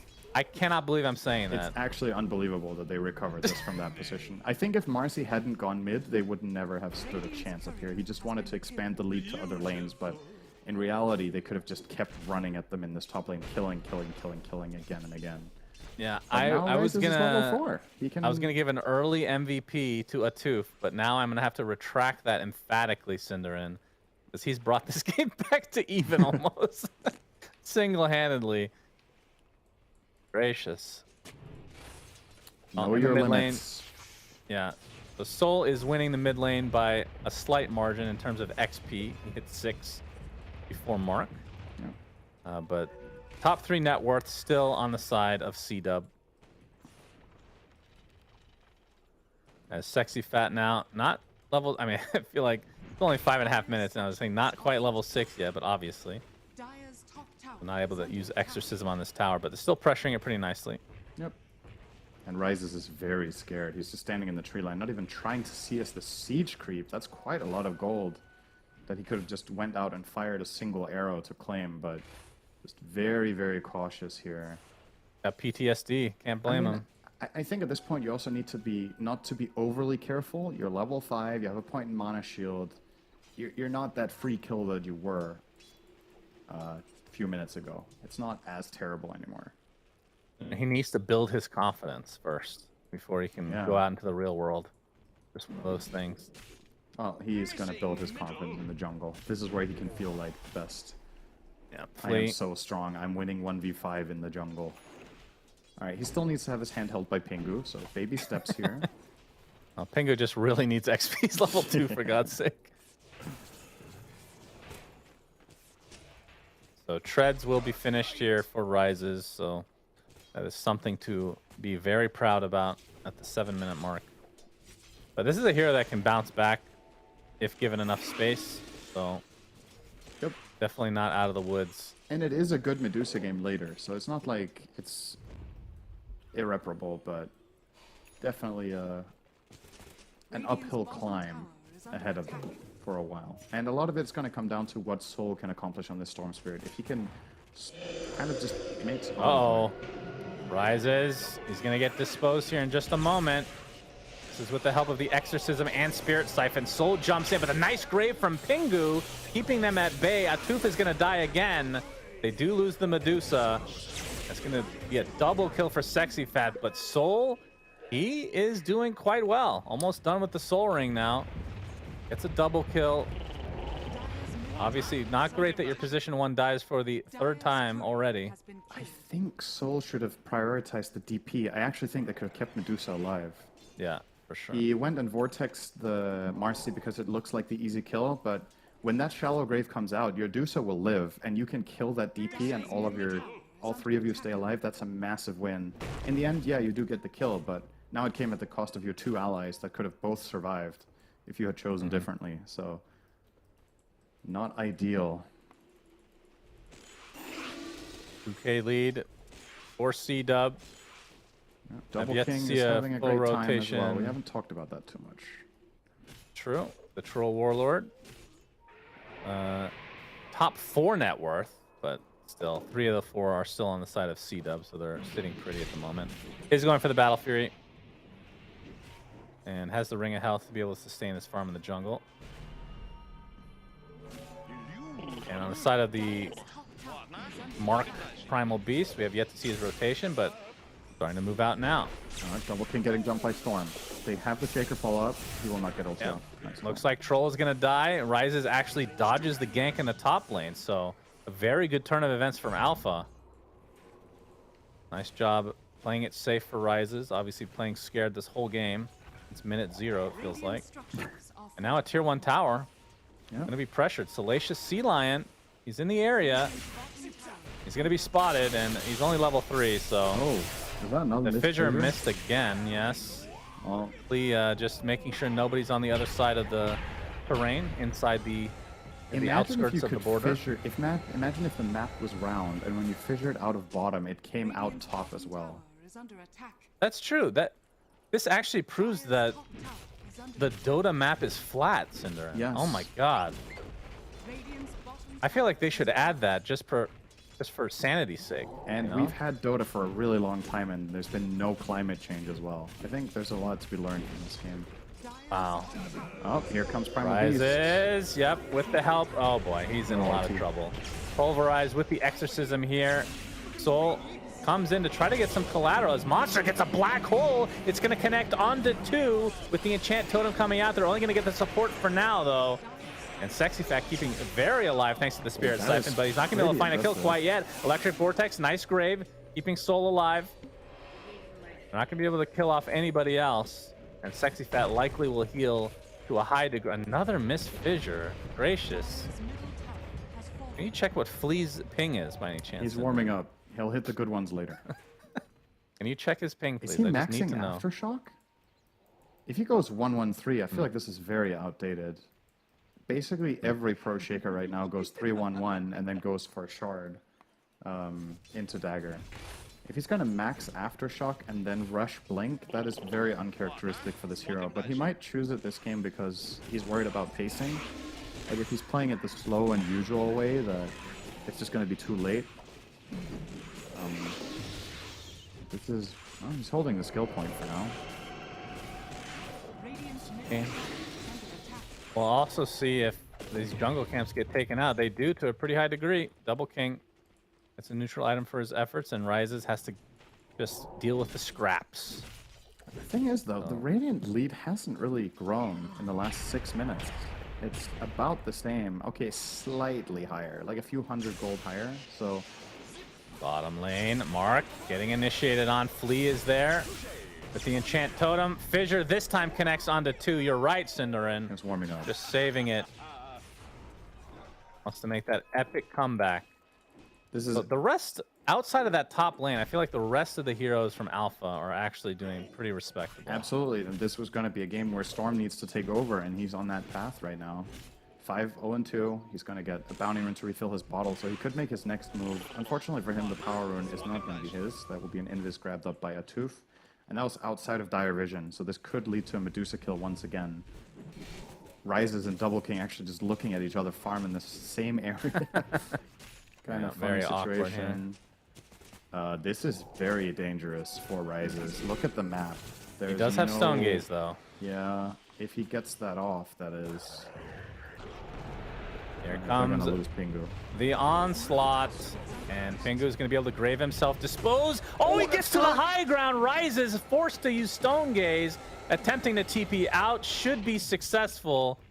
Really nice placement. And living here? Dazzle Is under attack. in the trees, TP Actually out. Wow. Alright, they Wow. lost nobody. Okay. If they don't lose this tower, this is such a big win, actually. That's a 5-man Radiant rotation. They have... Oh, they don't have Glyph. Is under attack. So that's the saving grace here. It's actually going to be a 2-2. That makes it worth it. Overall, probably for C-Dub, but I would love to get a kill there for sure. Dire's top tower has fallen. Radiant's Yeah, middle they get the tower tier 2, now the TP mid, and the only tower that Alpha has right now is that tier 1 bot, where Monster still in that lane. Almost done with his Wraith Pact. So pretty much the cookie cutter build that we've been seeing on the Enigmas lately. Yeah. Soul is rushing Kai Assange. We'll get that together with level probably 13. Radiant's bottom tower is under It'll attack. be very, very strong. I wonder if this is the kind of game where you can actually go Orchid after. I don't think you have too many concerns about absolutely needing a defensive item. There's no instant stuns. You're playing against Onslaught, which you can hear. You're playing against Marcy's Jump, where you can sometimes, at least if Oh, you have some sort wow. of vision, you can react. Mark took the 10 talents, Cinderin. Dire's middle 8% tower magic is resist Alright. during trample. I mean, there is a lot of magic damage this game, but There is. oh, the Onslaught talent is just so good. This one feels just awful. 5.5 seconds of 20% magic resist. That's a talent. That has to be one of the heroes worst. get like 15% permanent magic. resist. Exactly.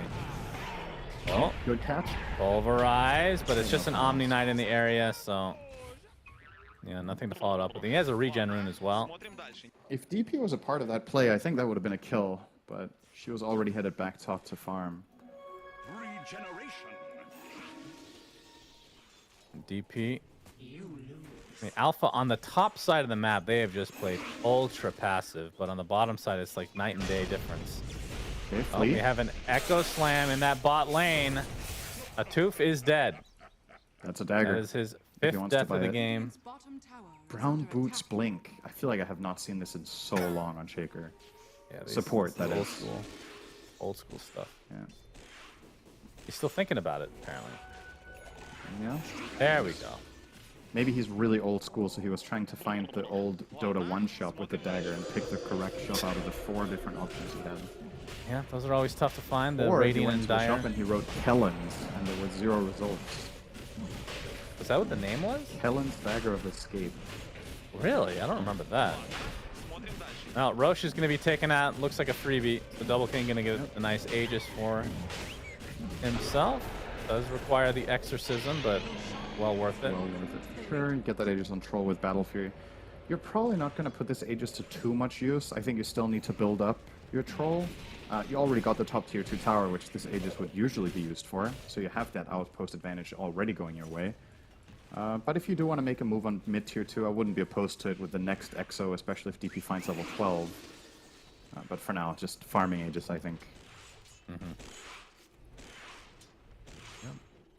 C-Dub with that 3K lead. So Sexy Fat, well on his way to the BKB. Bottom tower I'm sure there's going to be a lot of BKB timing, especially with the Primal Beast as well. Although is it coming to him now? Yes. Okay. So that isn't going to align perfectly with the other 2 cores, but in the next few minutes, all 3 will have BKBs. And from Alpha side, what's their power spike? Because they don't have, like, Medusa's not a hero that will buy BKB. Enigma is obviously going to go for the Blink first. The So Blink it's on just Storm. Enigma will be pretty handy against those BKBs, though, when they come into play. Not necessarily because they can kill during the BKBs, but he can use it to, in combination with Stone Gaze, buy enough time to, you know, either reset or get Storm the ability to do cleanup crew after, or maybe kill a support at the very least in the meantime while those other heroes are controlled. Speaking of which, a 2 bottom. Jump on bottom, the but TP is canceled, so this actually would have been a freebie. At least he didn't realize that. Monster going to use that Wraith Pact and Eidolons to help push this tier 2 tower. Tooth still chilling. Not sure if Flea has actually shown the Blink Dagger yet. Tooth using that ult to push out the creep wave, but not a lot of push. Even the tier 1 mid hasn't taken that much damage. So Alpha, 2 towers behind right now. You know what I just realized about a Tooth? Read his nickname backwards. A Tooth? Yeah. Oh, hang on. Flea Oh, is on him. you're gonna have to hold that horse, Cinderin. Huata? His nickname is FU of the Ancients. Just food that for a- thought. FU of the Ancients. Wow. What a great name. I was waiting for a punchline, it just never came. Now, the punchline is Salacious Feline 62's nickname backwards. Is actually... Dude, shut up. And that was stupid enough to be funny. As we have a big zip in the mid lane. A Tooth, whatever the hell you want to be called. FU the Ancients, he's dead. Soul I'm easily has his shard entertained. at base. Yes, I noticed So I'm that. told. It's nice. Laughing is funny. So they say. I mean, the fact that the lead is only 2K is actually concerning for C-Dub, not gonna lie. So Yeah, I think the game is in an okay state for Alpha. With how it started, this is anyone's game right now, which is the best you can hope for when your safe lane dies 4 times in 2 minutes. It's pretty devastating usually, but they've recovered it, so well done. yeah. Rises has the Dragonlance Yasha and 1 ultimate orb out of the Scotty components. And this slow, very slow push in the bot lane is continuing at a snail's pace, it feels like. And C-Dub just chilling in the mid lane, looking for a potential jump. And again, Atuf doing the usual thing in the bot lane, just blowing the creep wave, slowing down this push. That, like a death by 1,000 knives. Yep. Eventually this tower will fall. Okay. Yep, they're just going in. Exorcism. Double enough. King has the Aegis for another minute, so this is going to force them back. That is a good I Fissure, think though. that does That is block him this very good. time. Yep, with the Midnight Pulse on top and the jump, they're going to get the ult, the Guardian Angel. Will that be enough to stay alive? Yes. Okay. The thing about this GA though is it's effectively buying time for the Aegis to expire. So I Yeah, don't know that's how true. good that really is. Yep, this did not They're just really gonna have to work out back. as well as I think C-Dub had hoped for. And this is a potential opening now for Alpha, knowing that Exorcism is down, Aegis is about to expire, And no Guardian GA. Angel. Yeah, absolutely. This is actually a really great time for a smoke move if they could find a good opening here.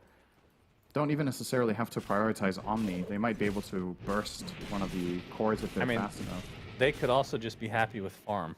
Yep, that's also a possibility. I mean, Rises still needs to catch up. He's top 3 net worth though, so he has caught up to a degree. And Monster, I mean, once he gets his BKB, the only thing that can get him out of it is, wait, the root actually won't work, right? That doesn't cancel anything from Troll if he positions himself. So he'd have to get a Basher or Abyssal. Yeah. Yeah, the BKB Enigma is huge. It's the item for Alpha to just delay for. Because in comparison to the last game and the game we saw earlier today where there was a Warlock counting out the Enigma, and last game there was the Winter's Curse that was at least picked against it, this time there is no BKB counter whatsoever. Maybe you can get fat enough on Marcy to get Basher after BKB. You have really high attack speed with Unleash, so that can be a potential way of solving it, but you probably need a dagger as well before you get in position, right? Yeah. Because you can't vault over the black hole. It sucks you in if you jump across it with rebound, so that is not going to work. Pretty tricky. And Atuf still chilling in the bot lane. He's been stopping this push for seemingly the entire game, it feels like. The Wraith Pact doing some work, but Atuf will be successful in defending again. And now the rest of C-Dub getting control of their own jungle. Get a nice D-ward there, so no vision for Alpha in that area. Enigma actually holding the Specialist Array. Yeah. That's going to be a very fearsome attack. It's 5-all stats, right? What other options does he have? Well, it's You more... could take the Pupil's Gift, I guess. I mean, Ring of Aquila definitely very good on Medusa. I wonder how good the other item is, though, for her. I don't know how it works with Split Shot. Maybe it's just like... Oh, it the just amount- splits your original shot, so it should Yeah, but work. you already have Split Shot, so is that really valuable? I mean, I guess you fire an additional arrow. Oh, Black Hole with the initiation from Soul. That is going to be a kill on the mark. And just like that, the game is dead even in terms of just the net worth. And Ryze is very close to finishing Scotty as well. That is a giant power spike for him. Tier 1 tower being pressured in the bot lane. Fleet showing himself. Has the blink and echo. But this will probably have to be given up. Oh! He's Nice just going to be pick gone from on Atuf. instead. Dispose on the other side of his fissure. And a couple more right clicks will do it. And the tier 1 tower will fall, so not sure if they're going to want to continue here, but the tier 1 tower was taken out top, and Rises should have enough gold just about to get that Scotty in the secret shop. Talk about a comeback story for Medusa. I mean, Yeah. still not top net worth, obviously, but you're within striking distance of the troll. Wow, they give up a full tier 2, though. Yeah. I mean, they've Full already solo lost the then. top tier 2, so this isn't really a game changer in terms of the outpost. That's already lost. You don't have Black Hole, so you're probably just going to settle for this. I think it's okay. Bottom tower is under attack. And I think based on how we didn't really talk about the dynamic change with the fortifications, right? But now that you already have 2 tier 2s down, maybe you save. The idea is to save the fort for the tier 3 so that you can use it twice on an eventual push into your base. Did they have Glyph ready for the bottom tower? Because then, yeah, then I think that was Yes. their... Yeah, okay. Seems like a Like good this idea. tier 2, when it's pushed, I don't know if they fortify. They are trying to defend. No black hole, though, for another 70 seconds. And the Troll Warlord is top net worth, so Double King with the Battle Fury, BKB. His Scotty's still not done, though. But he did get the Dagger of Ristul. Very important, Syndra. Very important. Yeah. Oh, You they might- scan. They think they're going for Roche. They haven't started it yet, though. Could Black be a Hole's on potential bait. cooldown. This is actually really not a good time for Alpha to fight, but they'd have Yeah, no but- idea. Yeah, double damage on Double Oh, King. Yeah. Double Alright. damage. Key moment here. Dusa only level 1 ult. Didn't level it up. I mean, it doesn't kill that Interesting. well, but... All right, they're going to initiate first onto Atuf. He is just dead. And the Fissure going to stop wow. marking his tracks. He has to BKB and retreat. And Roche is still not dead yet. Soul, he's going to jump in and show himself. Guardian Angel, but the bash comes in. Echo Slam on top of Double King. They're trying to see who gets the Aegis here. Right clicks onto it. The Dire take the It's Roshan, but the Storm. Aegis taken from Soul as well. So they get everything. He's going to get destroyed, but the Grave keeping him alive. He gets the Shard as well. It was still in the pit. Finally, the Aegis is taken. He can just zip away, or they can just focus down this guy with the Black Hole, and they will do exactly that. Sea Lion not able to help his comrade because he was stuck inside that Black Hole as well. And Alpha getting basically everything out of this. Sea Lion will fall in addition. Big turnaround here, despite not having that Black Hole at the beginning of the fight. They still get good value. The fact that he was able to get the Shard 10 seconds later. I don't think I've ever seen this in a game. The Aegis gets stolen, which is one thing, right? The Storm No, it grabs didn't that, get which is- stolen. No, They I killed it mean, too. Right, but it was not their effort on the Roche, right? Was my Yes. point. It wasn't Yeah. them getting Roche low. So he steals the kill on the Aegis, and then he fights for 10 seconds, dies out of grave, comes up, and he's like, "Oh, what's this?" Like, there were like 2 or 3 other Yeah. heroes next to that shard the entire fight, and they just had it on the ground. All right, Atube's going to jump in and do so. This is bold. Yep, Stonegate's not up for another 15 seconds. Atuf with the BKB is going to keep himself very healthy. Rises is actually perfectly fine. Mark trying to create a little bit of space. Rises, he's just going to get the kill very easily. Pulverize on top of him, though. He is in a bit of trouble now, though. He's going to get healed up. Stonegaze is up, though, just in time. And now he can retreat as Mark trying to go into the back line. But there's the Grave to save Pingu again, and that's going to demolish the Primal Beast again, as Sexy Fat getting slowed to a very high degree thanks to the Scotty. Pops the BKB, but that's not going to do anything for yourself. And this is just turning upside down in favor of Alpha, as Sea Lion looks to be next on their perpetual list that will never end, it seems, as the dominoes just keep falling for C-Dub. And Alpha could potentially just try to get the racks here. This is just very sloppy play from C-Dub. Yeah, that's no good, man. That's just no good. Is that all you have to say? Oh, God. I'm a little bit at a loss for words of what just happened there. I mean, with how this is going, Alpha is proving to, you know, just be the better team. The way they're placing their heroes around each other, what they're focusing in the fights. For C-Dub, it seems very scrappy. Like, the fights are very fragmented. They're not really connecting together. It feels like Primal Beast has a totally different agenda than DP every fight. I think these two heroes should be working together to find key kills and put pressure. But it's like Mark is charging the backline, but he can't kill it because it gets graved. And then the DP gets kited by a Scotty and doesn't really connect on the target that's being locked down. Because keep in mind, you look at the Radiant lineup, they're very limited on stuns. It's Mark and it's one AoE stun from the Marcy. But they're not really combining it and making something meaningful out of it. Meanwhile, Alpha are just weaving in and out. They're using a Fissure to poke and find some damage and maybe get a kill. Using Malefice, the Storm is jumping in and out. They're just making it work. Yeah, Sexy Fat denied a rune that Mark was trying to go for. Actually, no. Sorry, he got it just in time. Linked in right before the deny comes out. But Alpha, they Straight have down mid, they have everything ready. Yeah. Blink Echo, Blink Black Hole. Rises has Stone Gaze again. He has a Silver Edge now. And not quite finished with the Aghanim Scepter on Soul, but that is going to be get spicy. disgusting. They're going to go for the trades here? Yeah, Okay, 'cause Exorcism. The Radiant pushes really fast. Yeah. Alpha? Alpha not really reacting yet. They're going to get their Fortify off, though, in the meantime. Maybe they get the melee racks and then try to defend. Yeah, they're going to already get back here with the Black Hole available. Fissure going to block them off. Lee doing a good job.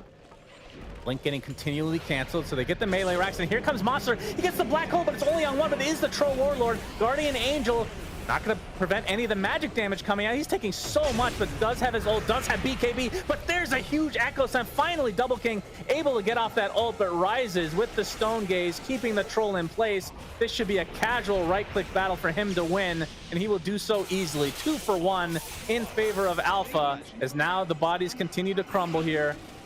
Or C-Dub. Sexy Fat getting pursued, getting nice body blocked. Not sure if they're going to be able to... They need a third member, I do believe, because Pingu is not going to do too much. As Sexy Fat, I think, resigned to his What death. an awkward dance. And he's going to get brought down by Soul. Trying to look for a high five. Not going to be reciprocated, though. 4 for 1. And they get the melee rack. Oh, I'm sorry. They did not get the melee They rack. lost their ranged racks, but well worth it, I think. That is Yeah. such a big fight for them to win once again. And similar to the last game, when it comes to late game, Alpha all the way, you know. They're building toward... They have Dusa Enigma Storm as their late game tricore. It doesn't get much more ridiculous than that to win a super long game. And at the rate this is going, we're not even going to get to the stage where these heroes get to show why they have three of the most scary outputs. Did you get the wrong number for Ancient Stacks? It was only 4. Wow. How is that possible? You have a Troll who went Battle Fury and a Medusa. Well, Medusa got they trashed. did not so. prioritize it. Well, if you get trashed, surely that means that you would be stacking more. Then, Yeah, right, even Manny? more so. I was gonna say, I just think it hasn't been a priority, and I'm not gonna be like, it's a good idea because of this. I just think the team should have done it more. Like, they did not put enough focus on stacking ancients in this game. Neither side, in my opinion. But Okay, so in the end, no Rax was taken for Alpha, but the range Rax was taken by Sita, but still. Alpha come out on top, clearly. Now a Manta style on Rises. Aghanim Scepter officially on Soul, so the Electric Vortex AoE. So you have 2 black holes basically with the Echo Slam on top. It is going to be... Like, this is some of the dirtiest team fight that you'll see lately. It is ridiculous. And yeah, it's kind of going to sound a little bit like game number 1, but the course has kind of run for C-Dub. Like, you did not want to get to this stage in this game. And now that you're here, what's your plan? Like, what's your attack angle? How do you even start a fight in a meaningful way? You can't jump the backline, because the only backline jump you have is Primal Beast, which is super telegraphed and needs to charge into absolute mayhem to even do anything. You can't jump the Medusa. She's way too tanky. She has shallow grave and insane AoE control behind her. So, but they're gonna make you, so pick your poison, you know? No Fortify online. Rises Not for doesn't care. quite a while, in fact. Alright, Mark's Yeah, gonna Mark is try going to here. go in really deep. He's going to get sheeped, but you can see the Dispel coming out from Sea Lion. The Mark gets broken, and now he just has to walk away in shame. So full Rax was taken mid already, and the siege continues despite not having the Aegis. We won't know about Roche for another 30 seconds. I genuinely have no idea how Radiant approached this strategically. Like, Look at Mark. Look at his hero. So Look at the tough. animation on him. He's just stuck in his stun animation all the time. There's the Electric Vortex Aghanim Scepter onto 2, but the Guardian Angel Black Hole only connecting onto the Omni Knight, so not the best. And they're actually going to delete the Dazzle, so no save this time around as Monster getting focused by Double King. So a nice fight so far for C-Dub. Atuf getting quite low, but you can see Troll ends up getting taken out by Soul. Pulverize is going to do a little bit, but Flea and company going to be able to focus down Mark in all likelihood. And again, the Medusa has been ignored, as she should be, because she is impossible to deal with. Double kill for Rises, Okay. but despite getting 2 nice kills, Alpha still come out on top. despite a whiffed black hole that only hits an Omni that used all spells and killing Dazzle absolute first, they still lost the fight. I think this time around they even got a bit of help from Alpha mis-executing, and it still wasn't enough. That just goes to show how grim it is at this point strategically, right? I don't think they could have dreamed up that kind of an initiation, because it was dependent on Alpha making mistakes too. And even though that's the perfect storm for them, well, I guess the perfect storm's on the other team, you know? 10-0 and Lol. 13. Rolling with it. Yeah, the tier 4s are dead. Ancient exposed. No buybacks on the Primal Beast or Troll. Will they have enough damage to take this out right here, right now, or will there be another fight to come? It's already at half HP. Sexy Fat, no Exorcism to work with. And now they just continue to focus the Ancient. Silence comes out. Now all 5 are available, so a little bit of a reset from Alpha, just to make sure they don't throw the lead here. There's Electric Vortex onto 2. Primal Beast coming in, does clip the Storm Spirit, but he's able to zip away before a Pulverize can come. Buyback onto 2, but they're just going to focus down the racks. Rises with that Stone Gaze, just needs to right-click that Ancient with some of his team, but he can kill off heroes while he's doing it. Triple kill for Rises, soon to be 4 as Double King getting extremely low. Stays alive a little bit longer thanks to the battle shots, but the Echo Slam to close the book into the Rampage for Rises. GG to Alpha as they 2-0 C-Dub out of the tournament. Yeah, they were the better team. In this game, I think both games, I think their drafts overall were more stable, and it took for C-Dub to play really excellent Dota in order to be able to win either of the game, and they just slipped up in both games. They made crucial mistakes after they had advantages, and there's just not enough space for that against the kind of lineup they're up against. You're putting yourself on an execution timer, and you're doing that against probably what is a better team, right? I think across the series, it's fair to say that Alpha were just better overall. Even with that tragic laning start, they still That was solved one of it. the worst laning stages I've seen from a team, and they ended up winning. That's Oof, crazy. Yeah. Good thing Yeah, so Storm that was doing was, well. Imagine if he was losing mid. That's true. Then it Yeah, would've so been really Soul bad. definitely the MVP. I mean, he ends up at 12, 0, and 17. Definitely carried them through the laning stage. Yeah. That was an absolute disaster. I mean, look at Rise's items. Would you have expected these items with that start? Oh, I can't get over how bad that laning stage was. Whew. That was a rough I mean, one to at watch. this game time, probably, but with the start, not so sure. But Yeah. yeah, they do get it done in the end. And I mean, at the end of the day, this is the expected result going into the series, but you got to feel a bit for C-Dub because I feel like when they draft like this and commit this hard to these all-in strategies, maybe it doesn't show what they were truly capable of if they had, in these higher stake games, something that was a little bit more stable going later and a little bit easier to execute. Because, the stakes are high. If execution is difficult and you're nervous, you're going to make mistakes. And I think both teams today showed that that is the case. I think they made plenty of mistakes on both sides. But Alpha are able to stabilize and win both games pretty convincingly in the end. Yep. So Alpha will move on. C-Dub out. Alpha will play against Team Dogchamp in the future round. But today, the last two series of the day will be the Cut versus Arkosh, which that is going to be. I don't know why I feel hyped about that one, but You love Arkosh. I love Arkosh and I love the Cut when Little Nick is on them. Oh, yeah. I'm a big fan of Love them Lil again. And Nick. they still have the best we logo forget. in all of Dota. And then that's going to be followed by KB.US versus Eternity. So Both games gonna with see- Cap and SVG. that's right. And that's going to be two teams knocked out. Will Arkosh be able to summon enough demonic energy to continue in this tournament? Or will they fall flat and then likely disband in horrible fashion? Oh, Only time will tell, my friends. That'll do it for us for today. So look forward to the next two series coming up. Stay tuned, and they'll be back soon.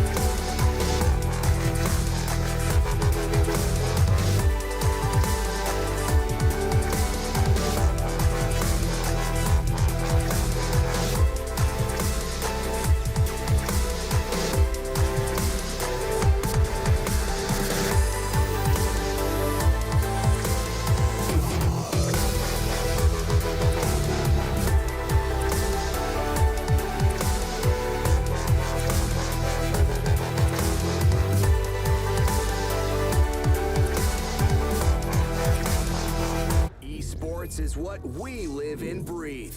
For us, it's more than a game. It's a reality where a group of letters can mean everything. Where runes are collected and Aegis can only be won in battle. Where centaurs can give you a ride.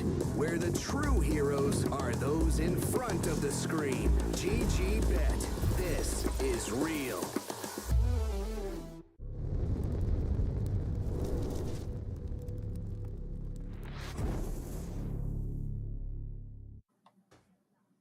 Welcome back, everybody, to the North American Qualifier. I'm sure a lot of you guys have already noticed that the previous series was a 2-0 without a single game being played. Arkosh failed to show up in time. So sadly, they had to forfeit their series, which means the cut will be moving on. Good for them. They deserve it. They showed up after all. And we can focus on the next series, which is going to be KBU versus Eternity, which is also going to be our last series of the night. The lower bracket elimination matches, Avery. That's what it's all about now. As we could see it on screen, we see the matchup. Whoever wins this does face up against the cut, which I feel like the next round of lower elimination is going to be super spicy.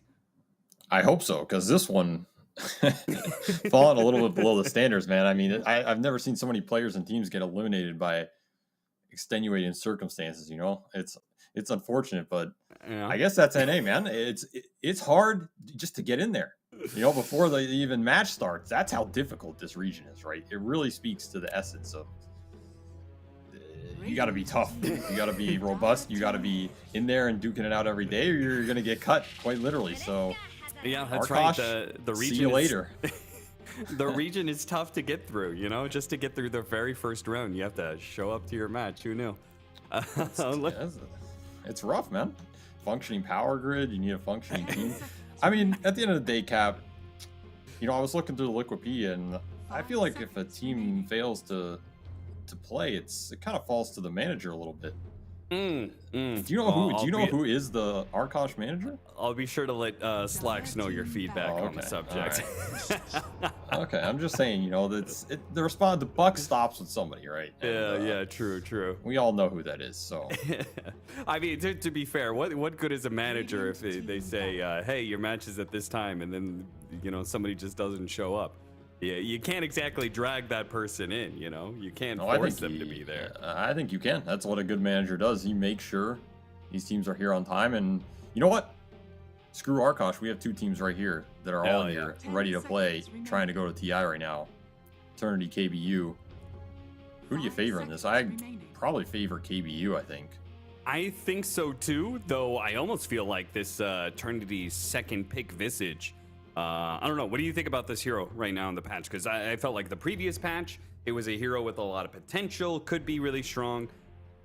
And I don't know. What happened to it this patch? Did anything change for it? Well, if you ask the Hawk, nothing, right? I mean, this hero had an insane win rate in the Eastern Europe as a whole. I was looking through some of the win rates today. That was like the best performing region for this hero overall.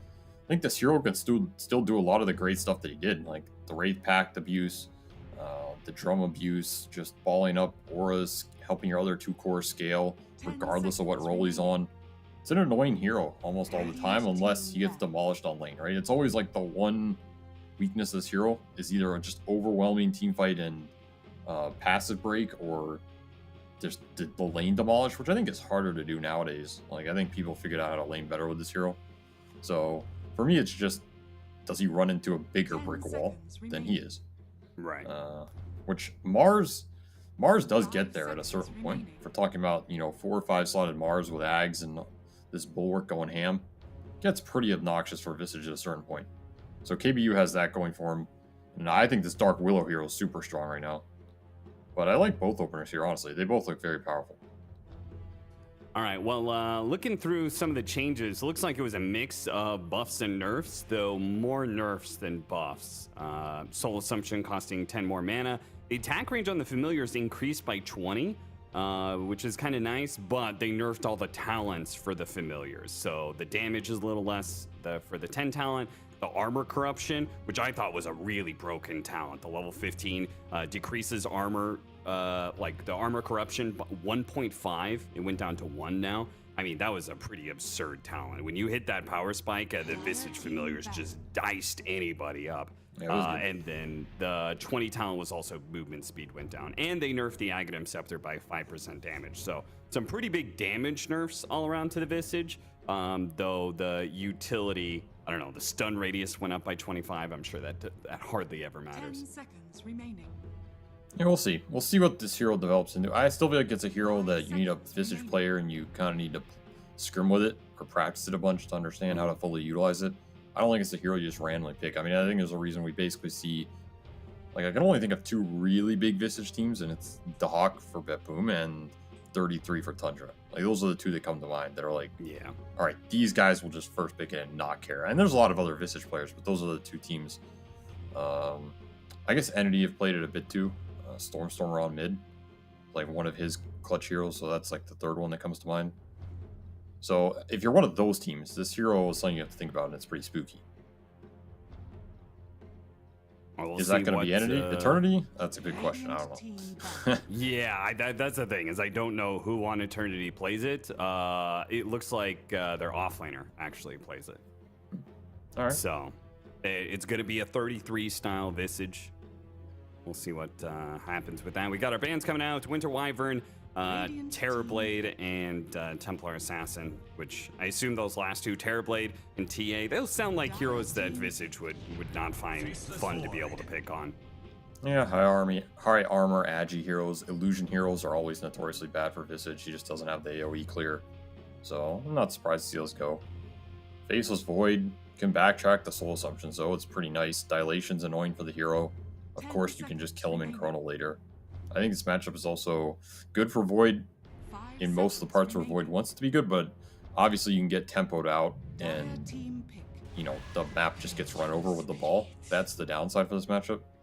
To me, it really comes down to the lane momentum. Like, if Void can pressure Visage early, gain some edge, use Dilation, get to a point where he doesn't get run over and can get to that late game, then I think he's pretty happy. But 10 seconds the rest of the game can go Visage's way. And Eternity packing on the aura pump up here. Yeah, some Visage serious Venge. Ooh. physical damage, minus armor combination here. Do you any You just chance throw Luna on top or what? Yeah, could be.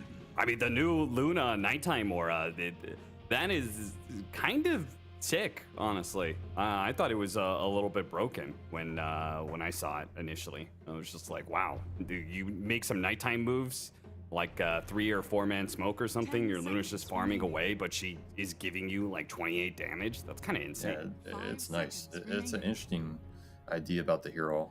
I think we haven't really seen that one utilized. I don't think we've seen the global Lycan one used either.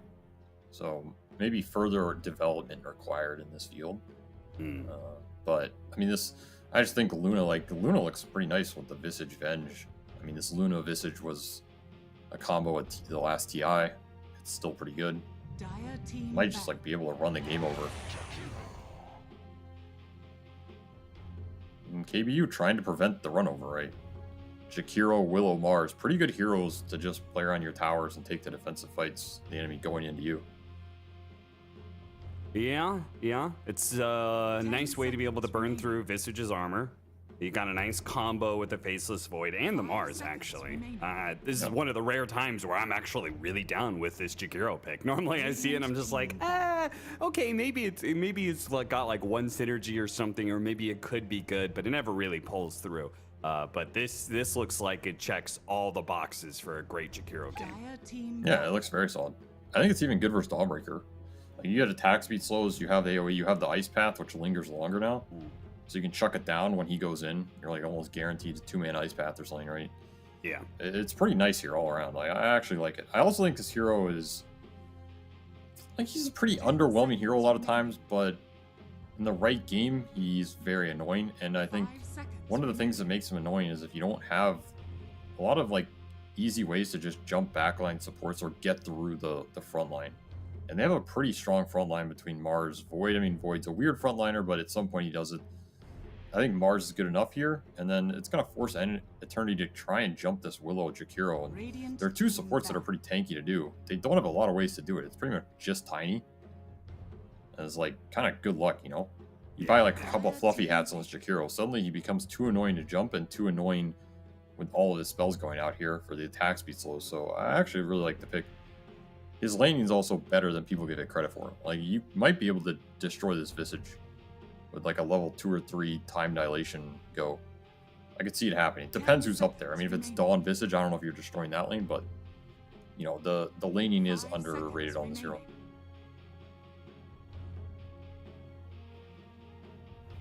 And the Luna does get banned, so they were on the same page, respecting the ball that can come out.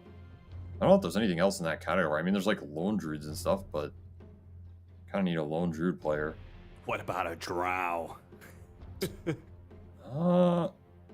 It is interesting. Yeah, I mean, Drow Venge is very strong. You have like some frontliners to go in between Dawn Tiny. Drow's interesting here. I feel like interesting is always one of those, like, on paper that's interesting, but then you actually play it in game and like Drow just inevitably fails. Yeah, that's kind of how it works. All right, last like 5 seconds for eternity. I feel like an illusion hero is possible too, like Nagar's lane. Oh, okay. They're doing Carry Venge or Tiny, I guess. Or Dawn. Probably carry Dawn, right? Get the Dawn Tiny Venge lane. 4 with the Visage, right? And then Yeah, Dawn that sounds Venge. decent. Yeah. That's all right. All right, I'm down with that. 10 seconds remaining. I mean, I think it's pushing you. I don't want to say you're all in, but it does push it more towards this mid game being very good for you. Like, if this game goes to a position where Faces Void and Mars are farmed, I think it becomes pretty difficult, and now you're throwing an Ember on top of that. I think this is a game where Eternity really want to hit the mid game hard and fast. Like, get the ball going, get this Venge some levels. I don't think it's a hero that functions for poor levels at all. You want to have Dawnbreaker have a decent laning phase so that she can join the fights and not get too punished for it. These are like the big things they want to have happen in the first 10 minutes to set them up for that 15-20 minute mark where their lineup really hits the power spike and just drive it home, take over the map away from this Void number. Because if Void number get farmed in this game, it looks terrifying to team fight into Willow Jakiro with 3 cores just running at you, you know? I don't see it happen. Yeah, that does look pretty scary. So Eternity kind of gonna hit the ground running, which do you think they'll win lanes? I mean, the Tiny Visage, that sounds like a pretty scary lane. I don't know if they'll ever be able to kill Faceless Void, but maybe they'll kill Jakiro if he ever gets out of position. I don't know. I think the Dawn Venge lane can win. They play it really well. It's not easy. Yeah. I don't see them crushing lanes. I see lanes mostly going even in this game. And there'll probably be some like random kills here or there, but I wouldn't go into this game as Eternity expecting to demolish any of these lanes. I think you just play to get your levels, get your timings. If you can get like the one lane that can win that can be really good for them is this Dawn lane, because then Dawn can get a fast 6 and ult to one of the other lanes, right? With a tiny roam or something. Mm-hmm. And that's how you can accelerate some of these other ones. But otherwise, I think most of these matchups look pretty even to me. It's just skill based, and I mean, mid's the brother against brother. I don't know what that means, but, you know, probably means it's fairly even. All right, we got a pause at the start, which means we get time to talk about the predictions, which we got number 1 player who gets the longest kill streak. So if you're thinking KBU is going to walk away with victory here, I'm kind of leaning towards Annihilate. Longest kill streak. That's a tough one. I'm going to go Realm. I'm going to go Faceless Void here. Well, okay. Yeah, I think he'll have a decent start, and then he's not going to die. And he'll end up with the longest streak. Do you think it's not the freest Faceless Void game, right? No. But I think he has enough heroes to go in for him and stuff. Like, he is a game where he has Ember and Mars that can both tank up the spells and set the fight up for him. And he has 2 supports to use the Chrono. So he doesn't have to force the fight himself. And then when the fight develops, his spells are going to be good enough to seal the deal. That's how I see it. Or the ideal path in these team fights for him. So in theory, he shouldn't really be dying too much. Maybe he has 1 or 2 deaths in the early game, but...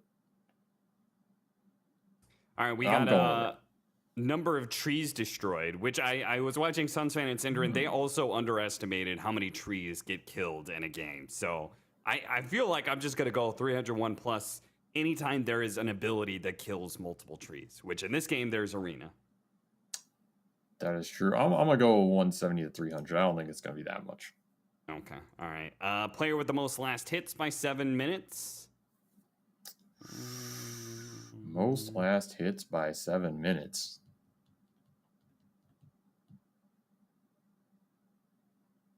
I feel like it's either Dawn or Mars because it's gonna be whoever wins that lane. Yeah. I think so too, but also they could be fighting so much that maybe they don't get that much CS. Yeah, that's a tough. I mean, maybe it's just Ember. I don't know. I'm gonna go Ember because I don't think it's Void Spirit, just because I think Void Spirit, like 7 minutes, you're usually making a rotation around that 6-minute rune, so you're not. I'll go Dawn for the memes. I'll go Dawn for the memes. All right, player with the first player to get 50 last hits. No, I'm gonna say Faceless Void again. I believe in him. Okay, I'll go Faceless Void on that one. Oh, you're just gonna? Oh, I'm not gonna go Faceless Void. I'm gonna go. Yeah, I'm gonna go Faceless Void. I still believe in it, even after you chose it. How could you say he has the most last hits by 7 minutes, but not believe he'd get 50? That makes no sense. The other way around. Because I didn't put him. I didn't put him for the other one. Oh. I'm switching it up. Okay. You've skewed my choice with your unluckiness. What can I say? My unluckiness. All right. Well, it looks like we could have a big first blood clash on our hands, as both teams are opting for the runes close to the Roshan pit. And things are going to get a little messy. I feel like the Radiant, Yeah. I mean, Jakiro's a pretty good level 1 hero. He's going to be the Soul target. Assumption Hammer, though. That's true. And all 5 heroes from Eternity showed up at the same time. Oh, okay, there we go. Fixers actually gets the last hit, which is perfect. Exactly what you wanted. Your mid got the last hit. He gets 2 CS, and actually just some bounty runes, maybe? I don't know. Gets 2 CS, he'll have a bottle, and he'll be good to go. That was a bold rune contest, man. Like, I feel like when you see everybody there, you chill. You're not winning versus Soul Assumption Hammer. Like, someone's dying first guaranteed, and I think all you care about is first blood in these rune fights. So, Yeah. I don't know. That was a very bold one to take. But obviously, Fixer's pretty happy with that one. He'll win the trade with the brother matchup. We got our man in the bottom lane, the Soaring Dragon, Rising Phoenix of the Flames on the Of the Jakiro. sun. Oh, You the fool. sun. I almost got the full name. Anyway, his name's Chen, and Isla is getting the harassed to hell out of this lane. Oh, and the Tiny went for the pull, but he actually failed to block the easy camp. So now he's really made a mess of things. This is extremely messy now. You get the farm small and the wave of your void, and Visage is getting zoned off because, of course, Jakiro's a bit more powerful than Tiny at this point in the lane. Very awkward for them. This is actually just worse than if you let the waves play out. Yeah. Depends if they can get the rest of the small camp pull here, but it's definitely pretty bad for Visage. Yeah, he's really sad. Because now he has to split. Like, now he can't even get the rest of the other wave. He's split in the jungle. Alright. A little weird, but, you know, we'll write it off for now. Good for my prediction, though. A lot of last hits for Void. That's true. That's true. Ray taking a lot of damage in the top lane. Warden did actually have Shadow Realm, but there was Fairy Fire and 2 stick charges on the bench, so opted not to use that mana. Wouldn't have gotten the kill anyway. It looks like this Willow Mars is already off to a really good start in this lane.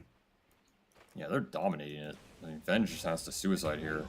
Yeah. Try and come back full to contest this lane. Yeah, they got messed up in the brambles. I mean, this is a strong lane if you play it right. You bramble and you spear them through the brambles. You just take all the damage, like, instantly. It's absolutely nasty. Of course, you have the team fight synergy later. And I think this Willow hero's way stronger this patch than she used to be. And Oh, we yeah. saw- I've been spamming it a little bit. It feels great. Yeah, this hero's just nice now. So, would not be surprised to see this hero a lot more. I mean, OG were basically spamming it towards the end of Malaysia, which they won. Yeah. So I think they figured out pretty fast that hero felt great. Yeah, I've seen a fair number of 5-position players. Well, this is typically a 4. I've seen a fair number of 5s picking it up.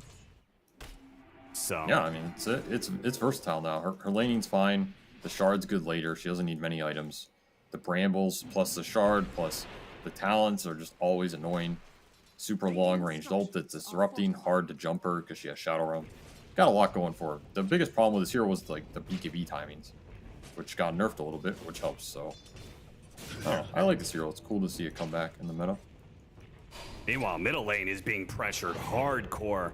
Annihilate actually popping the glyph and using Flame Guard to like keep the pressure on Fixers even underneath the tower, contesting him for every single CS under tower. Nice grab though with the Aether Remnant. Does a little damage back, but still not enough to offset the damage that has already been done. Yeah, that's why First Blood Gold helps though. Still gonna keep him top here and healthy in the lane. Might get both runes stolen though. Yeah, they're gonna keep him down. And if they hit him with the Bramble here, it'd be even better, but he doesn't go for it.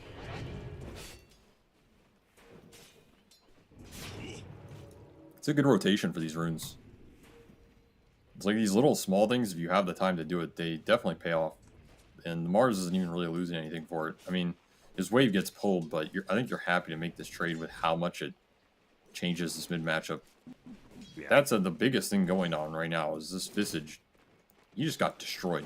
It actually just straight up destroyed on this lane in terms of net worth and CS. So this can happen to the hero. He can function from this point, but it's like I said, the biggest thing is if Faceless Void has a really good start, he's just going to become way too annoying for them because Dilation destroys their team in the 5-on-5s and the Chrono enables his support. So him having a good game is just amazing for KBU. Looks like they're going to track down Moonlight. He tossed the Jakiro into the hard camp wave, but it doesn't stop that time dilation, ruining him. The double slows allow them to be able to run down this Tiny anytime he's out of position. I mean, Realm is having the time of his life, man. He hasn't even had to buy any regen. Just abusing the flag bearers. Goes full treads, full slippers. He's got a salve in his backpack, might not even use it. Having the dream. At this point, it's all three cores of KBU all contesting for the most last hits at 7 and the 50-minute last hits as well. 50 last hits, rather. Moonlight. Oh, toss back into the Aether Remnant. Great combo there. He still has the Slight, though, to be able to disengage a little bit. Dodge some of the tower damage, so he won't die. Which, still puts Fixers in the hole a bit as Annihilate's going to hit level 6 first. See if you can get the power, and that might salvage the situation a little bit. Well, Invis bottom. So no more runes for his Void Spear, man. He's very sad. Yeah, maybe Tiny can make something happen, but... Well, he just found double bounties. Maybe he can kill Realm. Actually, Realm just got a healing salve, so never mind. Yeah, this is a hard kill. You got to make him jump first and toss him back in or something. It's tough. There's not a lot of pressure points for Eternity right now. I mean, again, it's the Dawn ult, but the Dawn is so far away. And there was a sentry in place, too, making things even worse. Yeah, they have double sentry down here. You see Moonlight everywhere he's going. Yeah, every time you say Moonlight, man, I think there's a Mirana in this game. Yeah. It's muscle memory. I hear it. I think, oh, they're ulted. I'm looking for the invis. I don't see it. Man, they got crushed top, too. Sunlight just destroyed this Dawnbreaker. Do you see that? Did you see the CS battle? Yeah. It's a rough Ember one. beat it out by like half a second. He got the CS over the Mars. Nice toss back. There is going to be Chen underneath the tower. Looks like he's going to be dying here, but they should be able to get the counter kill onto the Visage. Really nice. Bash and Chronosphere TP out. He saw the Void TPing in, and there's no way you're going to get away from the Void with double Astral Steps. So good call by him to Chronosphere and save his own life. Yeah, and meanwhile they killed the Venge top again. So Smar's Willow Lane posting up 2 kills, shutting down the Venge's level. He's only level 3. Dawn's level's suffering pretty much just as hard. Not even 6 yet. And that was like the one rotation mechanism for him. Imagine Dawn has ult for this play bottom. You can turn that in a dream scenario. Yeah. This is a rough start for Eternity. Not the type of lineup you want to have this rough of a start with. Hey, the Void Spirit got a power rune, though. He did. Got a haste rune pickup, so... All right, I think you got to Maybe make that'll something turn happen. things. Yeah, he's gonna get the kill on Jakiro at least. Though this kill's gonna take a little bit. Yeah, this kill does not even feel that great. Like, look how tanky he is, because he had stick charges, he had infused range drops, and he's just a Jakiro. So this hero has 2.5 strength gain. Meanwhile, they do lose their carry in the top lane. The Dawnbreaker goes down to a rotation from the Mars. That's what I'm saying, man. That kill does not feel good because you're just losing map pressure somewhere else. Annihilate takes advantage of it, brings down the bigger target. Dawn's at the base. kill on the Does have Visage. ult up. I mean, if Dawn responds, no. It's Visage gonna be is too gone. late. By the time he gets up, the Visage is already dead. But maybe they can still get some kills on Realm, perhaps. The toss up in the air with the stun. The Yep, there it Dawnbreaker is. ult coming in. That does get one. So Decent. a little bit, a glimmer of hope here for Eternity in this early game. Oh, they have the Well, I'm burst saying on that board. they're actually up on net worth. Yeah, they're not doing too bad the last few minutes. Might get more?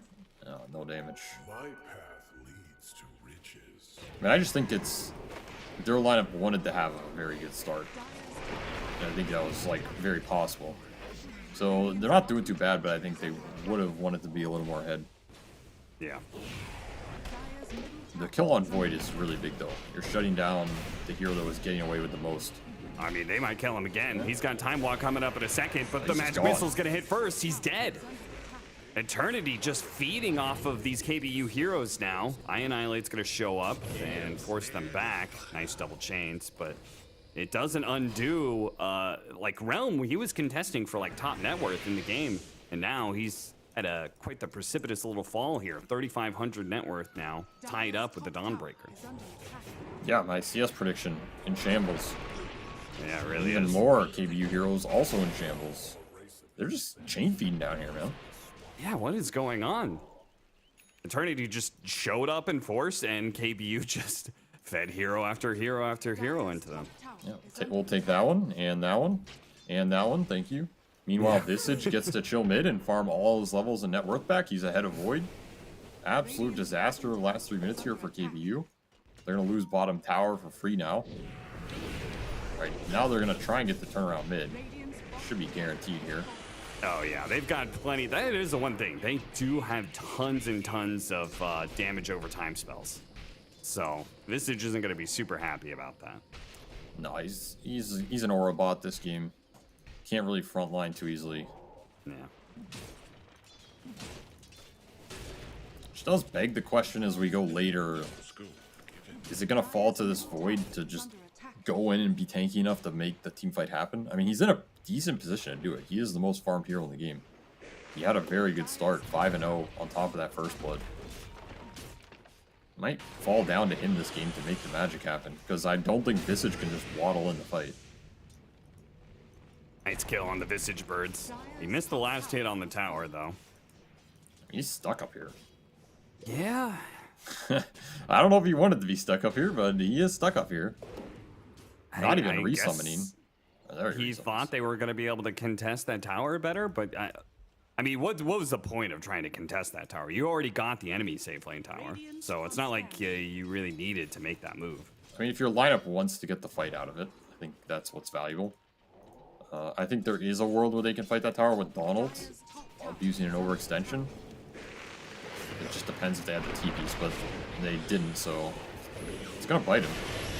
Swap back, the damage reduction isn't going to save this Venge too much damage, but they will get some counter kills thanks to the Dawnbreaker. There is still this arena holding them in place. Annihilate will continue to try and poke at them, but Dawnbreaker and Void Spirit's a little bit too tanky for them to handle. So, trading out supports, nothing major. Does get the arena out of the way. Maybe that opens up some smoke play to mid here. They are closing in on this Void Spirit Yules as well. And if you go this build in this hero, this is a build, you have to get something done with it. I don't think you can go Yules on Void and then just be happy trading farm. Like, this item is not as good as it used to be, number one. It's a lot more expensive. It's just worse on the stat board, and it doesn't... It's not going to scale as hard as something like a Saint Kai, right? So, Sure. in theory, if you go this Yules, which he has it very fast. Like, this is a very good timing. You want to use it to get kills or set up kills for your team. The big question is he setting up for much? Not really. That's a downside. Typically, you see this build with, like, I don't know, Void Spirit Bottom or something. You Yule's the guy, you pull him, and then there's an arrow. And you're super happy because you're enabling your support. So, I think it's actually kind of a hard game to use it. The upside is you can purge Ember Shield, stuff like this. You can purge Dark Willow spells. You can purge Time Dilation. The utility is very nice in the game. The aggressive potential might not be as great. And here's the smoke with the Yules. So they are going to try and use it here.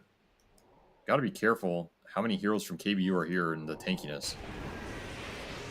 Running into the Jakiro.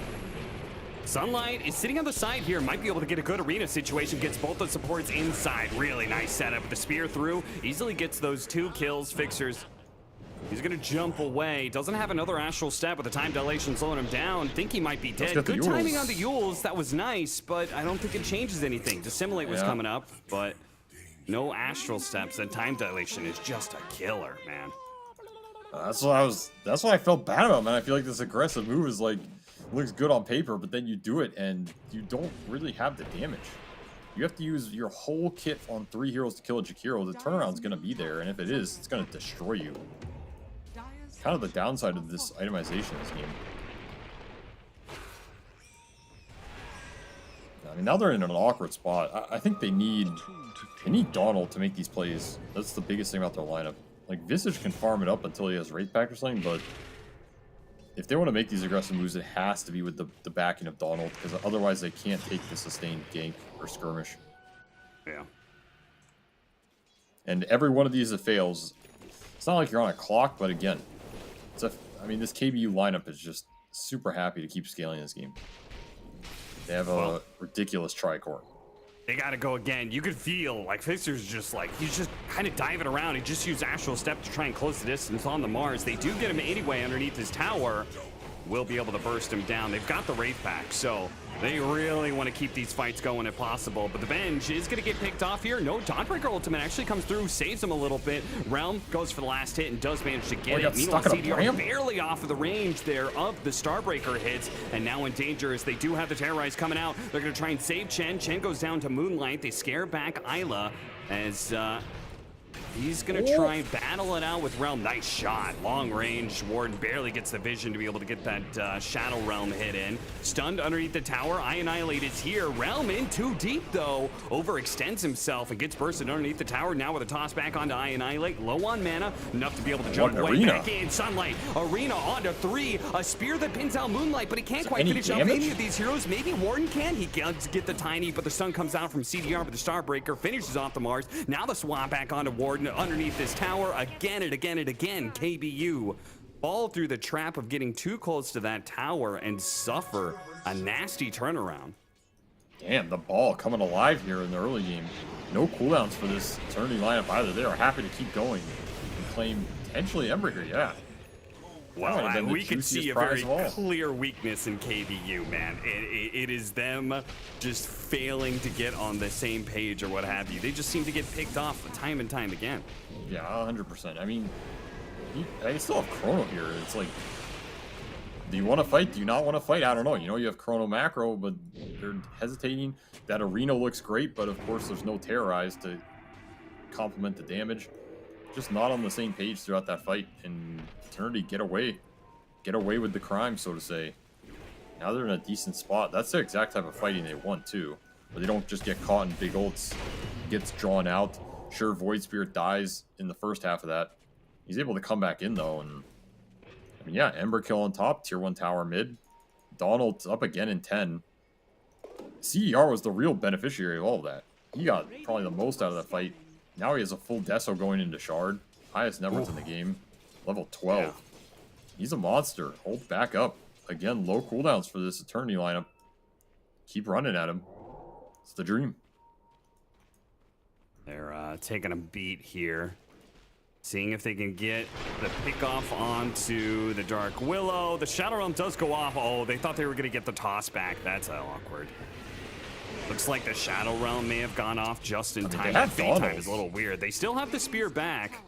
And yeah, they do still have the Donald. I feel like, yeah. Maybe just because they don't have the Visage, they don't have that big Wraith Pack, that big team fight mechanism. Yeah, I mean, I can understand it's like your Visage is in there, but You also have this lineup that has a lot of chain stuns at this point in the game where there's no BKBs, right? Like if Void goes in there and you Donald, then he gets Venge stun. He's just going to get blown up. There's no saves or anything. So I think some of these turnarounds, KBU does have to be careful. Either team can overextend very easily in this game. But like you said, I mean, I understand not wanting to fight without Visage. He's very powerful right now. This is probably going to be his best like next 5 minutes for a long time in terms of trying to abuse this Wraith Pack drum, get all his heroes on the same page and transition it into a Roshan here. Haste Rune on Void Spirit as well.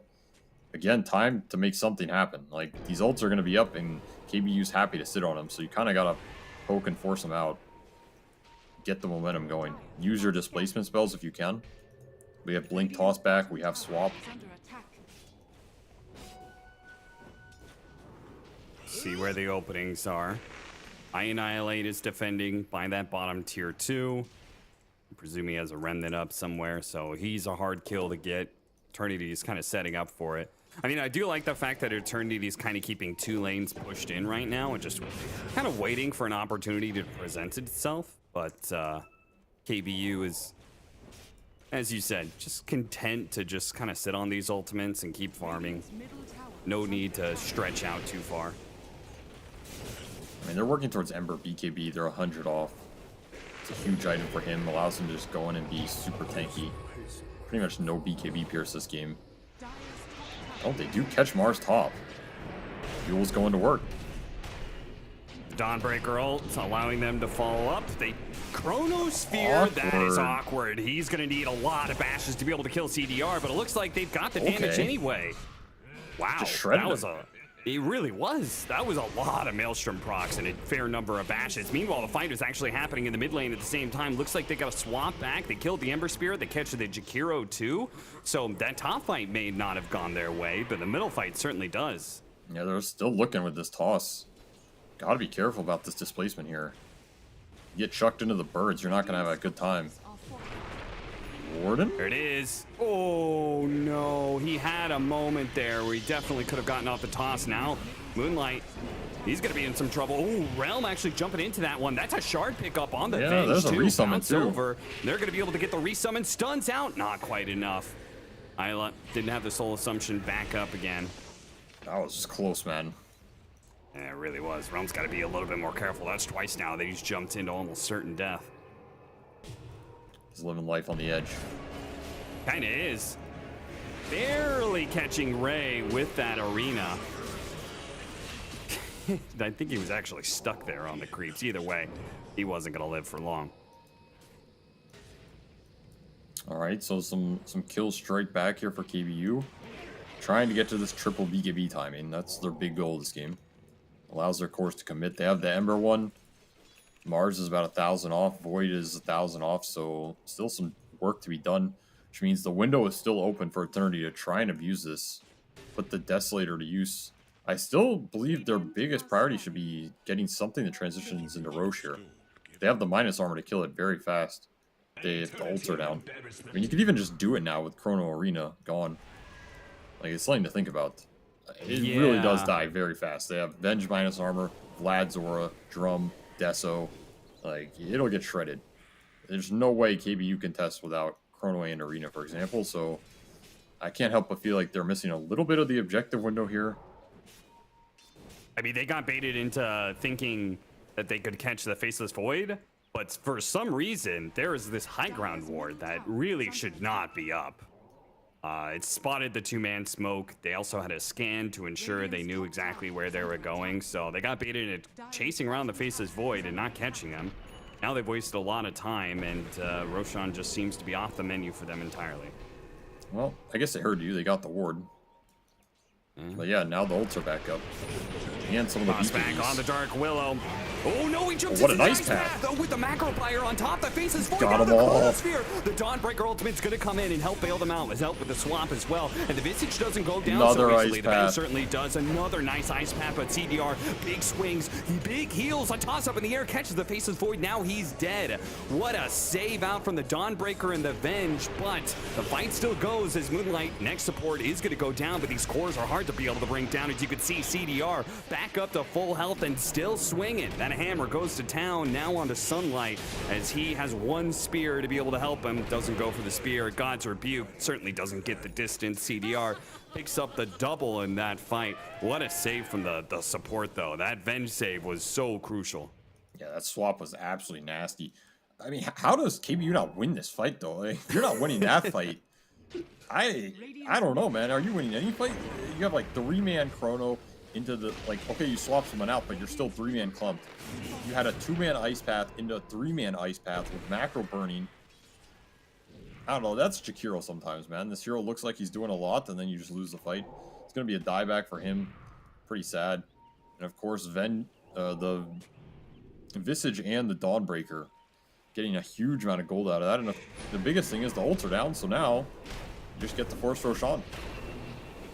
All right, so the Faces Void, I think, accidentally hit the Wraith Pact once, but then it lived for the entirety of the team fight. Yes. That's a pretty big deal. You cannot, that was a bunch of spell damage that was just getting, 35% of it just negated or whatever.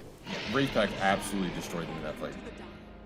I mean, their lineup is basically just pure, you throw the spells and let them deal damage, not like we're going to hit you over time. Yeah. Almost getting round. Good terrorize, though. Not going to be able to catch the Void Spirit, but a decent save nonetheless.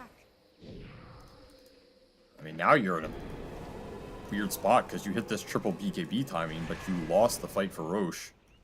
So now you can't really fight with your triple BKB because there's an Aegis, as well as Donald and BKB coming out for him shortly. Awkward part of the map. You might just have to wait it out. I don't know. I don't think you can fight into this Aegis right now. It's too much HP to go through. With the Wraith Pact, it's going to be annoying. The Visage is tanking up. Your support spells were nice for the early game, but now they're not doing the same that they were. You got to have your cores pick up the damage slack. Probably means farming for another round of items here. They need this Maelstrom on Ember. Need some more damage items on the other two. Radiant's top tower is under attack.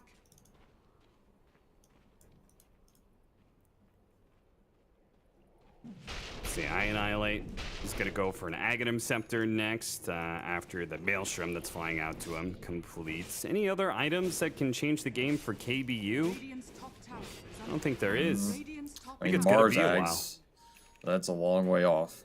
Yeah, that is. And they're just going to have to put the spells to work, I think. They do have double Maelstrom now, which is a big deal versus lineup. Just getting the AoE off all the slight hits. That said, I mean, Isla has a goddamn Assault Cuirass, so Dire are scanning. good luck, You're having Yeah. damage problems before.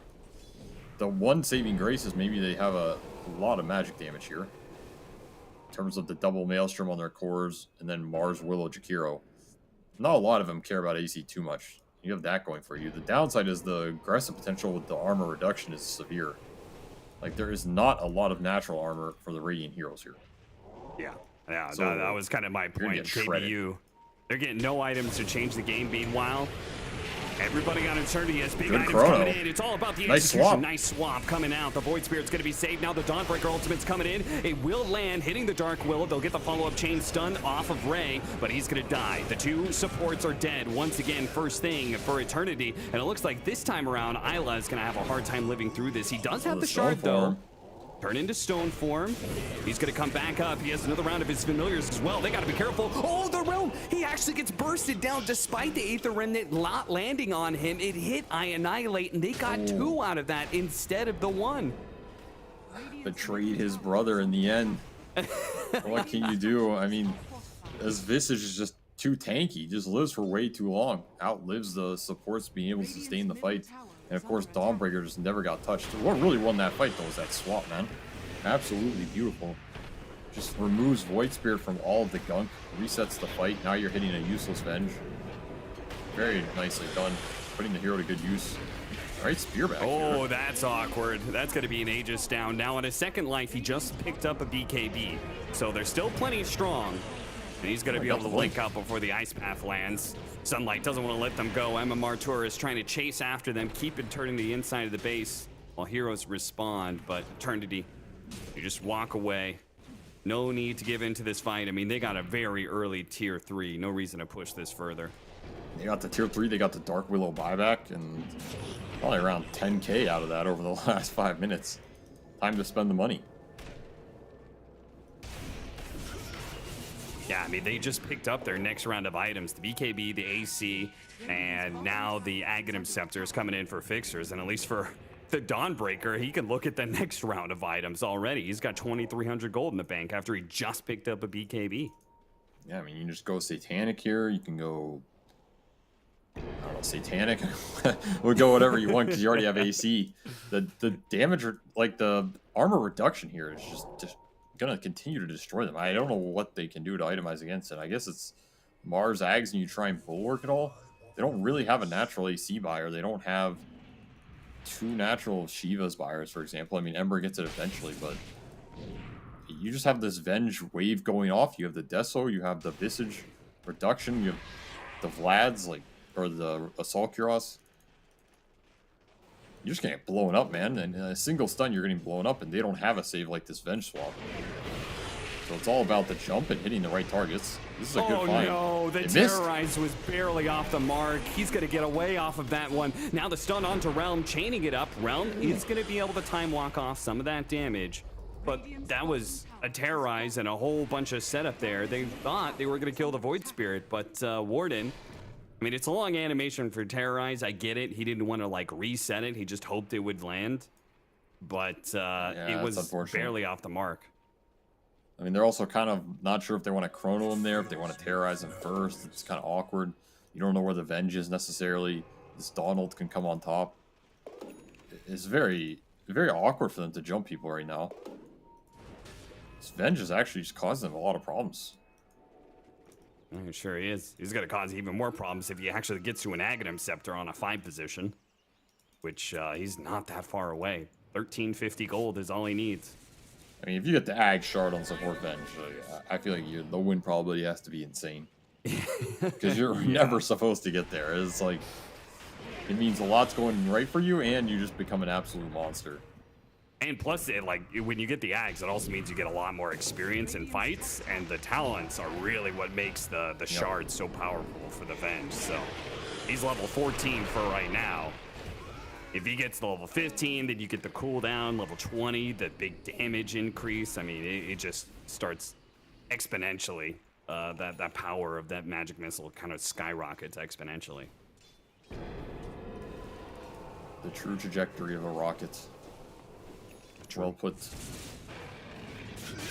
15,000 net worth lead for Eternity against the team that we thought was maybe favored here. Maybe it's just because we know more about the players from KBU. A lot of these players have been playing on the USC server for a long time. Eternity, they're a group of, well, actually, none of them are North American, though I assume at least 3 of them are living here, either here or somewhere in North America or South America. But they got a combination of players from Southeast Asia and from Central and South America. So actually, they've got a Jordanian. Isla is Jordanian. So. Oh, damn. I mean, we all know about Jordanian players, man. These guys are freaking good at Dota. This Jordanian player showed up for the match today, so he's already got one over. Oh, okay. I mean, you don't have to slice some shade, but we all know what that was really talking about. You know, I mean, they're looking good. These guys are looking good. Play as a unit. They have a good idea of how to use their lineup. Solid itemization. Everything you want. They ended up going bash on this Dawnbreaker as well, so even more lockdown. Now, if you get caught in a stun, you are just gone, man. What do you think about this next one for Isla? He's going back for the pipe. Yeah, I was thinking about it. I mean, we're talking like, you know, oh, this AC isn't that great defensively. It's good offensively. The best defensive item for this game is pipe, because KBU is pretty much all magic damage oriented. Like, even the Chrono is dealing damage through the spells going off in the Maelstrom, so I kind of like it. Like, why not? You're gonna win the long fight, I think, at this point, the way the game's going. Yeah. Just keep everybody alive. If your supports get multiple rounds of spells off, you are not losing the engagement. Like, absolutely no way. So, I like it. I think the alternative is Ags or something, but you feel like you don't need more aggressive potential, which I don't think you should feel like that in this game. They got 2 people grouped up. Good terrorize. Oh no, the stone form went off first. So they're going to focus on the Scepter tiny for Donald. now, but the Dawnbreaker is coming through. They do have a doing Chronosphere nothing. on top of that with a Macropire. He's trying to eat through this Visage right now. With a couple more bashes, he should be able to get it. The Ice Path on top ensures it, but the right-hand side, they've got to worry about CDR. They do have the Aghanim Scepter on the Mars, though, as well, so he can actually kind of fight back against this crew. CDR almost getting caught, will get caught. Nice blink forward. Spear from MMR Tourist, Sunlight. It's a big +1 off of a pick-off there of 2. It's a third kill. They look for Roshan. Unfortunately for them, it will not spawn for 40 seconds. So a big loss for KBU. That was a huge find. Just finding them split on the map too much. Yeah, you have Donald that can join, but Void Spirit can't be there. Venge and Tiny can't be there together.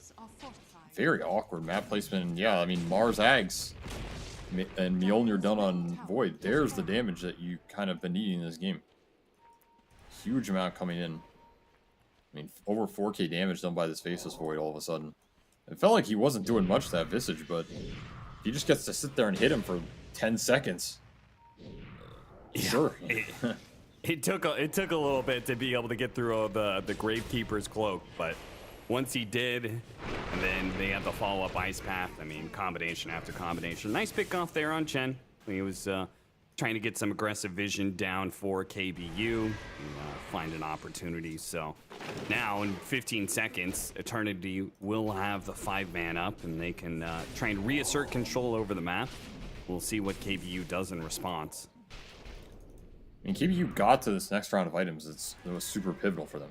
The Mjolnir Void, the Ags Mars, and now they have this Ags on Ember. So this Ember is like hit an insane power spike just now. He has Ags, he has level 20, he has a Quickening Charm, he has Arcane Rune on top of it.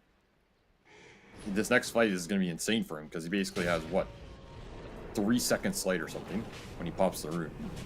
Yeah. Ridiculous. So, this game's shifting a little bit. We're getting to that late game territory where the KBU Tricore suddenly becoming pretty monstrous as long as they can just stand in the fight. Yeah, it does kind of feel like Trinity really need to not necessarily close out the game, but they do got to get back into like controlling the map. They definitely need this Roshan. They have the Aghanim Scepter now on the Vengeful Spirit, so you're going to see a lot more impact out of that Venge than just a swap into death. Yeah, you can aggressively swap here. Like, you can swap into Avalanche, you can swap into the Remnant. You have ways to insta-chain stun it up on pretty much anybody. As long as you combo it effectively. Oh, Realm just got the bird stun. What a hit! What? What a play from Isla. Drops the Visage Familiar as he tried to time walk, and the time walk back in. Can he grab the Aegis? It's still on the ground. Oh no, he picks up the Roshan kill, but not the Aegis in time. It was too much of a mess. Isla barely managed to get away. Meanwhile, the Bulwark, Mars, he's trying to go to work here, but he has no life steal. Well, I guess he's got the neutral item, but certainly not enough to live among 3 heroes all banging them up. What same the time. hell was that, man? Was that just an accidental bird stun? I think it was. I think it might have been. I mean, one of his familiars was low. I think he just accidentally stunned him there. I mean, whatever it was, that was insanely good for them. They just get a free void kill. Here you go on a platter. Also, then, remember the 25 the extra 25 AOE? I legit think that made a difference.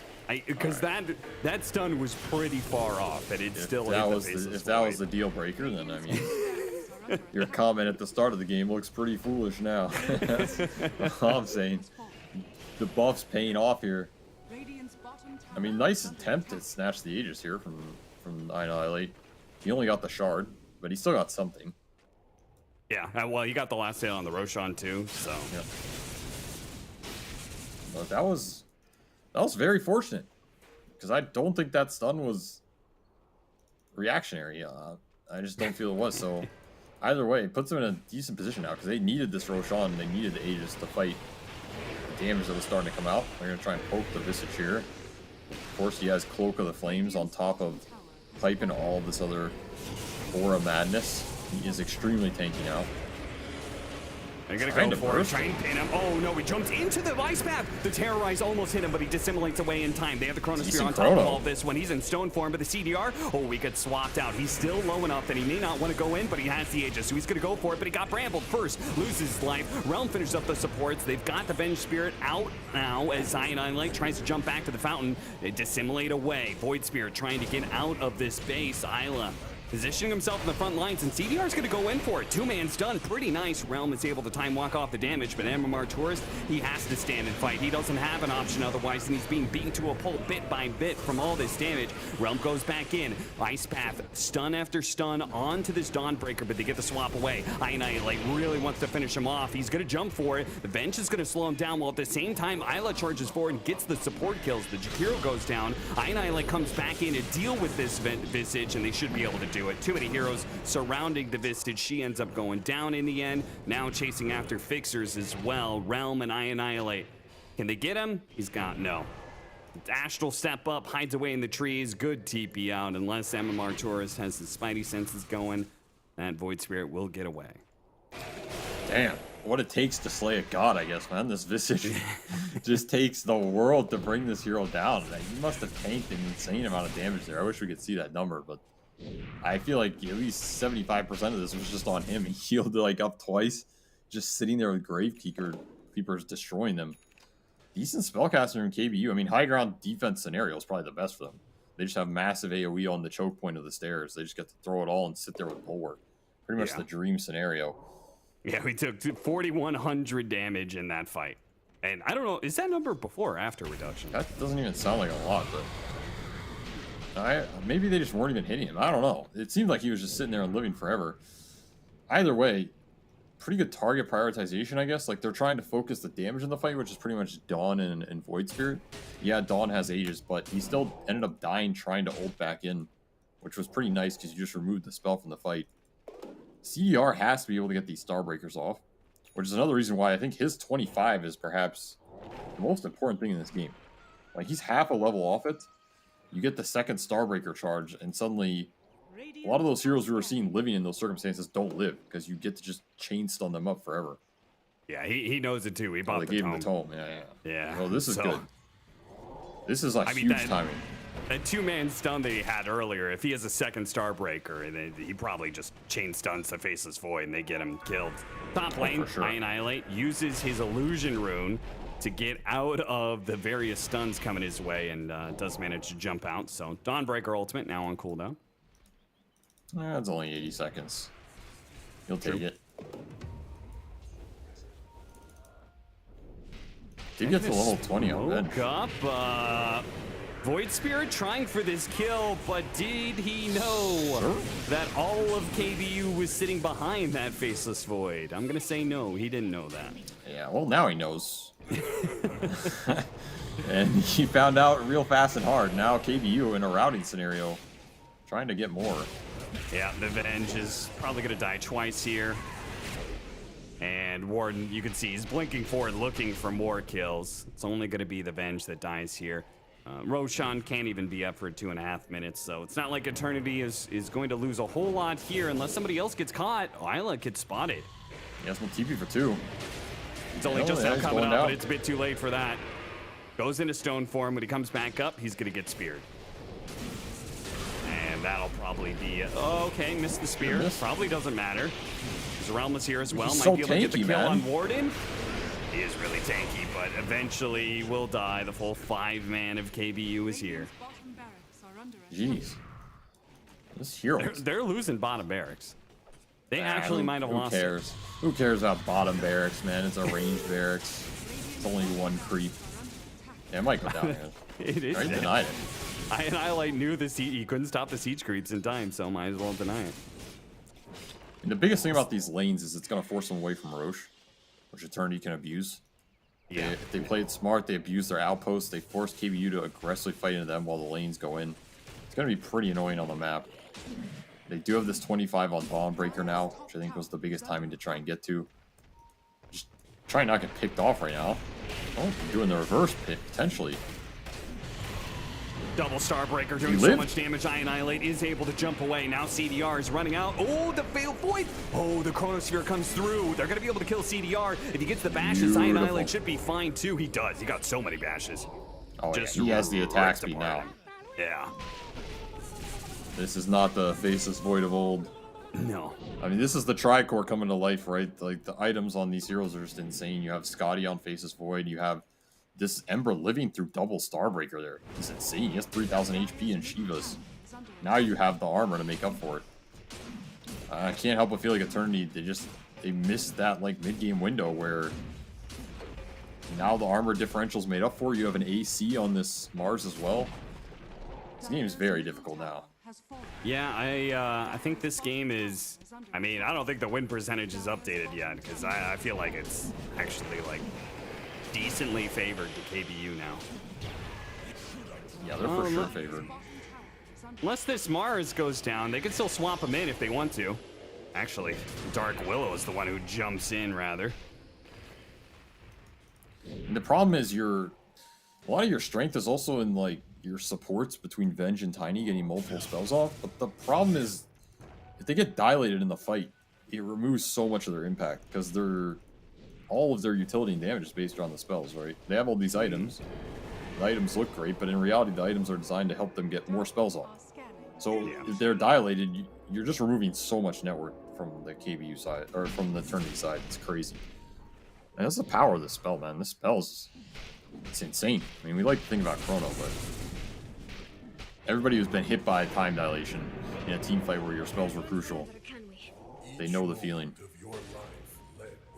Her Faceless Void is almost level 25. So yeah, I was just looking at that. Backtrack seems pretty good here.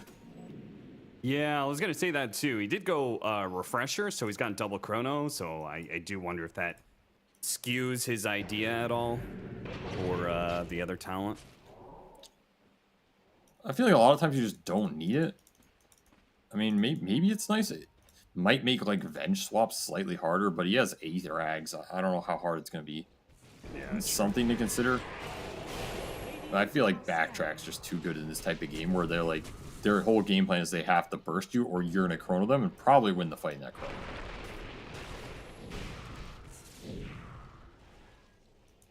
Especially since he has, like, 2 other cores to pick up the damage slack. I mean, him just staying alive is way too valuable. For sure. He does go the backtrack. And he has been kind of diving in pretty aggressively, so I think he should value that backtrack. They are going to go back for Roshan here on the side of Eternity. We'll see whether or not KBU are going to smoke out to try and contest it all, or even if they did, it's going to be far too late. Way too much minus armor, way too much physical damage. So that's a free Aghanim Scepter for the Visage, which is a pretty significant upgrade in damage. 25% damage used to be 30%, but it got nerfed the last patch. But still, 25% damage bonus is a lot in a team fight like this. Well, he got the Ice Pad. They did. Isla's coming in. They have the Dawnbreaker ultimate as well. They commit the Chronosphere to be able to finish off the Void Spirit. They get that kill. Now they're actually doing a lot to this Dawnbreaker. Used the Abyssal Blade to try and defend himself. CDR's in some trouble. Meanwhile, the Dark Willow is trying to deal with the Visage, and they're going to focus the Visage. No, they go for CDR. They know he's got the Aegis, so it's kind of awkward to focus on the light hero with a second light. The second Chronosphere goes out. Really nicely held as they're now swap back onto the... He commits to the Visage, though. Him and Annihilate chase down the Visage all the way over here on the side where the swap comes through. The Venge stuns are thrown out, but Isla does not have enough HP to survive through this, and the Starbreaker isn't good enough either. They have the bashes out for the Faceless Void. They wipe through Eternity, not just a regular wipe. They got through an Aegis as well as a Cheese. Actually, Ray dropped the Cheese, never mind. Absolutely decimating him with this Mjolnir Refresher. Just combing through these heroes, man. The Faceless Void in the late game, absolutely terrifying.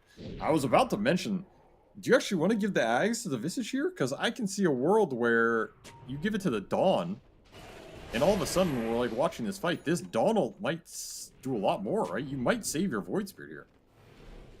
Because you get the evasion. That's a good point.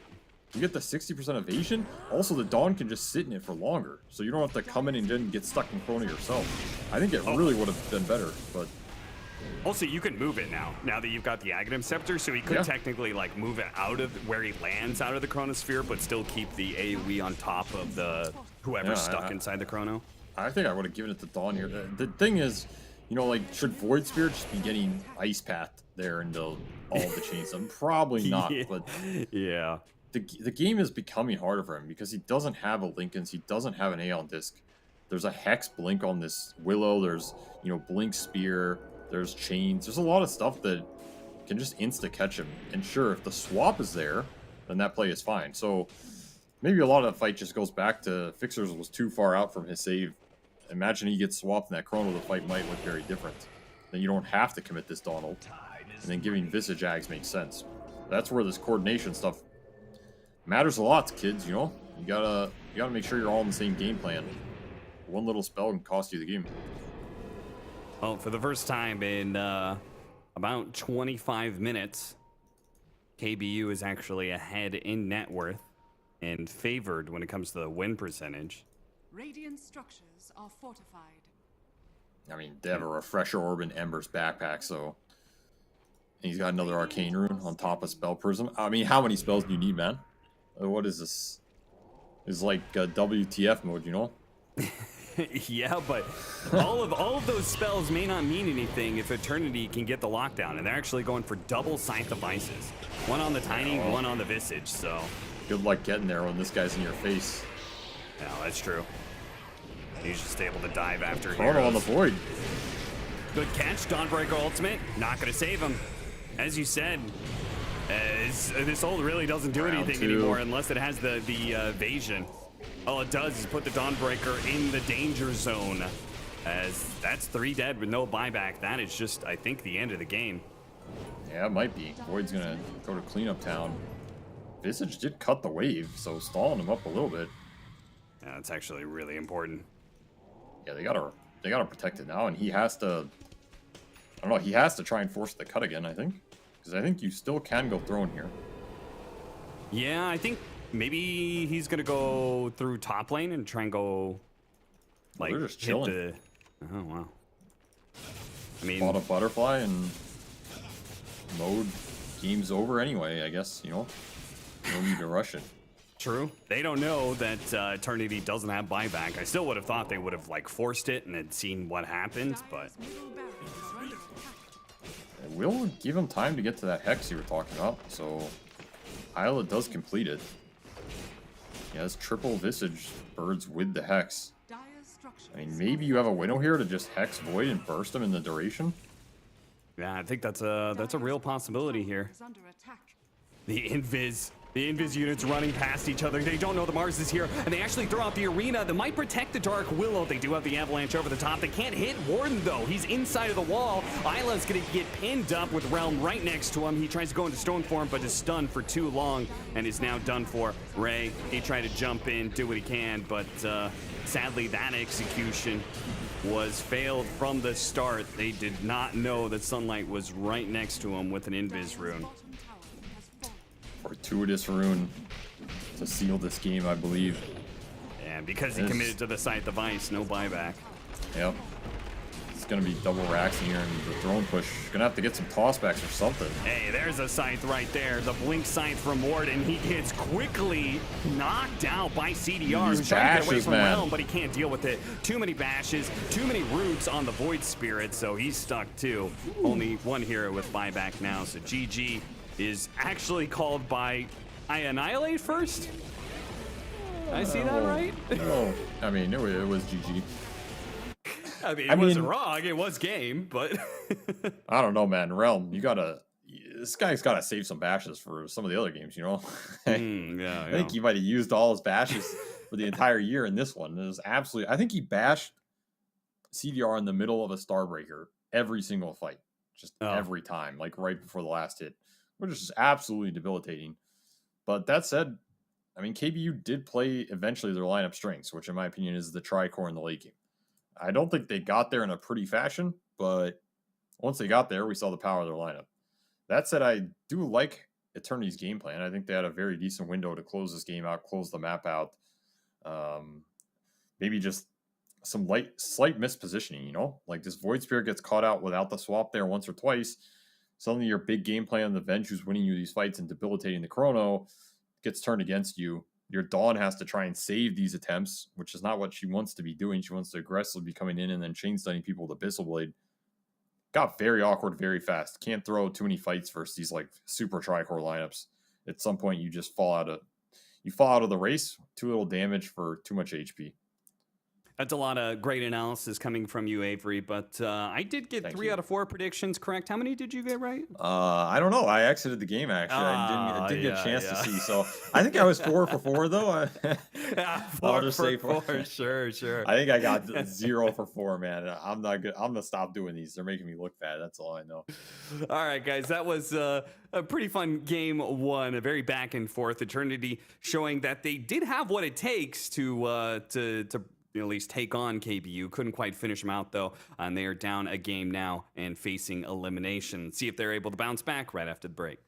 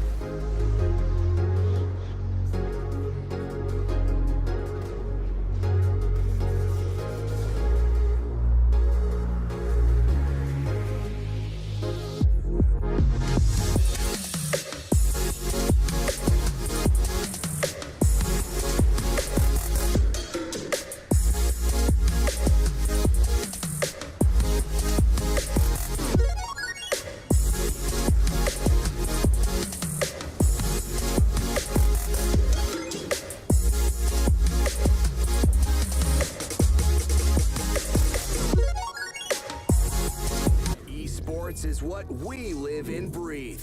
For us, it's more than a game. It's a reality where a group of letters can mean everything.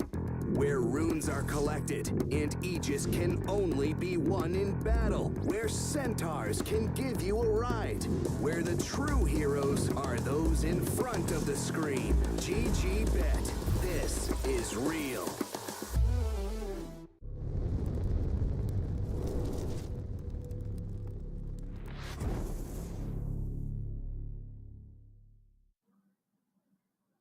Welcome back to the series between KBU US and Eternity. We're heading into game 2, where just after game 1, where KBU barely managed to make a comeback, as felt like for a large, I would say, what, good 20, 25 minutes, Avery, would you say, is how long Eternity had like a really solid hold on that game, and really, you know, they weren't making too many mistakes. It felt like they were going to win that one for sure. 10 seconds. Yeah, I don't know. I mean, they always had this tri-core looming. I think their large lead was like 12K, but yeah, for a majority of that game, it felt like they were in control of the tempo at least and winning the fights. I mean, the Venge swaps were pretty much destroying the Chronosphere until those last 2 base pushes, you know? And then even with 2 sides of racks, just not enough to finish the deal. The Ags comes out for Mars, the Bulwark goes to town. Seen that picture before. Not a pretty one. Yeah, it might be frustrating to lose that game 1 if you're Eternity, but they at least showed that they can be in a winning position, and like all they need to do is clean up a play a little bit, and they could have closed out that game, right?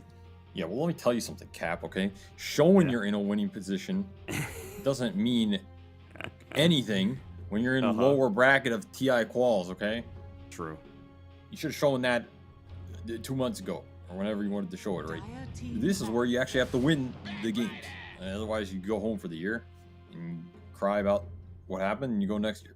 So they definitely showed it, but showing it, not worth a lot, man. I'm just being honest, you know? It's time to make it happen. Cinch the deal. Pull the execution up by the bootstraps. In a do-or-die scenario, they opt for a Snapfire Death Prophet opening against Undying. So, I mean, I really like Death Prophet right now. We talked about this yesterday. What do you think about Snapfire? I've seen a number of these new Snapfires. Obviously, it's good against Undying, but also seems like some people like the Shard pickup as well. They changed it, so now the cookie launches a glob of fire, same as your ultimate does. I don't know. I messed around with it. It didn't feel amazing to me. It felt like okay. I kind of like the old Shard better. I feel like being able to go Blink Shard and just go and stun people into the cookie stun was insanely good. This one's kind of removes the chain stun effect, and it makes your cookie kind of weird to use in a lot of circumstances. You're not used to the extra range. It's kind of awkward in close range situations. The glob damage is nice, but it's not crazy nice. You know, it's like solid, okay, but the thing is, I never really viewed Snapfire's issue as damage, and I feel like the Shard just gives you more damage, not more stun or utility or survivability or anything. So for me, it's feels like a downgrade so far, but I'll wait and see how it pans out. So overall, I have not been too impressed with Snapfire in the current patch. He does have some upside here. He can kill Tombstone, which is probably why they picked it. So we'll see how much that work gets done. Because this Undying hero has been a huge threat. He has massive win rates in pubs. He has pretty good win rates in a lot of the regionals. He has been destroying people. So you do have to answer this hero and answer him hard. Maybe this opener is enough to do that. Yeah, with the Bat Rider pickup, I mean, that's another, I would say, fairly dangerous hero right now. You got to make sure you get the right lane matchups. You cannot let this hero snowball out of control. I mean, it was a very impactful hero last patch.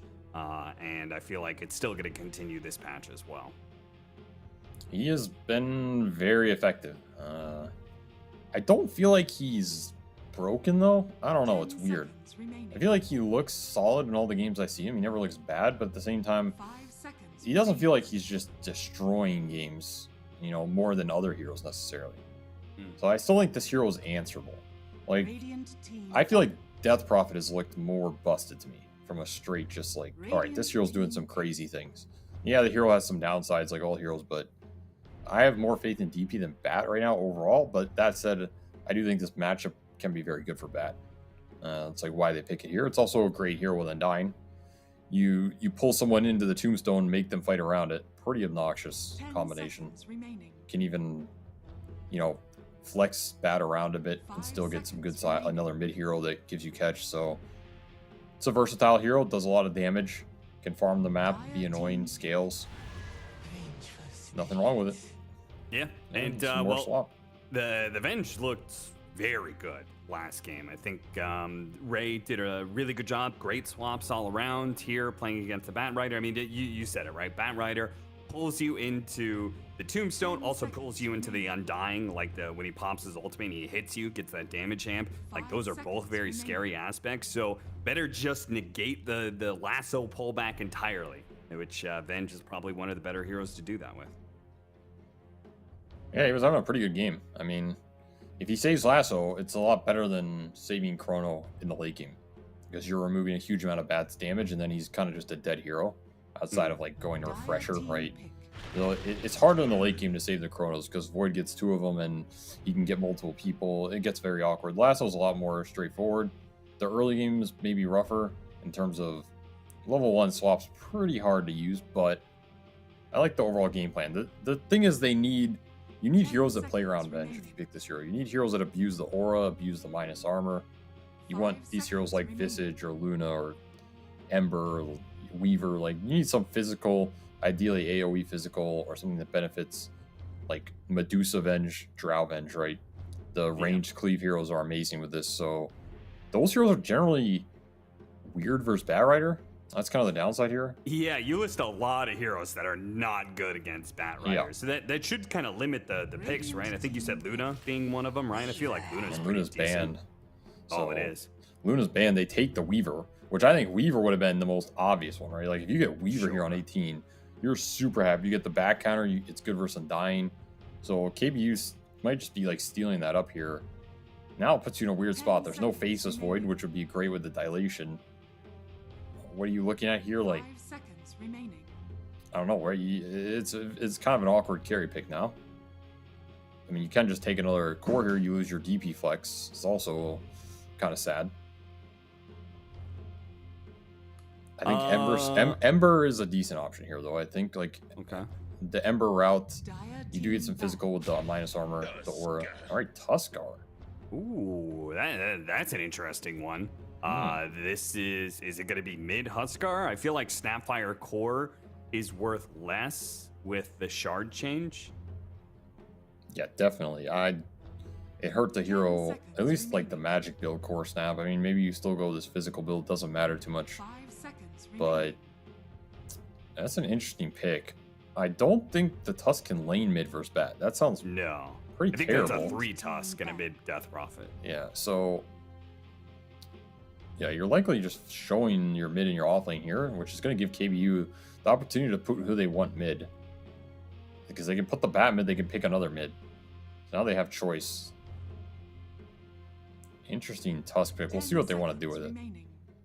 Because I don't think you just want, like, random support Tusk here. That seems pretty bad to me. Into Undying, Bat, Weaver. Like, what's it offering?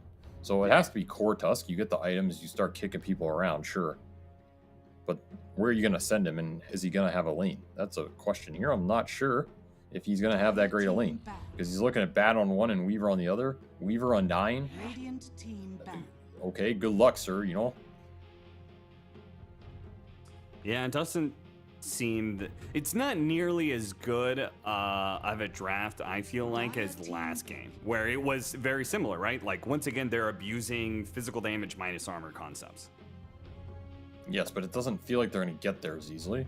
Yeah, It doesn't feel as scalable, I guess. It's just like a bunch of random spells with the minus armor, not the coherent package. So I'm not as sold on this Eternity draft. I think they need a really good last pick to bring it together. Probably an illusion hero if KBU gives it to them, which they have to be worried about here. Like, you got to be thinking PL Naga if you're KBU. Cannot give them PL Naga here. I think it's worst case scenario. So you need something that blocks it, which, coming from the off lane, I don't know, Timber fell off. There's like these Underlords and stuff. I don't know if that would deter me entirely, but it's okay.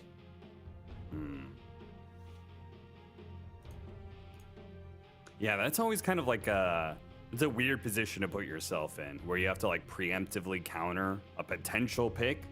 What happens if that pick just doesn't come out?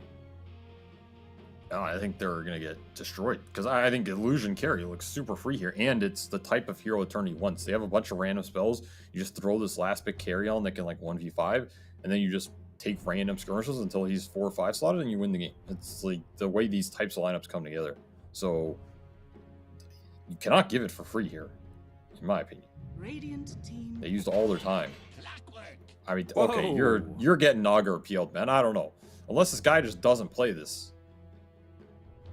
I feel like it's a no-brainer here. Because you also deal with the Undying, right? Like, you can just sleep kill the Tombstone. And then bam. Yeah, no, that's true. It's a great way to be able to reset a team fight off of Lasso. 5 seconds. So there is the change to Clockwork. Now when you get the Aghanim Scepter, so the Aghanim Scepter changes all of his abilities now. And probably the biggest change is that now your Battery Assault will hit in an AoE. Will hit all units basically in range rather than just being the old single target. Which, if this is a core Clockwork, I guess that's worth talking about. It could be core Undying or core Tiny as well. Those are still possibilities here, right? It could be mid Tiny, offlane Bat Rider.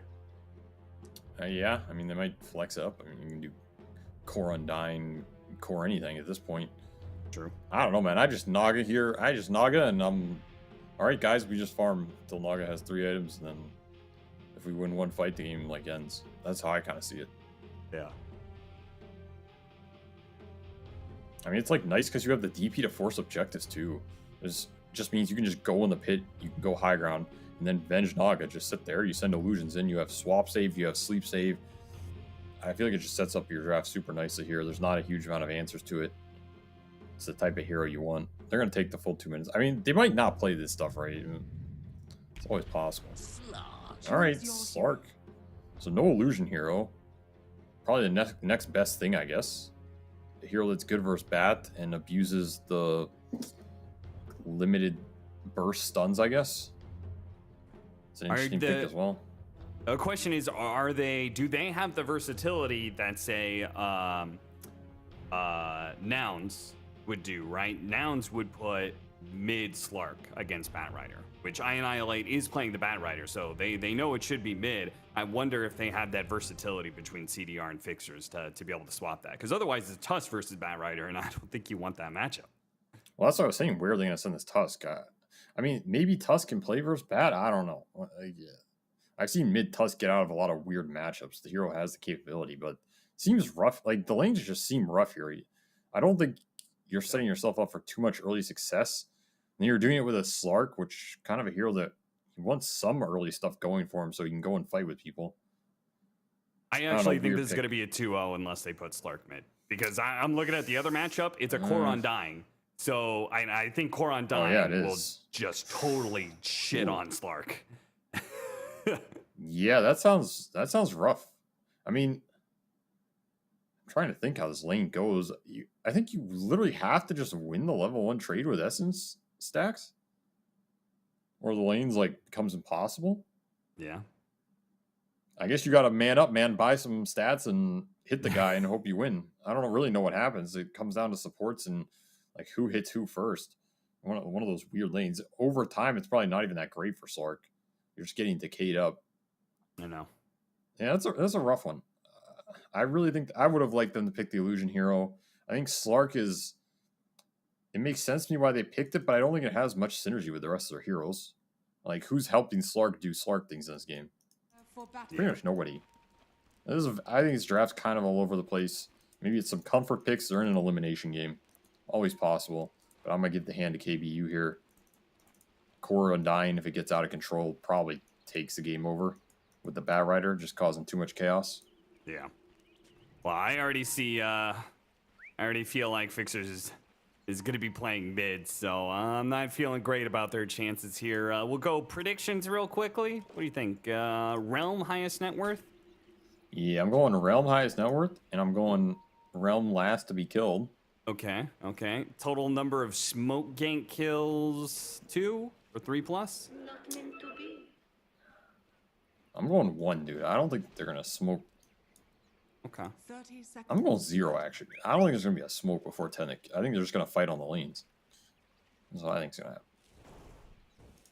And total number of player deaths by 10 minutes. Is this going to be a brawl? Player deaths by 10. I mean, it is NA Dota. I never know what that means now. I'm going to go 11 to 15. 11 to 15, boys. Yeah, I'm kind of more than a kill a minute. 15. That's what I hit too. Every time I do that, though, it's not 11 to 15, but whatever. I lock it in. It's always like 9 or 10.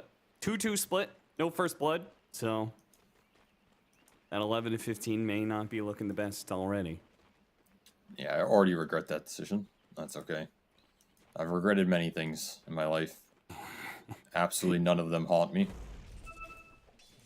Wait, if you regret that, surely it means that it haunts you in some way. If Yes, you still they regret all haunt it. me. They all haunt me, but that's okay. Remember this prediction, this failed prediction for the rest of your life. Unlike Arkosh, you put on a strong face and you go to work. So that's what's going to go to town here. Undying going to work. Gets a double decay right off the bat. Another... Oh, no, he only got 1. All right. Moonlight also almost died at the top lane. Fixers is getting terribly low in the mid lane. So this is... It's already... The lane's looking kind of rough for Eternity. Very chaotic. You wish you had Bloodseeker in this one. I'll tell you that for sure. Oh, yeah. That is true. Bloodseeker would already be 800 MS level 1, so... I hope the kills happen. I mean, that's for my prediction. That's what we all love to see. Kind of interested in this mid matchup. Like, does he just snowball the stickies off and then he just abuses stick chargers? I guess that's the plan. He's doing okay so far. Yeah, but well, the duration lasts 6 seconds, so it's not possible for you to snowball long enough. Yeah, I mean, it's like it depends when you cast it. You know, if you wait until the end, right when he's about to throw it, in theory, you get pretty close. Yeah, it's true. It's a 3-second cooldown, 6-second duration. Yeah, I guess you're right. I think it's doable if he's not immediately sticking you. I mean, either way, he'll probably get some farm out of this lane. You just spam and shove it out. Maybe you die once, but he seems to be doing all right. My issue with the Tusk pick is not necessarily the lane. It's just, is he going to be able to have high impact in this game? Because it just doesn't look like an easy Tusk, even if he gets out of this. Like, I don't think the Bat Rider matchup's good in the game. I think the Undying one's terrible. Clock Weaver not much better. And all right, there's some kills. Yeah, everybody dying. They get the first blood, but they might be giving up 2 kills with the bug still on. A Moonlight's gonna die. Meanwhile, the fine bottom lane, they just forced it. They just got an Avalanche Tombstone out. They already had several decay stacks because, for whatever reason, I mean, I guess it is kind of hard to play Venge short range and not be in range of the double decay, but Sunlight was getting double stack after double stack. Yeah, I mean, he should not be getting that many doubles early. You just can't give it to him. That said, the level 2 Tombstone timing on this lane, if the lane was where it was, which was just so far back, you're dying on that Tombstone. There's no hope for you. Like, this thing's insanely powerful. So, the upside is Undying's out of mana now. He's going to fly out a bunch of regen. He's flying out Bassy Mango. Who got the first blood out of all of those, though? That was the top lane, yeah. Yeah, so Death Prophet actually got the first blood. Pretty nice for him, at least. At the same time, the Clockwork got level 3 off of that one. Because he's pretty happy. He got the solo kill on 2 kills. They do manage to get the kill on the Tiny, and MMR Taurus is still not having a ton of mana, so it's not going to be the same kind of threat. So Slark should be able to just kind of chill out for a bit, maybe. I don't know how you play Clockwork against Death Prophet, by the way. I've had to play this matchup a few times. Once in the new patch, it seems impossible to me. Definitely seems pretty hard. Maybe some Blade Mail build. At least you'll take him down with you. I don't know. Yeah, I don't know. Get a Vessel. I mean, you straight up just look at the damage that Battery Assault is doing, and then look at the heal that Spirit Siphon is doing. It's just like, it matches you 1-to-1. It's ridiculous. But that's the thing about this Death Prophet. Oh, nice toss back. It's so strong on lane. Yeah, it was the second time. CDR is zombies. He's got the stick charges for 1 more decay. It's coming up. Oh, you no, get it. Stun. He's gonna have to guess. Oh, he reaches out through the tower and gets him in the end. The Claw of Death. Another toss back on the Tombstone still Yeah, up. and they've got an avalanche as well. The Tombstone's going to last long enough to get the kill. Ray dies as well. They are just cleaning house on the side of KBU. Yeah, this lane's out of control, man. Slark is just getting abused. I was about to say maybe the extra flag bearer region helps him, but I'm glad I didn't say that because nothing's helping him. Fixer's misstepped a little bit. He had to TP out, but that just means the TP is on cooldown. I mean, he's not going anywhere, to be honest.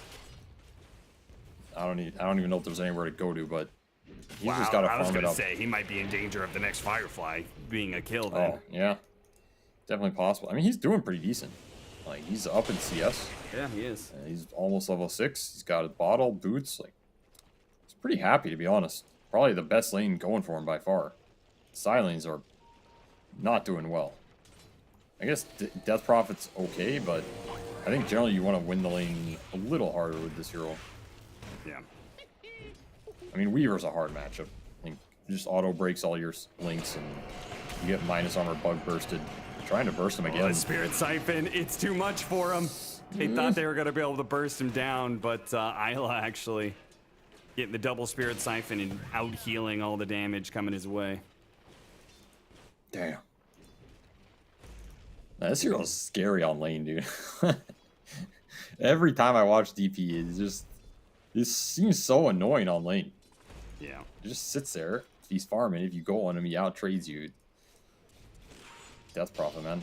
Obnoxious. That said, I feel like this Undying has been way more obnoxious this game. He's top net worth. This is a scary hero to give top net worth to.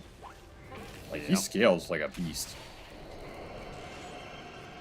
Oh, he certainly does. That Flesh Golem is no joke to fight against early on, and with the relatively newish shard that they gave him, and just means the Flesh Golem's up most team fights. Yeah, I mean, he has a good shard now. He has good talents.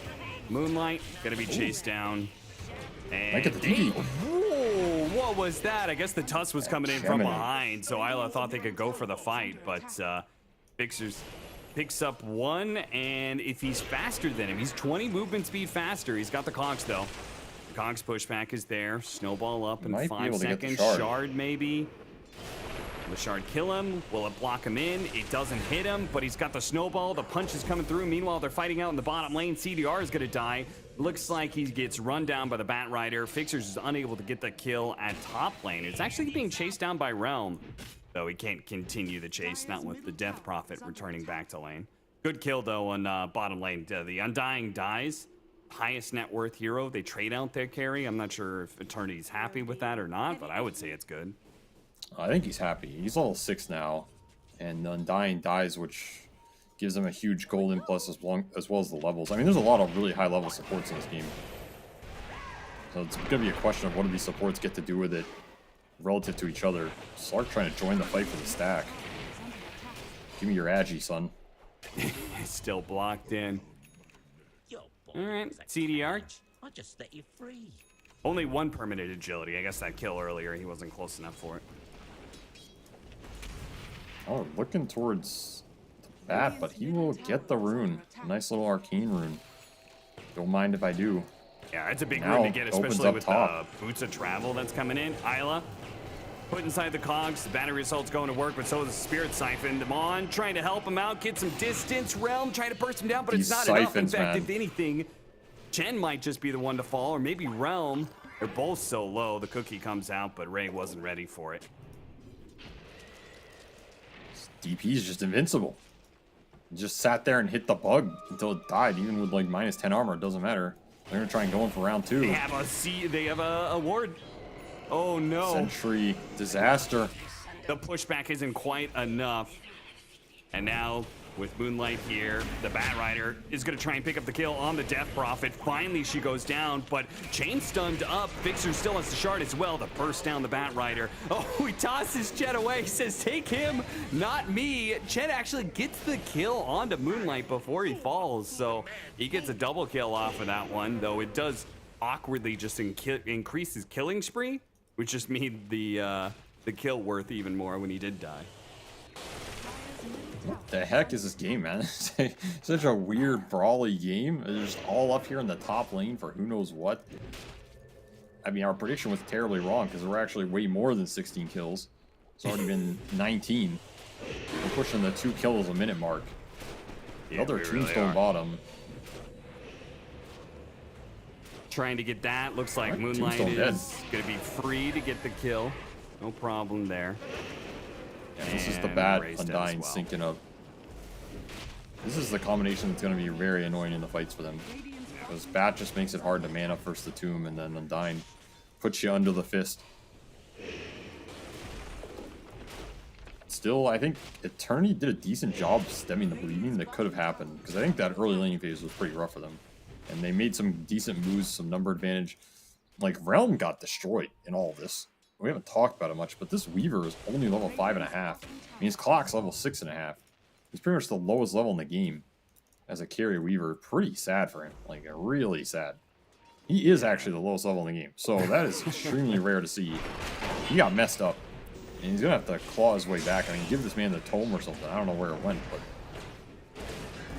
he needs something. Normally, I would say, I don't know if you want to go for a Death Prophet, but KBU, they invested so many resources. They ensured there is no way the Death Prophet was going to be able to fight through all of that. They used Lasso, they used Hookshot, 3 heroes ganking mid lane. So the Death Prophet, you know, like she had a really good start, or at least was doing pretty well in that lane, but is really stalled out now. And now anybody who shows up mid is dying over and over again. They go for it again. Yeah, this looks similar to the last game. Just random skirmishes. Sark's gonna TP in. I mean, this is just chaos, man. Like, there is absolutely no order to this game. This is TI qual elimination chaos. No other way to put it. You know, Fight for not your clean life. Dota, that's for certain. Yeah, this is when you're in the pit. You're in desperation mode, trying to claw out of the pit. Sometimes people drag you back down, you know? Yeah. There's always the light at the top. Was that crab mentality? Is that what ANA Dota is? Nobody's allowed to go to TI? Just drag everybody else down? All I'm saying is there's some people in this region, you know? They don't mind seeing others fail. And that's all I'm going to say about that. You talking about yourself or what? I'm talking about the viewers, you know? Anyway. That's true. The viewers just want to see blood. They really do. And there's certainly a lot of it this game, man. Meanwhile, Sunlight's just farming some ancient stack. He's chilling. Yeah, the Undying, probably one of the strongest heroes in this this window right now, is the one hero not involved in many of these fights. Yeah, level 6 Weaver, go fight for me, son. I'm gonna get swole at the Ancient's gym. I mean, he is pretty fat. He's well ahead of the next, which is Tusk. He's 1,000 ahead. Level 10 with full Echo Saber coming out. He is a monster. Chen, a little too deep. Went for an exploration there up in the triangle high ground. Got a nice ward down, and it doesn't seem like he was spotted, but does get caught in the process. I mean, Fixer's is having a pretty good game. Yeah, he is. He got fast blink. He's 3-0. He's just running around slaying people. I mean, Tusk does thrive in these kind of games where it's just a bunch of random skirmishes in random areas.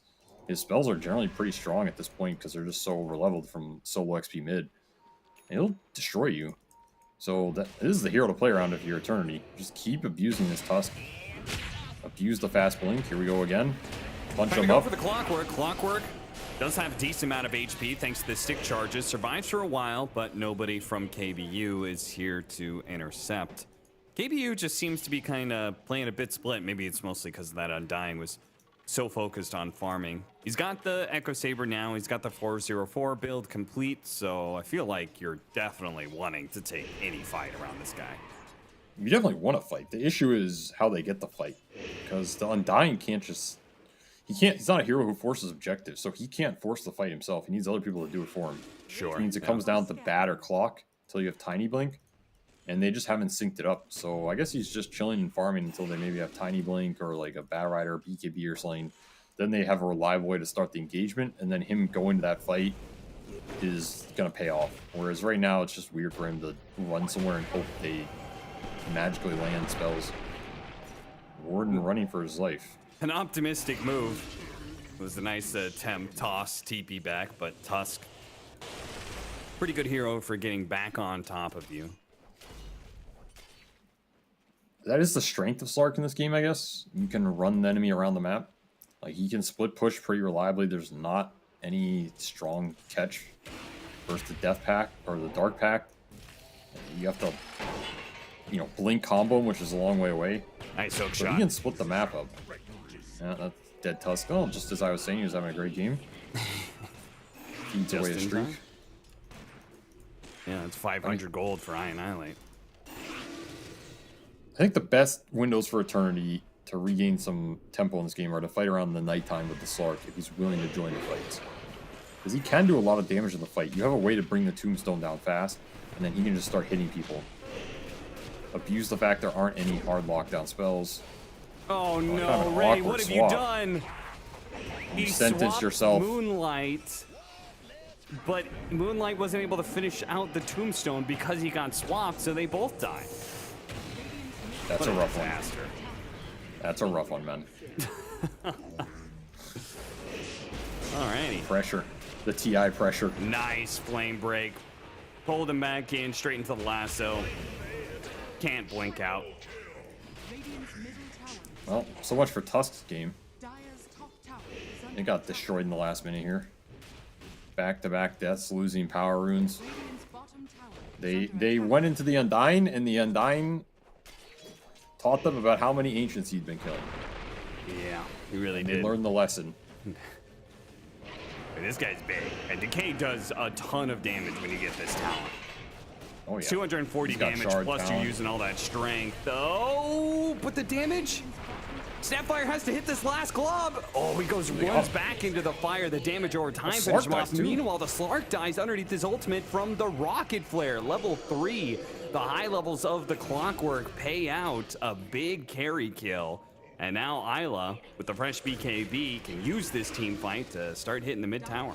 structures are fortified. Man, that was going to be such a good fight for them. Like, the Globs did a huge amount of work. You have the minus armor coming through. Slark still has ult. If Slark doesn't die there, he gets some extra stacks. The DP BKB is a huge timing for them. So you ideally wanted to use this Death Prophet window to bring your Slark into the game. Instead, it kind of backfires. Very unfortunate for them. Kind of salvaged that fight for KBU that he goes down. Now you get very minimal off this ult in one fight. Like, you don't even get this mid tower. And now you have to go back to playing the map versus this Bat Rider with BKB and Arcane Rune. Annihilate chases him down without even having to use the BKB. Really well played by him. Are fortified. And that'll mean the mid tower for them. See if they can get the last hit. Time it right after the glyph. Gets it. Oh, hookshot top. Yeah, he goes for the Bringing hook down shot. They Death thought the Bat Rider was going to be able to join him, but Fixer actually stopped him. And they just turn around and kill Fixers. Oh, no. Third death in a row, man. He has absolutely no item progression now. Gonna be utility for a long time, my friend, and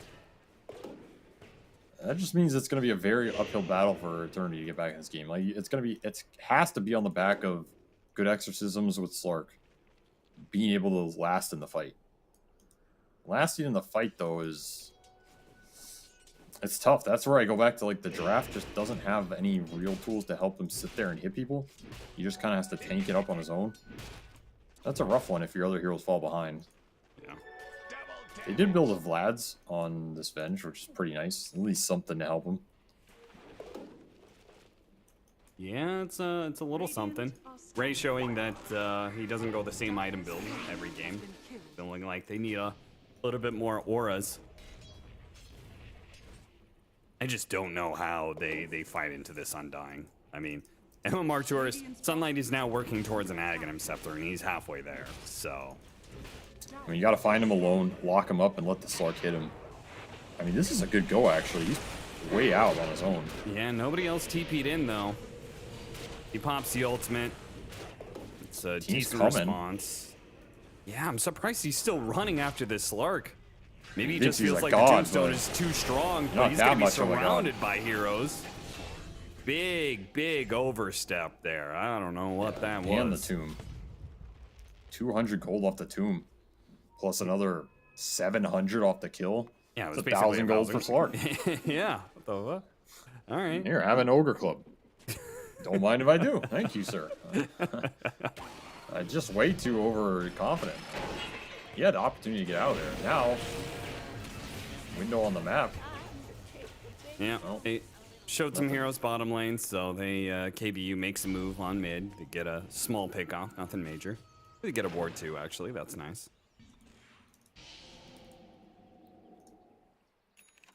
I mean, Slark is the one hero you don't want to give the gold to either. This is the one hero that can drag them back in this game off the Essence Snowball. Just if they manage to somehow win some long fight at one point in this game and he gets, you know, the highest net worth magically with some extra stacks, he becomes pretty obnoxious for the lineup. Again, who is like hard locking him down if he gets out of control? Now, it's not easy for him to get out of control, but that's what I'm saying. If you feed him a couple of ogre clubs here and there, Yeah. that's one way to do it.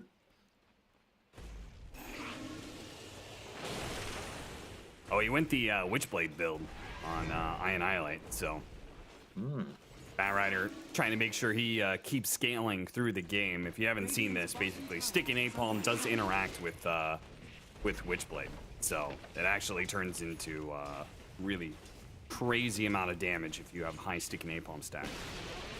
Radiant's bottom tower has fallen. I mean, in theory, they want this hero to be able to be a right clicker too, like with the shard and the way his talents and stuff work. Sure. I don't know. Maybe there's some just right click bat potential somewhere hidden in the depths of the meta. As TP's Undying, up the top down again. lane, trying to protect this Undying. He does not get Gone. off the tombstone. He's dead. KBU's going to have to fight without him here. Annihilate does have the lasso. He's going to immediately get swapped out of it, though. Fixer's trying to run. Annihilate will stick on top of him, though, with a Sticky Napalm. He'll claim that kill. Meanwhile, Moonlight, he's going to walk straight into the open arms of Annihilate, and they will collect that kill as well. Meanwhile, CDR juking for his life. Rocket Flare Really, missed him. what a beautiful hiding spot. Pounces back into the Tiny. That's awkward. Dark Pack going off in a second, but he still doesn't have his ultimate. And Pounce is coming up into the trees. No! Warden smashes him down back to earth midair with a big tree hit. Gave him the old fishing rod. Caught himself a real big fish there. And now Isla, I mean, they just lost 3 heroes. What's he doing trying to defend this tower all by himself, I guess, with a BKB? What's he doing? He's killing them all, son. I guess he's going to do a lot of damage, but will he survive? Fixer shows up and finishes off Realm.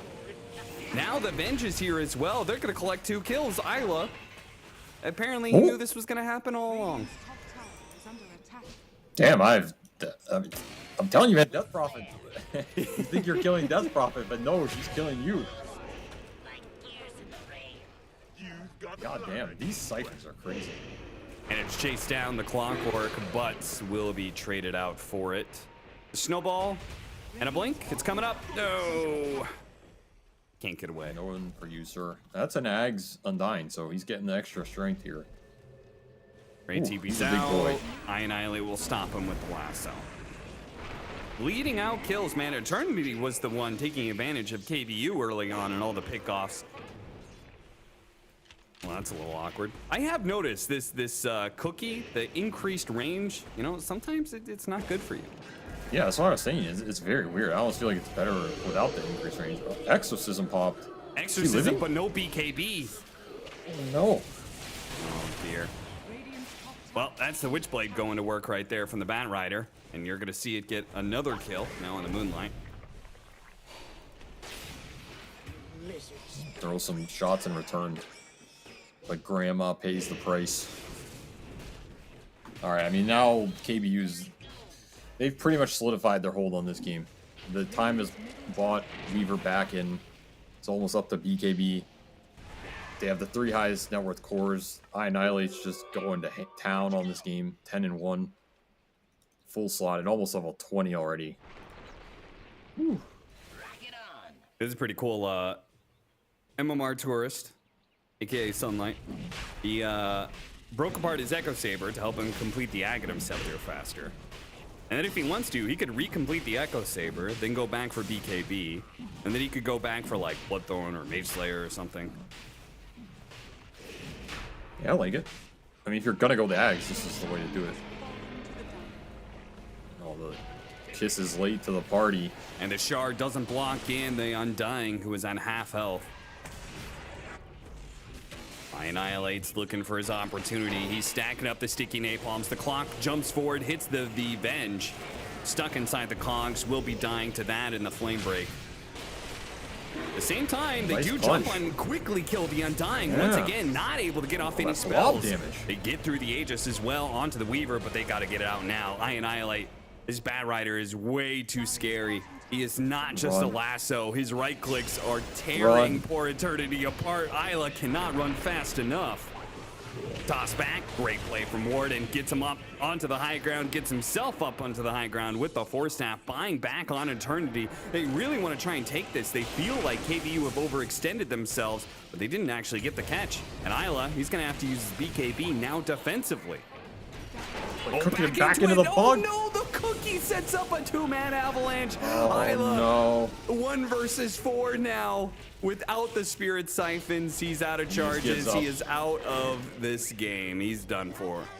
Might be out of the qualifiers, man. Yeah. This game is rough. It just never got to a point where Slark can actually hit people. I mean, they get like 1 kill with the Tusk Punch on the Undying, and then what? You know, there's just no exo for this fight. No consistent damage. Slark can't man up without his ult. Man, that chaotic early game just paid off for the Bat Rider. Danny took it home.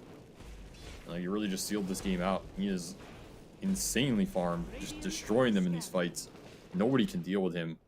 The answers are supposed to be the Slark and the Venge, but they're kind of defensive answers, right? It's like, you know, you can't kill us because we can swap and stuff. Well, okay, well, he just runs at you, right-clicks you with Witchblade. Yeah. I mean, he doesn't have to lasso you, so... Interesting game. Just the chaos did not favor them. Getting another Undying kill, though. That's pretty good. That is the one thing. This Undying keeps on overestimating how tanky he actually is. Feeds away his life, feeds away the tombstone. Again and again. Yeah, this Undying is not Undying. He is just dying, so... The a lot of gold. Force Staff gets him out of the pounds. The jump forward, lasso trying to grab everybody inside of the snowball. Fixers does what he can. Goes for the kill onto the Clockwork. Moonlight a little bit low, is going to get run down by this Bat Rider, but if they can keep him in place, they can. He's got the Firefly flying over the Shard. Isla pops the BKB with the Exorcism out. He wants to be able to get some kills, but the single target damage of this Weaver is too much. Fixers tries to come in and go for the snowball save, but the Avalanche covers it, and now Fixers, well, you're dead. Best you can hope for is maybe trying to get a kill on the way out, but he can't. GG is called. Eternity are done for this game. KBU, they may have been knocked down to lower bracket, but they are beginning their run through the lower bracket elimination games with this start here against Eternity. We'll see how they do. They get a 2-0 here. We'll see how they do in the future, as they're going to be matched up against the Cut in their next series. So, yeah, I think they're gaining a little momentum. I think this last game they looked pretty good. I think yesterday it was a little hit or miss from them. This game seemed a bit more on the same page, but I still think the weakness of this KBU team is like just getting everybody to the fight at the same time, doing the same thing, and synchronizing it up. I think we've seen some even like moments in this game. It's too chaotic. There's a way to play chaotic Dota, but at a certain point it becomes even too chaotic that nobody knows what's happening. So I think for them, just settle it down a little, get on the same page, play through your heroes that are strong you want to play through, and they can build some momentum over this lower bracket. Another Sad for day Eternity, where but somebody has to pay the price. With this 2-0, we had another day that went all 2-0s, which, I think there is definitely some people who expected this for NA Dota, at least for some of the matchups, but still, there were some games where you definitely thought a team was going to win, maybe should have won, and then whatever it was, power outages or just the game being thrown back the other way. And as a result, we have had NA Dota go 16-0 so far, which is pretty crazy. But Tomorrow, I think, is where the fun really starts. We are going to be starting the day with the upper bracket matchups that you saw right there. We've got Sonics versus Vibrat Force Staff, which is pretty Sonic's favorite, I would say. But the following matchup, that is going to be the second series of the day, Wildcard versus Nouns. That is a super hype one. We'll see whether or not Wildcard is leveled up enough to be able to take over Nouns and take that like kind of pseudo second place slot in this qualifiers, or maybe they're even good enough to go further than that. We'll have to see. That match is for TI, right? If you win these upper bracket matches, you get the last chance qualifier guarantee. I'm gonna say I'm gonna call it for Singapore. That's all how right, I'm gonna make the differentiation sure, here. Man. Yeah, if you win your upper bracket matchup, you're going to Singapore. You know. Well, let me tell you something, Cap. Yeah. For North American Dota players, that's TI, man. That counts. Like, you get to go to a LAN, you get to get LAN experience. It's at TI. You are a TI LCQ player. That's TI what matters, LCQ player. ... Yeah, there's an asterisk, but like, you're still gonna feel way more comfortable going into the final day, right? You'd Yeah. rather go through that upper part of the bracket, have the LCQ confirmed no matter what. You have that to fall back on. Probably makes it playing a bit less stressful, especially if you're, I think, wild card, because I think they're probably the underdogs out of that trio. So for them, it would be a huge move to get there with a stand-in and like relieve that stress, right? So we'll see what happens. Yeah. Now, those matchups are going to be cast by Sunsfan and Cinderin tomorrow. But the other two matchups that we're going to have on our hands are actually really interesting. It's Dogchamp versus Alpha and the Cut versus KBU. Now, if you've ever been watching this DPC and you've seen these teams, they go from lower division to upper division, back and forth. They basically bounce between being first, second in lower division and seventh, eighth in upper division. And you've ever wanted to see basically a playoffs? You wanted to see the top two in lower division match up against the bottom two of upper division and see who's actually better between those teams? Well, that is going to be tomorrow for TI elimination matches. So that is going to be, I think, pretty spicy. So you'll definitely want to check that out. Don't just tune in for the upper bracket matches. We'll be covering those lower bracket matches. Dogchamp versus Alpha, Cut versus KBU. It's essentially the former upper division teams versus the next year's upper division teams. So we'll see what goes on. But that's it for the day. Another short one, thanks to 2-0s and thanks to Arkosh. So... Thanks for watching. That's it from us for the NA qualifier. We'll see you guys tomorrow. Esports is what we live and breathe. For us, it's more than a game. It's a reality where a group of letters can mean everything. Where runes are collected and Aegis can only be won in battle. Where centaurs can give you a ride. Where the true heroes are those in front of the screen. GG Bet. This is real.